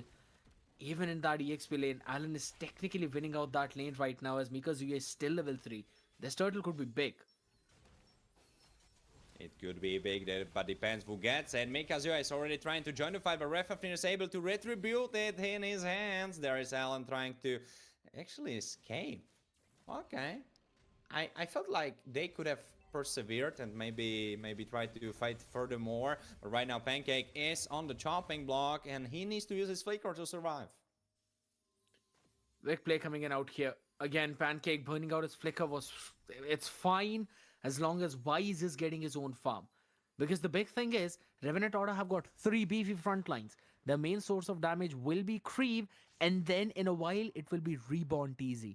So for the longer amount of time Misa Esports can stall this game, the better it is going to become for their own composition. Because a double marksman into this kind of form, oh, this is big. Kenshin got immediately bumped from existence. He disappeared. But honestly, the 2 kills for Misa Esports are kind of fake, you know? Because of course it went to B, it went to Tezuka. But Kenshin, he isn't really impacted by that. He is doing fine. Ooh, but maybe we has to say something about it, but not really. His mouth was shut by revolve manipulation. Can't really face any of that right now. Kenshin! Genshin, I feel like he is confused that he's alive for so long. I think he wanted to die again. so he's like more familiar with what's happening. Here we go. Look at Rap Fafnir. He's having his own fun time as well. Guess what? Mikazuya seems to be in a pretty precarious spot out for the bravest fighter. Line Shaker connects. Oh, there's big CC going for Alan. Alan is still alive. The ult pops. So can they get something in retaliation? Fafnir is still half HP, but he gets bursted down. He will be taken down. Mikazuya picks him off. Reborn TZ is ready to save his team, but there is no one to save. Everyone is dead. Danny will be going for Reborn. Reborn dancing around. He is truly still dancing on the knife edge, but in the end he dies. Danny with a double kill for Miss Iceport, and suddenly Miss Iceport with a 1,500 gold lead, but Crave has something to say about that. Revolve manipulation catches Danny barely by his pinky fingers on his feet. At the very last second. And even Wise had to go all the way down bottom. That means this turtle could be free for taking for Revenant Order. And they do understand that assignment too. Oh, but Pancake tries to go for Kenshin because he wanted to do him a favor and make him dead again. Alan dancing around, still the passive is popped, so he is healing himself up. But looks like no one will be dying right now. Main damage dealers were not really there, neither Wise nor Danny. So, yeah, it was eventually Revenant Order winning out. Look at top. Oh my god. Alan got destroyed. I was looking at the audience score and how did it shift, right? Prediction 75% for Revenant Order and 25% for Misa Esports. But right now it looks like Misa Esports could be coming back into the series. Mikazuya seems pretty underconfident on this Lapu Lapu right now. It seems like the previous game on the Yuzhong has eventually hit his mental, right? Oh my god. Danny may be in a little bit of a problem, but looks like he won't be needing to care about the problem anymore because he is already dead. He has been dealt with. The next to die is Pancake. And Kenshin with his super insane... Do you see his items? Did you catch it? He actually has damage. He built damage for himself. He's a madman. Oh, great! Still manages to kill Ixia. Oh my god. No surviving there, man. He's fine with brawling. Kenshin, and this Hilda, she packs a punch. And this is exactly why Kenshin went for the hammer. So he has some damage. But who else has damage? Is definitely the Reborn TZ. Who picks up Danny and now goes for Pancake. Pancake double kill for Reborn. And Revenant Order are suddenly back in the firm grip of the game. 500 gold lead for them. And if we look at the teams, they are not on the outscaling side, but they should be picking in mid game. Full barrage. Oh, Rav with a back play. He jumped from the back side of them and surprised them. And it was just enough. Kriv got the kill. Again, a bit of an off-camera play out there as it was more important for us to see Rap Fafnir running away. But guess what? In that meantime, Kriv has literally been outplaying Tezuka. Crave River manipulation forces Danny to run away. He gets burned. Is it enough? No, he was able to...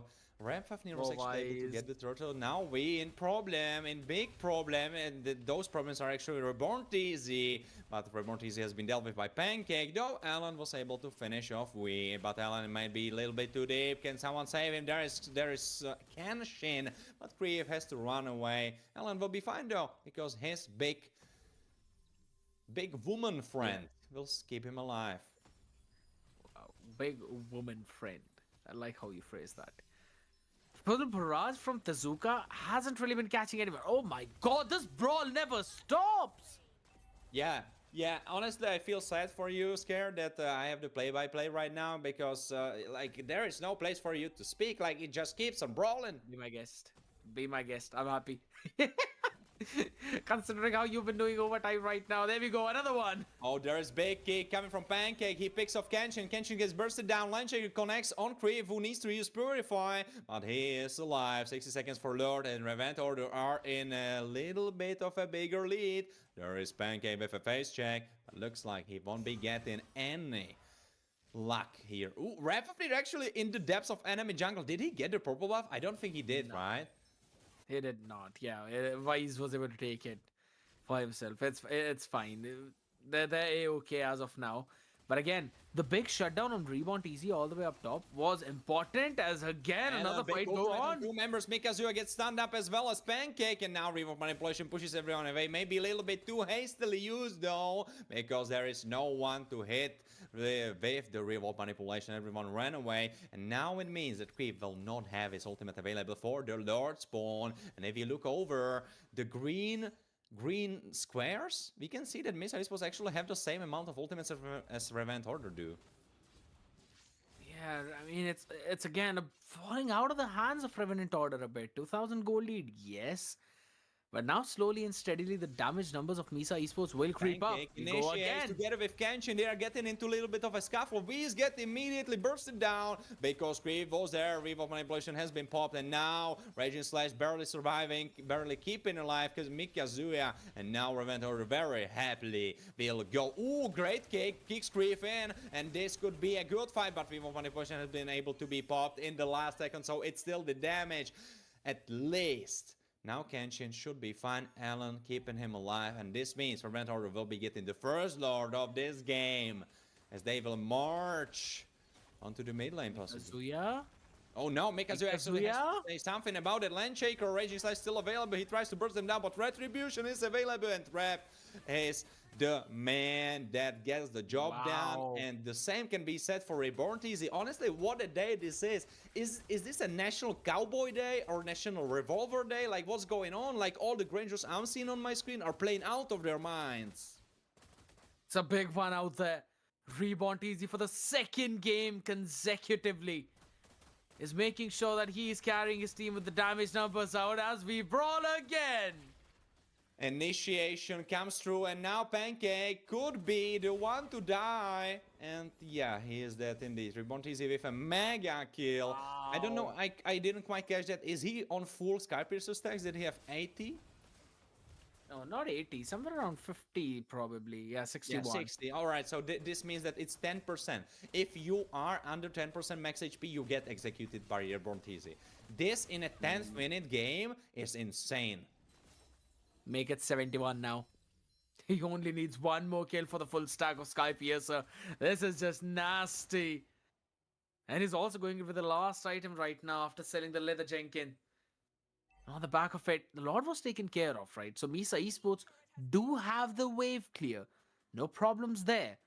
But it's just that they're trailing behind in terms of gold, that they do not have enough damage right now. No major items being built up, but the early Malefic gun for Ixia as well as a Malefic roar for Wise should help them out to penetrate through the physical defense of the Dominance Eyes as well as the blade armor coming in from the other side.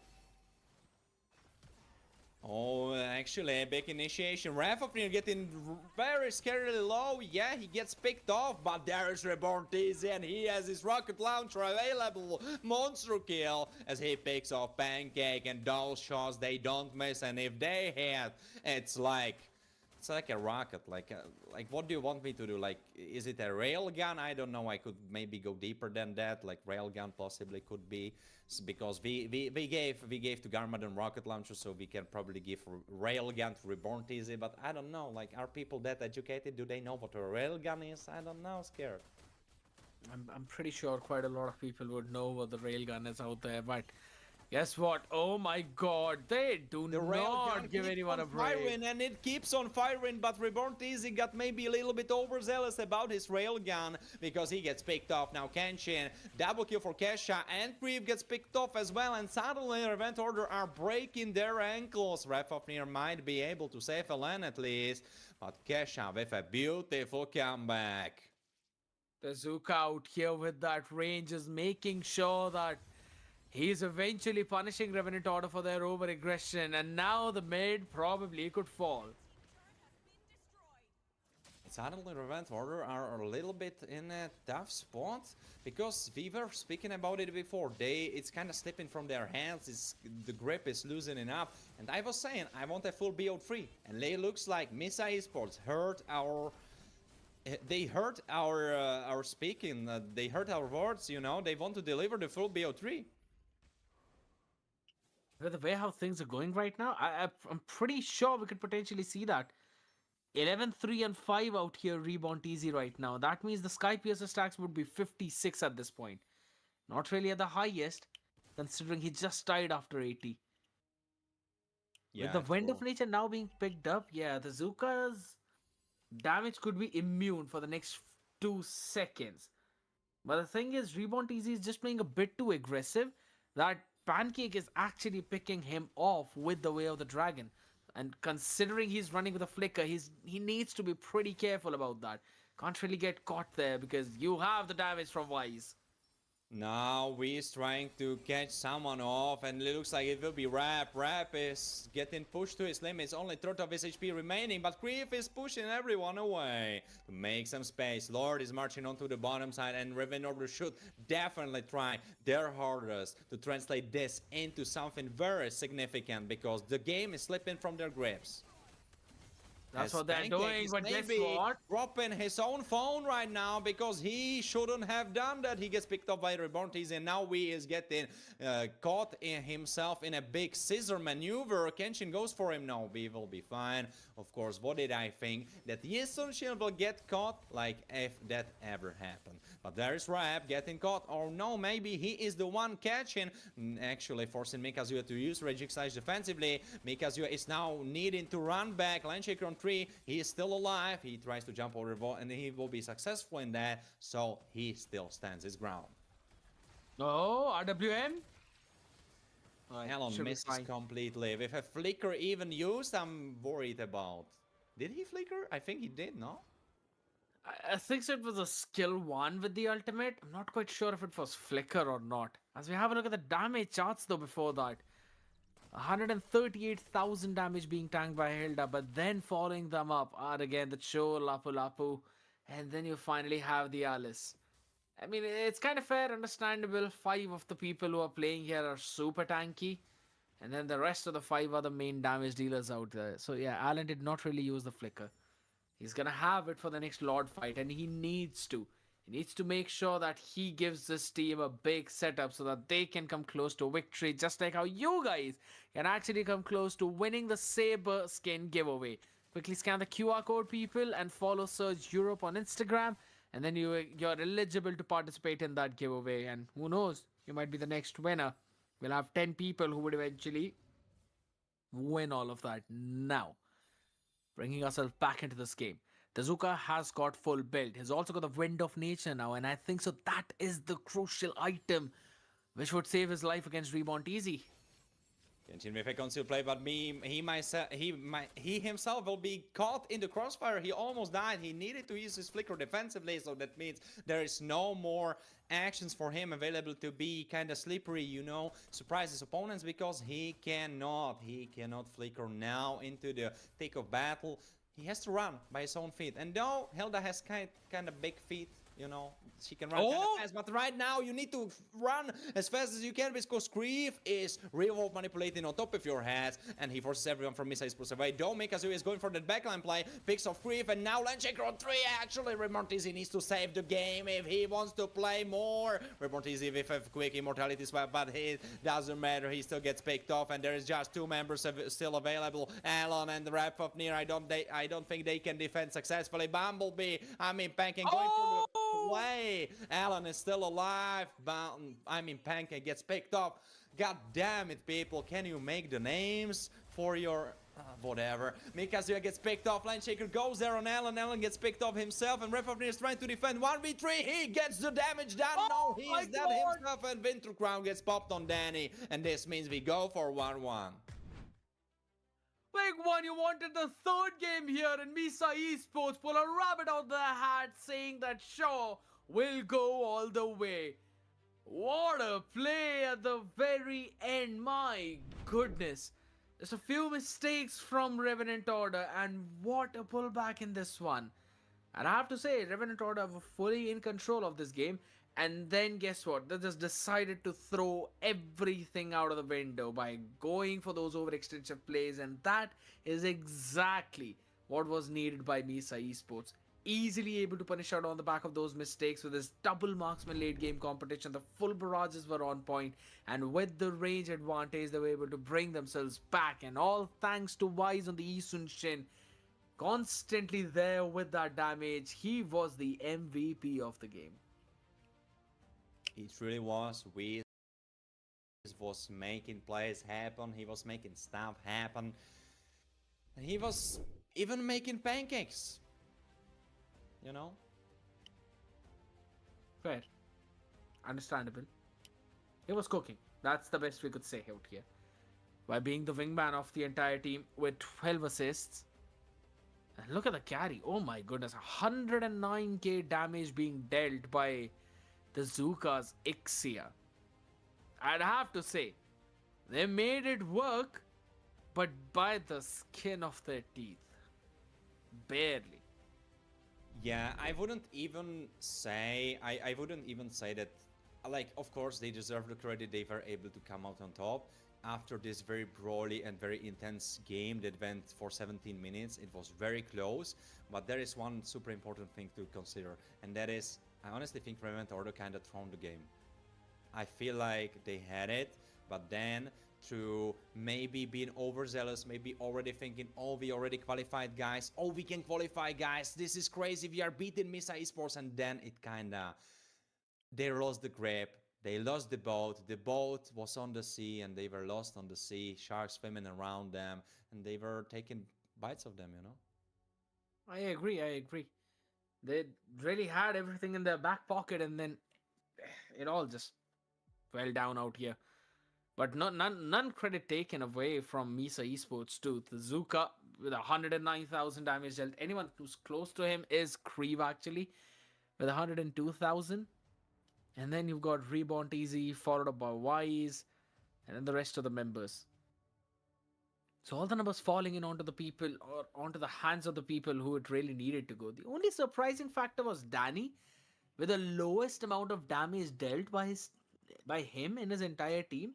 But he was being present at the moments when his team needed him to land in those Lantern Flares knockups, right? A couple of times, even Kenshin's flicker was forced out early on in that mid lane for the exact same reason because Danny was able to pull him away on this side of the wall. So, on the back of all of these things, yeah, he was able to land in the damage at the proper time at the proper person. And with that play, yeah, that's I'd have to say a good capitalization coming in from the side of Misa Esports in this one, as now they force the game number 3. True. It will be the first BO3 in our last possible BO3. Yeah. I mean, first full BO3, right? We had 2 BO3s already, but this will be the first one that will be completely full, 3 games. Yeah. I'm excited about it, but at the same time, I have to say, Rap being again on something that has no skill expression, it was so visible. Like, not score-wise, he was doing very well for himself, but him being on those heroes that can be mechanically expressed, I feel that's what makes the difference. Like, him being on Lancelot was such a crazy stuff to behold. He was making plays, he was making outplays, he was dancing around, making so much space for Reborn TZ. Whereas on Fredrin, yes, he is there, he is tanking, he did a lot of clutch plays, don't take me wrong, but he didn't have the outplay potential of Hayabusa, of Lancelot, of even Suyo and picks like that. It wasn't there. He couldn't do it because when it comes down to that, Fredrin is honestly one of the easiest heroes. There is not much you can really do to surprise your opponents. It's more so a stat check hero, it's more so a teamfight hero, but it's not a hero that will surprise you, that will do something crazy that you never expected. Predator is the type of hero who'd just simply walk up towards you and you could see it coming, but you can't really do anything in that case. Yeah, I kind of do understand. With Fredrin, you're not able to make those kind of flashy plays which you would normally make with the Lancelot or the Hayabusa. But that's again all going to be kept in the past out here. Broken Walls, the last map. And with that, we will finally find our last team to move all the way up in the playoffs and join the rest of the group, ladies and gentlemen. It is either going to be Misa Esports or it is going to be the other side, right? You could not want to waste even a single second because Revenant Order can really pull it back up. They won game number one, almost won game number two, but yes, could not close out that one. So Misa Esports now have got the chance. And fun fact, we see Revenant Order back on the blue side. That's definitely a fun fact. It's a side that was victorious for them, so I understand the sentiment, I understand the idea. Also, I would love to give some credits, and that credit should definitely go to Mikazuya. I was saying he was more utility-based player. He was kind of trying to fend for his team, be there, be that strong pillar where they can kind of rest upon. But in this second game, the turnaround where he caught Creve, honestly, he was the sole reason why that last fight worked. If he didn't catch Creve, if Creve survived, he could recall, he could buy some holy crystals and defend the base for longer periods of time and just wait for the rest of the team to respawn. But because he caught him, because he got him, that just cemented the victory in the second game for Misa Esports. So credits to Mikazuya for that play. True. I agree. Mikazuya was really solid in that position, right? I could understand as well over the fact that Creve he did everything he could to try and survive, but this is just the strength of the Lapu Lapu. He's really good at chasing you down, along with the flicker land shakers as well. He can close in a lot of gap. But again, the bygones are going to be bygones now, and I'm pretty sure the Lapu Lapu is either going to be picked up by Revenant Order or it's going to be banned out in the second phase, but you're not letting Mikazuya picked that up again on the back of it. Gato, Grog, CC banned. Lance Jushin and Baxia should be the next one. Baxia would be all according to plan, according to what we saw before. Though Heritage is still open. And Reborn TZ has shown us that he is on top of his game. And Rapofnir, even though he all the time is striking Reborn TZ every time we have him on the interview, I definitely know that he knows that Reborn TZ has his back, and he had his back in the first game, he had his back in the second game, and I think Reborn TZ is the highlight for the event order. I think all of them are playing very well. I think all of them are stepping up today. But Reborn TZ is a highlight for me, so I definitely think they need to consider giving him a decent hero to carry with. And right now it cannot be Harit. All right, Baxia first pick, but that troubles me a little bit because that means that probably Rapofnir will not be on a flashy hero. He will be on the tank duty. That's also the thing if that Basha is put up in the jungle position, right? There could also be a possibility of Kenshin picking it up. Just be annoying, just like how he was with the Hilda. And Creve could also pick something up that is a bit more of an individual player in that mid lane, could sustain without the Basha and also go in for a proper support as well whenever they're going in for any kind of dive. Gato should be the answer. Granger being picked up early on this time. They want to deny it to Reborn TZ. I like the idea. Harith Van pick the Granger up, have the priority in the gold lane. And they've already locked in the E for Danny. So they're kind of going in towards that kill box composition like the first game in which they picked it up. Balance as all things should be, right? 18 bans, 18 picks, 50% win rate. I mean, it's just right on the nose. Like, is it scripted, Scare? Like, how is that possible? 18, 50%. That's like right out there. Yeah, that's what I was about to say, right? That's the thing. It's gonna be a big one. Mathilda logged in though. Misa Esports, if I'm not wrong, they were kind of banning her out every single time. Yeah, now finally being picked up along with the Lapu Lapu. I'm liking what Revenant Order are doing because with this, the real world manipulation will not be as useful as you would want it to be. Also, I love Alan being on Lapu. I think he can definitely deliver a lot.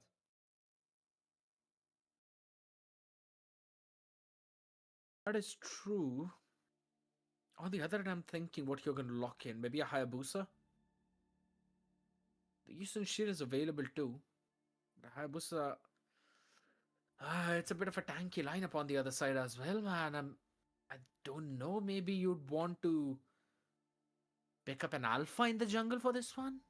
They call me a hero because I saved my nation from falling apart. Alright, for Misa Esports, it's Yesun Shin. Okay. So they are definitely liking their Yesun Shin in hands of Wii. He got averted MVP for last game. I believe that's how it was. And rightfully so. He was the pillar of the team. Right now, the question is, what will go in the hands of Reven Order? Right now, we are looking at them picking... Banisma. Yeah, of course, we have the bans, but they need to finish up their composition. Yes, Misa Esports will be picking before them. But if we are looking at Revent Order, they definitely need to think through what they want to go for, and probably Misa Esports will make it hard for them because they can ban mid laners, then they can ban gold laners.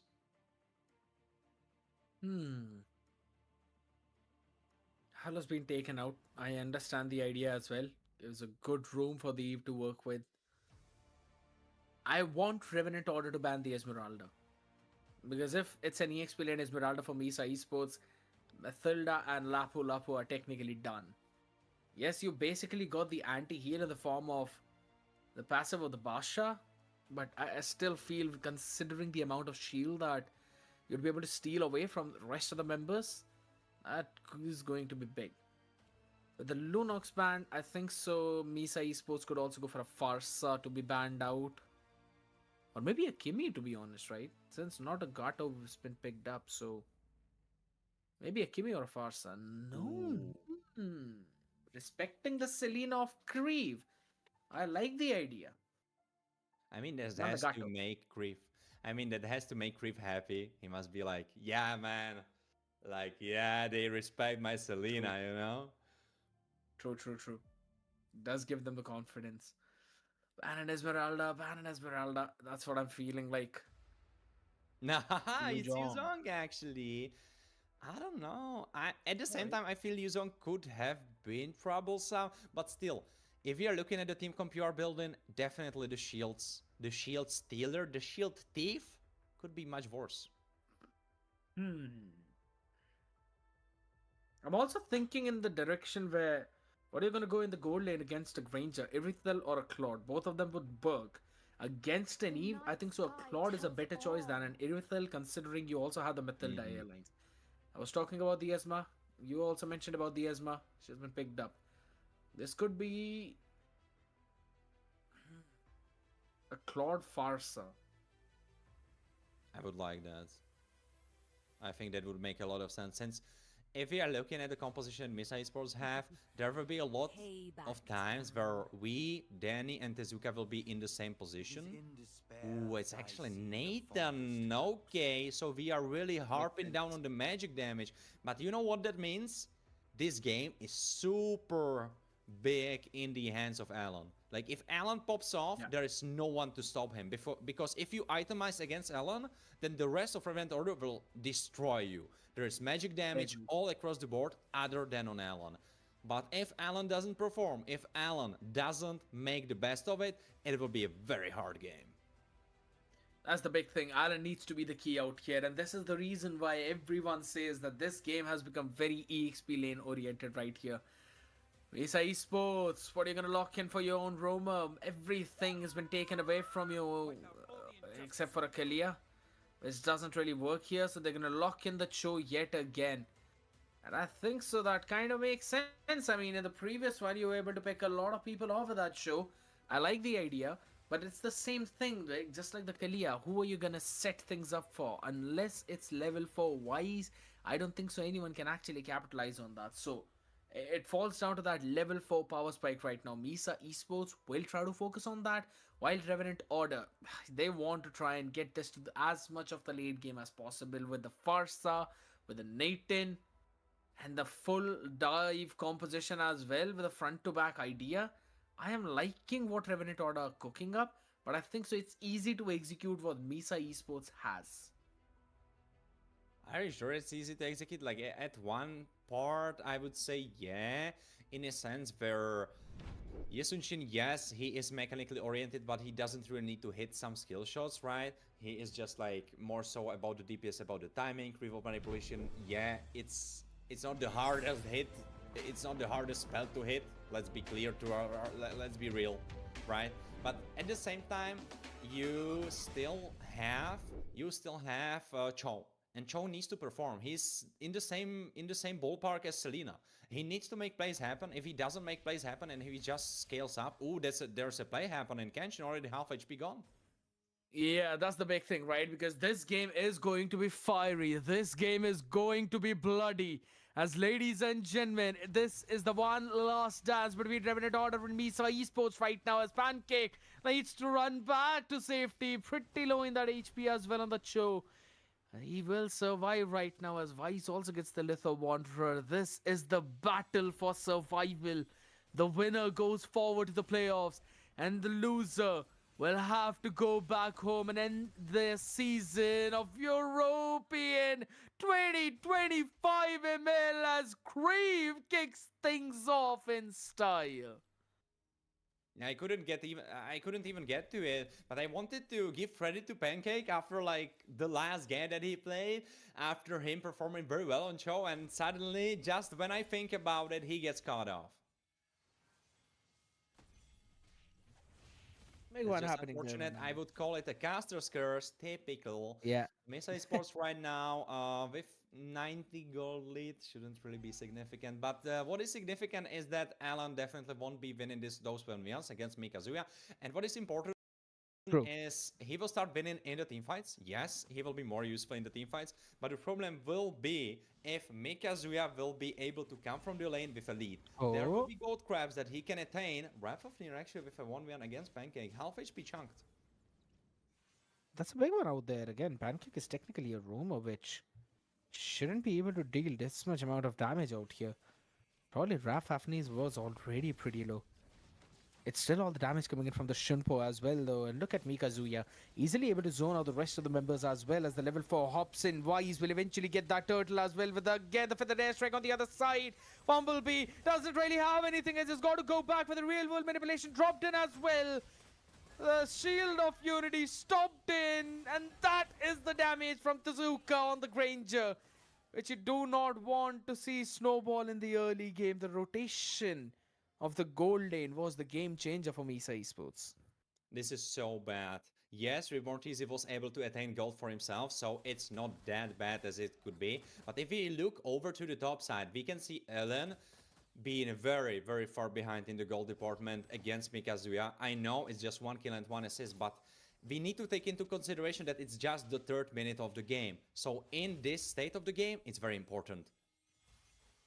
And right now, what's more important is also the Circling Eagle, which was on Bumblebee. And guess what? Pancake, in an attempt to set things up, will wait out the Purify. But guess what? Creve all out alone with a feathered airstrike. Eventually getting caught by Wise. And Wise is doing such a fantastic job finding this birdie in between the cluster. By the way, I have to give credits to Ellen's itemization. Ooh, audience, they don't really believe in Revent Order. What a shakeup it was. I feel it was definitely much more in their favor before the second game that happened. But yeah, I understand the second game they were not able to close it out. Now Kesha could be getting caught. Big one yet again. The man not able to survive. Tezuka. And I think so. This time, Misa Esports understand the assignment that they've got to make sure that Tezuka survives. And on the other side of the spectrum, it's also Revenant Order knowing what they need to do. All they need to make sure is that they actually pick Tezuka off early on and they can stop that early game snowball. Talk to me about the items out here quickly, Warren. No, absolutely. I love what Alan is doing. He's trying to build towards the dominant size, right? Because that will be super important against Mikazuya, especially now when it has the magical defense. But now the fight is happening. Absolutely, with the feather airstrike all the way up on top. Vice has been taken down, make it the second as Mikazuya falls as well, thanks to Reborn TZ joining the fight this time, as Tezuka is pushing the gold turret in the bottom side. And this is the strength of a Basha on the jungle position. We'll talk about that again. The real manipulation. The Mathilda Alliance was almost there, but the damage from Pancake on this Joe, even if it's Rome, you know, it is pretty high. Damage is definitely higher for the side of Red Oh, Order, you wanna though. dive? Will it be enough for this dive? Yeah, I don't really think they should have gone for the dive, but guess what? After getting that tier 1 down, or rather on the top side, I think so that was a pretty good decision. And fun fact, you thought Alan was making a dominant size. He goes ahead to make a radiant armor. And right now, a bit more of a skirmish, hopping in with the falling star moon used up, but the entropy from Reborn TZ was there. So was able to get himself back to safety. Danny pretty low in the HP with the Shield of Unity and the Landshaker. The Chain CC on top of the Eve, sending her back to the dimension she came from. A big play by Revenant Order, and guess what? They want to try and catch Wise as well, all the way down. But he's a bit too sleeky guy. Will be able to run away and steal the Go Crab. It's definitely surprising that Miss Esports are still in the gold lead, even though they are lacking in the department of their kills. Though it's important to say that they have the turtles. Though if you want to get something for yourself, maybe even something of a gold lead in real life, you can join the Venom tournament to get yourself some prizes, so you don't have to pay for it with real money. But you know who else had to pay with something real? Creep, with his real life for that. Yeah, that's out here, and it's not the only one. This time, Genshin will also join him as well. Alan was able to take one off all the way up towards the top side during the fight in the bottom lane. But at the end of the day, that was just a consolation. The mid tier 1 is also going to fall, and that is going to give Misa Esports the jungle access of Rap Fafnir. Wow. Yeah, I don't know if I'm liking it. Like, yes, Alan? are playing a decent game. Alan with a 1v2. Oh, a big flicker coming in from Danny. And now on the back of it, now Alan seems to be in trouble. But guess what? The bombardments up on top. The artillery. The air support. Revenant Order picked Danny off as well on the back of that flicker which was used up. Now the turtle did not go for Revenant Order, but it's still Misa Esports with a lead of 801 gold. Yeah, but it's what we talked about before. It's kind of fake gold lead, you know, because Event Order are winning across the board, and Mesa Esports are just able to still evade the turtles. So it's not really telling the whole story, because if we look at the separate players' XP and separate players' goal, we see 2 items on Reborn TZ. Of course, yes, there are 2 items on Tezuka as well, but you have to take into consideration that the items that Tezuka went for are so much cheaper. I mean, especially the Sky Piercer. It's so much cheaper than that. Oh, yeah. Catch on Mikazuya. He gives killing spree to Reborn TZ. That means more items. That's a big man. Reborn TZ is just insane. On the back of it out there in mid lane, you wanted to go for the chase as well, but Wise was able to run back. Guess what? Not far enough! As there's Alan Lapu Lapu on top of the Yisunshin. The Fleet Admiral's ship has been sunken beneath the Bermuda Triangle here. You cannot sail in these oceans where the bravest warrior lands. Alan is yet again the big front line for the team as the feathered airstrike popped in as well to try and zone them out of the tier 1, but they still want to defend. Not really quite for the long time out here, with the Landshaker not being used by the bravest fighter. Yes, and with that, you have the mid tier 1 falling. We can see the initiation from Alan continuing upon Rapfafnir getting the kill on top of we. It's super important that this is happening because we were talking about it during the draft. Alan has to perform, and he is performing, he is cooking, and I love what he is giving us. Big one here, man. Because again, we talk about Alan and we directly mention that this dude is one of those top playmakers of his team, and if he performs, that everything gets pretty easy for the entire team right now. But I'm pretty sure it's a bit more difficult to take this Lord now. Entropy used up as well. Real elimination dropped in, but everyone's just outside of it, and they want to chase Cupcake down as he's got nowhere to run away. Unstoppable for Alan on the Lapu Lapu as Mikazuya gets isolated towards the Lord, but still kiting around everything. He's able to sustain through it all. Wise is here. He wants to hop in. The Zuka as well on that Granger. He's just making sure that everyone's going to be pushed back with the low HP. Mesa Esports are buying themselves some more time. They are buying some time indeed. But will it be enough? If we look over on the compositions, are we even sure that they are outscaling right now? Lord half HP, there should be an action happening in River. Yeah, right now the big circling eagle coming in because Zuya is going to be troubled up out here as Tiny picks up Rafafni. That's the retribution gone away, and Vice will win out the battle. Not even a 50-50, but only to be taken down by the Nathan on the other side. It's a 1-for-1 trade for Jungle and Jungle, but on the back of it, Misa get the Lord. Hold on, Cupcake goes in, but the Purify used up already by Creep with the Falling Star Moon and RWM. A massive play from Danny. And on the back of it now, Alan is stuck in between everyone. Flicker burned up too as he has nowhere to run. And the shutdown will go to Tezuka. Double kill for the Granger, finally stacking up on the Sky Piercer as the Lord marches down in mid. I think we were looking at this game wrong the whole time. This is not really the story of Event Order coming out on top and beating Mesa Esports. This is a story of Mesa Esports waking up and coming back into this game because Mesa Esports are right now on the horse, 2,000 gold lead in the game. Yeah, the shield unity used up right now. Cupcake up in between 4 people. Gets that knock up. No Purify this time for the Falsa. So it's all the way out the middle. But Rebound TZ is the main man who gets the first one. 6-0 and 1 on this Nathan. This man is just wreaking havoc. But it's just that his team is not able to win the team fights. Reef, unfortunately, has been picked off by Pancake, so he was the first to Oh die. my god. Big one coming in as well, though. But again, no Falling Star Moon on the other side right now just yet. So they're still going to be safe. And as soon as I was saying that, it was used up. But the Holy Shield out there on the tower would still help them out clear out that way. 5 more seconds left for it. So better use it than let it go to waste. Absolutely, but right now it looks like Event Order are wasting their opportunities because the game, the longer it goes, does it get better for them? Maybe it does because Reborn TZ, he is super strong and he should be outscaling Cash Out. I agree. But it's just the thing that there's also a double marksman on the other side, right? So you can't really count out Wise on the Yi Sun Shin.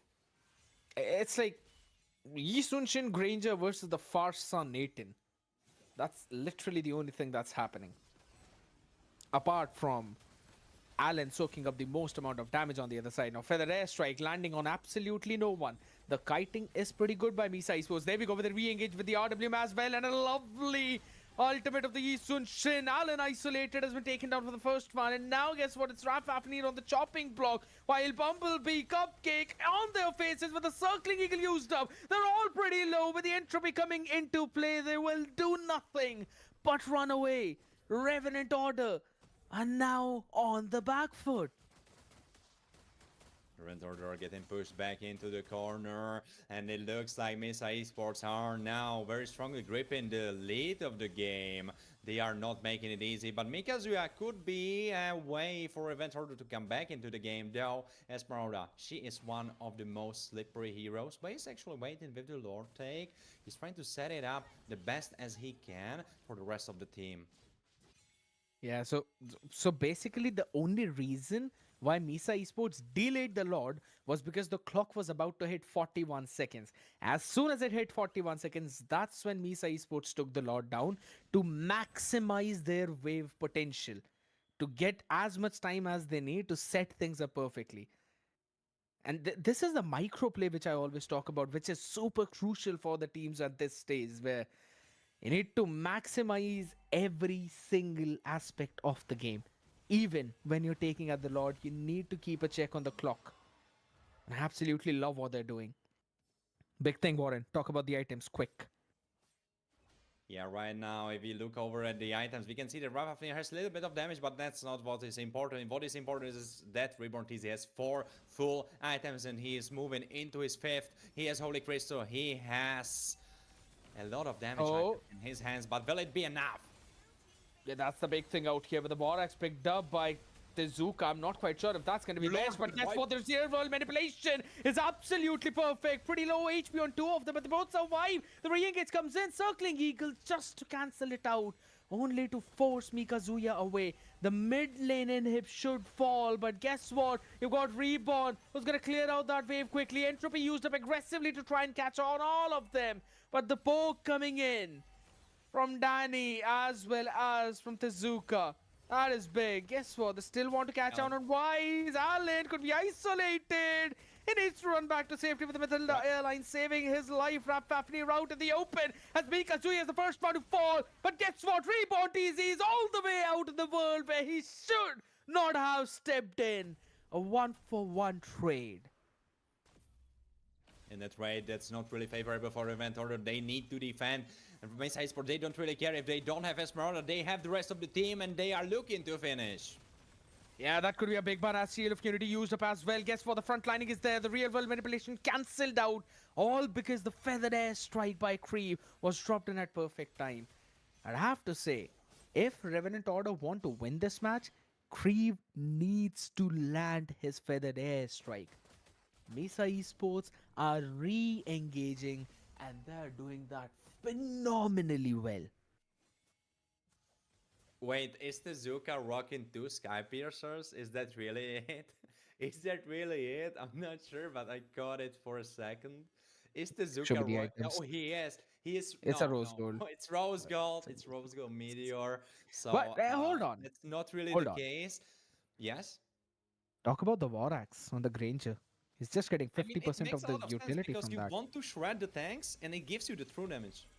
So it makes That is so much sense. But what is super important is if Reborn TZ can pull through these fights, he cannot get caught. Oh, absolutely. But guess what? It's Kenshin who's being the first one to get caught out there in the open as well with the falling Star Moon. Maybe Reborn TC could be the second one thanks to the Way of the Dragon. He's been shut down too. And guess what? This could be it for Revenant Order. Allen is trying to buy as much time as possible for him as they've got nothing to clear this wave. It's Mesa Esports with the massive comeback in game number 3. What a way to pull things off. Mesa Esports lose the first one only to win the next two. Damn, what a series this was. I wanted a full BO3, but this at all. This had tears of happiness, this had joy, this had sadness, this had intense moments, this had funny moments, this had crazy moments. But unfortunately, in the end, only one can prevail and only one can join the rest of the top 8 of the whole European leaderboard of the whole European competitive MLBB scene, and that will unfortunately for Revenant Order be Mesa Esports. They came all through the last chance qualifier, and when we first look at them we thought to ourselves, well, they got it in the bag. There's no reason for us to worry about their performance, but they started with a loss because they were not able to be ready for the game. There were some technical difficulties. They immediately got thrown into the 0-1 situation. Then they pulled through, beat Omni Knights. Then they were beaten down by Teeny Bamboozle that unfortunately are already out of the whole playoff. They didn't continue, they didn't go through because they got beaten by Ake in the end. So maybe lucky for Mesa because Teeny Bamboozle took the bullet in the form of Ake and Mesa got through Honor, and then they matched up against Revenant Order. And even though Revenant Order didn't make it easy, they made it as hard as they could. In the end, Mesa Esports prevailed, and honestly, the swaps in their roster, I guess it really works. I'd have to say probably it did. It wasn't easy, but yes, it worked out really well. Out here though, having a look at the achievements of this game, richest and the carry is going to be Tezuka. While on the other side, you're gonna have Fafnir and Kenshin as the wall and the wingman. So you could see the control that Revenant Order had early on, but it was Mesa Esports to steal this one game away from them as well. And I'd have to say, it was in the mid game when they started to realize that they have got a very good re-engage composition where all they need to do is wait for the feathered airstrike, wait for the entropy to run out, and then Danny drops in his real world manipulation and they go for a full re engage. And it worked out wonderfully for their side. I agree, but at the same time, I have to harp on one fact again, and that is Rap not being on a carry hero, not being on a not really carry hero, but being on a hero that has the outplay potential. I've been yapping about it for the longest time, on and on and on. But look at the facts. First game, he was Lancelot, they won. Second game, he was on Fredrin, they lost. And third game, he was on Baxia, and they lost again. It's just the facts, it's just the math, it's just the numbers. And I'm pretty sure that it's not something Revenant Order would want to see right now. I have to say, Reborn TZ also had the full build, right? But it was that one last way of the dragon by Pancake which actually caught him. And then he could not do anything in that fight. You mentioned about him as well during that engagement. That Reborn TZ is getting caught, he's off position. And that's when Pancake actually found him. So they did not really get the perfect opportunity to set a play up with him, but they had the perfect chance to close it all out. And on the back of it, man, Mika Zuya, with the amount of damage that he was taking for his team, 165,000 on an Esmeralda. I called for it, Warren. You mentioned about it as well. The Esmeralda pick in this game would be just wonderful. And that's exactly what Misa Esports pulled off. You did indeed, we both did. Though, as I love to do, when we have to say goodbye to our teams, I always want to go through the good stuff that they made happen, through the good plays that they made happen.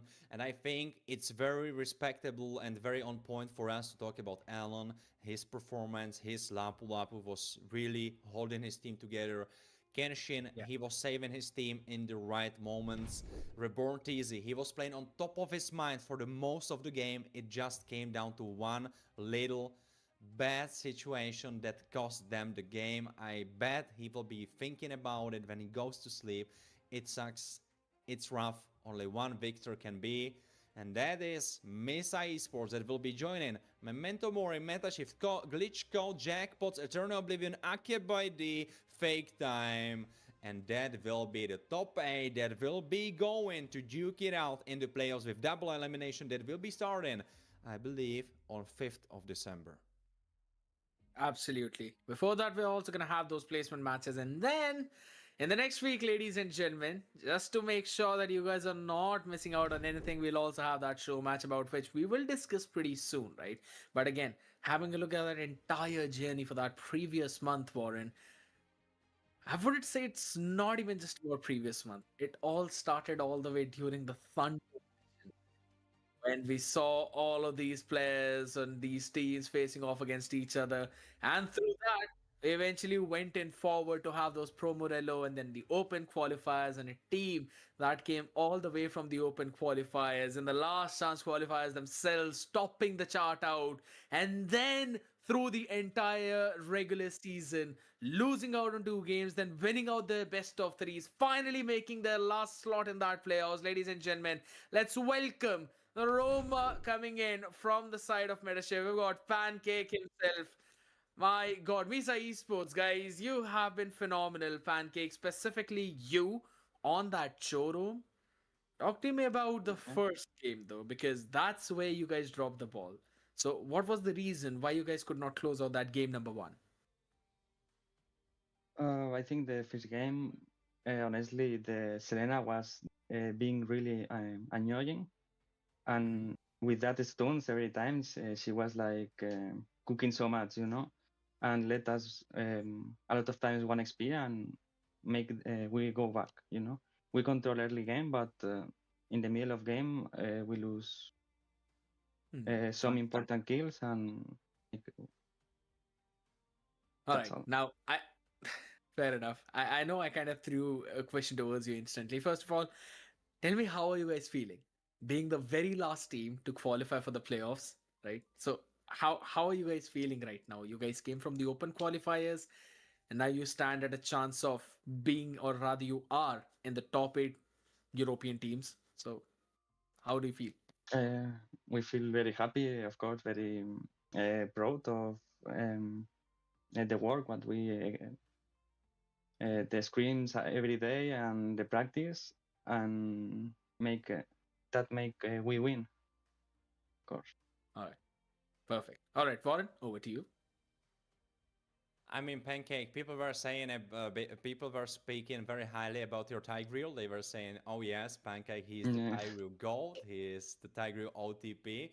So when you logged in Tigreal, I knew it will be a great game. But after you logged in Show, I was a little bit on the edge. I was thinking like, will it work? Will it not work? You made it work so wonderfully. You made the right calls.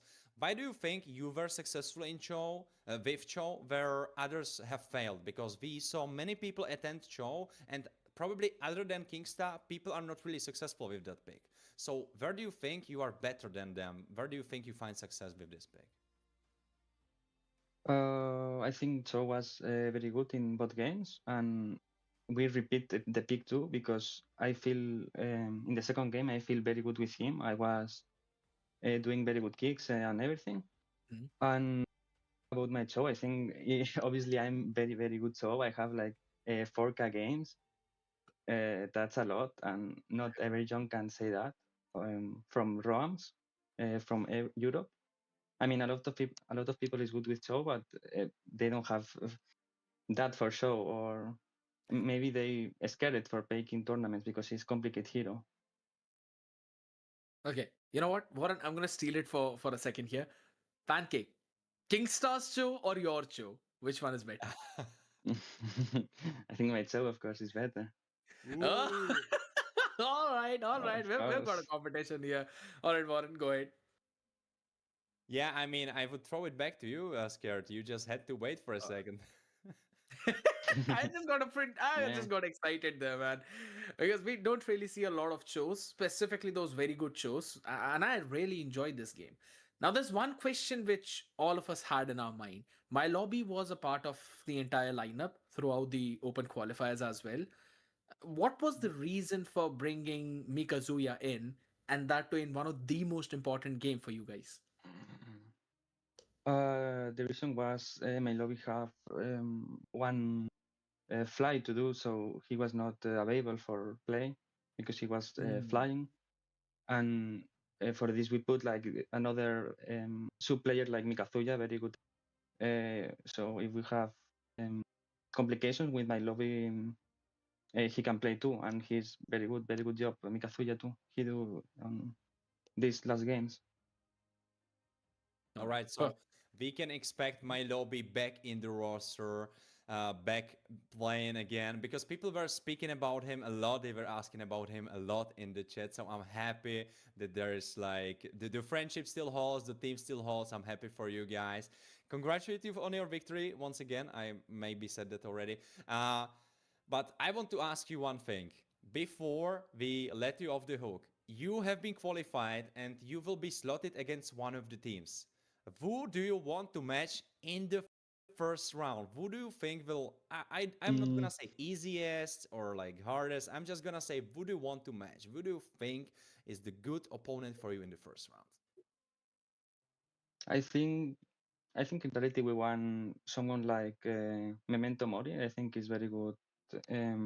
I think they're doing very good at this time right now. They playing good. Yeah. Okay. Oh, we already have the Um, leaks, so they know. They know, all right. Really? Oh, very good then. I like it because Bullseye. it's very good match. Damn, you sniped it, Pancake. Like you are not just good with show, you are sniping it all around. Big, nice one. All right, all right. So you kind of wanted to face against Momentum Mori. We're probably gonna have that as well. Yeah. All right, Pancake. I know that you guys have been through a lot through this entire journey. Is there anything that you want to tell your viewers? The stage is all yours. Yeah, of course. Thanks for everyone who was watching the games and for the support. And I have to make a special for the special supporters are this my lobby community is Lithuanian community. They are very good people. Support us every day, and I want mention them. Perfect. All By right, the way, Pancake. if you have something else on your heart and you would feel more free to speak in your native language, you can go for that. We also gave that option before. So if you feel more comfortable speaking in your native language, you can go for it and speak like that. You mean some words for the Spanish people? Yeah, you can Go for it. go with Spanish, right? Because Okay. of course not everyone is comfortable with English, so you can go in Spanish. It will be fine. So just throwing it out there if you want to go for it. Of course you don't have to. It's up to you. Yeah, obviously. Quiero decirle muchas gracias a todo el mundo que ha visto las partidas, que estamos muy contentos de que dos jugadores españoles hayan clasificado a la parte final del torneo. Y quería mandarle un saludo especial al Blackness, que me está viendo y me está siempre apoyando. Y decirle que, bueno, que buenas partidas al Levi, que es el que ha jugado antes, que ha perdido. So sweet, my man. So sweet, Pancake. All right. Thank you so much. It was a pleasure to watch you play out there. Super amazing. And congratulations again to Misa Esports for winning this one out. And good luck for your playoffs games now. Thank you so much for hopping here. Thank you so much, guys. Very good job. Thank you so much, man. It's fun. Finally, we've got the top 8 out here, and it was Misa Esports. Fun fact, both the teams who qualified from the open qualifiers, right, Meta Shift and Misa Esports, they have made it up in the top 8. Can you see how big that is? That's insane. You throw them to the wolves and they come back stronger. They come back with a wolf belt on their back. And the fun fact is, if I'm not wrong, I believe there are only 2 or max to max 3 teams from Thunder Division who are still in the top 8. And you've got Jackpots, you've probably got Arke. There's quite a few teams, ladies and gentlemen. So let's have a look at the playoffs brackets itself right now. It's Momentum Mori taking on Misa Esports. Jackpots will be up against Glitch Code. Meta Shift against Arke, and then we've got Eternal Oblivion taking on Fake Time. It's as you rightly mentioned, the brackets are going to put you all the way up in this double elimination bracket. The winners go all the way up, the losers go down, and then we continue to finally have our champion on 14th of December. Lock all of these dates, people, because it's going to get wild in the next 3 weeks. Honestly, like, I know it's kind of soon. It's kind of soon, right? Oh, wait, it actually not, it's not soon, no? We are... Yes, we will be playing tomorrow, no? Am I seeing that? Yes, we will be playing tomorrow, so that's so hype. We will be having tomorrow Memento Mori against Misa Esports, Jackpots Glitch Code, Metashift against Ake, and Eternal Oblivion against Fake Time. And I have to say a couple of things. Rightfully you said, only 3 teams from Thunder Division are still alive and well in the playoffs. So that's super interesting, even though from Thunder Division we had 6 qualified teams, right? And we have 2 probably, right? Just Arke and Jackpots. No, I think Memento Mori didn't. Memento Mori were in the promotion relegation. Wait, wait, you are right. You are absolutely right. Oh, it's been so long, I forgot. Yes, you are right. You are absolutely right. That's insane. That's insane story. So this just speaks volumes about the power of teams that were in Promo Relo, because even though you could have looked at Thunder Division and be like, oh yes, this is the toughest team, well, apparently they are not, because only Jackpots and Ake survived, and Ake didn't even make it through Thunder Division. They were just part of Thunder Division, but they made it through Promo Relo. So basically we can say only 1 team is left alive from Thunder Division. This is insane stats, I have to say, because Minerva Fury gone and dusted, Omniglitch done, Stolen Angels done, White Kids gone, Revent Order gone today as well, unfortunately, Eternal Oblivion still alive, Ake, Glitch Code, and Memento Mori, and Fake Time. Literally, the only team that didn't make it is Tine, Bamboozle, and they were this close to making it. I agree, just 1 win. And fun fact is that they were facing against Arke themselves. So yeah, I'm pretty sure anything could have happened there, man. This is just nasty. And fun fact, both the teams that made from open qualifiers have also made it all the way up here. So I mean, the conversion rate is absolutely 100%, and this is massive, ladies and gentlemen. It's gonna be a long, long day tomorrow for a best of threes, which are not gonna end early considering it is the playoffs. A lot of things to be said, a lot of things to be done, and a lot more to be watched. The action continues tomorrow at the same time. Make sure you subscribe to the channel and follow Surge Europe on all the social media platforms, and also hit the follow on Synchro, Warren, as well as me, so that you guys are eventually updated about the same thing. Now the action continues tomorrow of the playoffs. Till then, bye bye. Have a good night.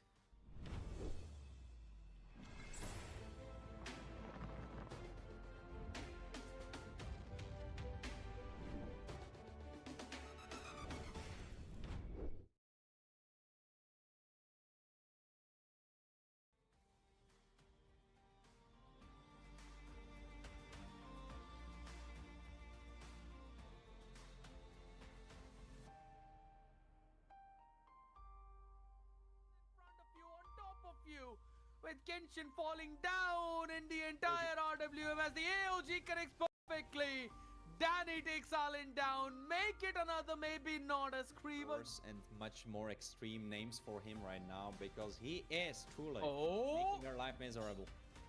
holy smokes, it's Genshin that's being bursted down, for God's sake.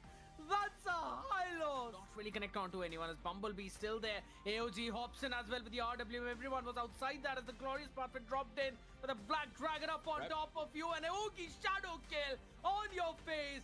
Nowhere Revenant Order can survive as it's Kenshin who falls. He is the man. He's got all 4 items built up, and in the back line, holy smokes, the Zuka not being able to survive as another pull on this Dragon Hobson. Reborn finally getting activated.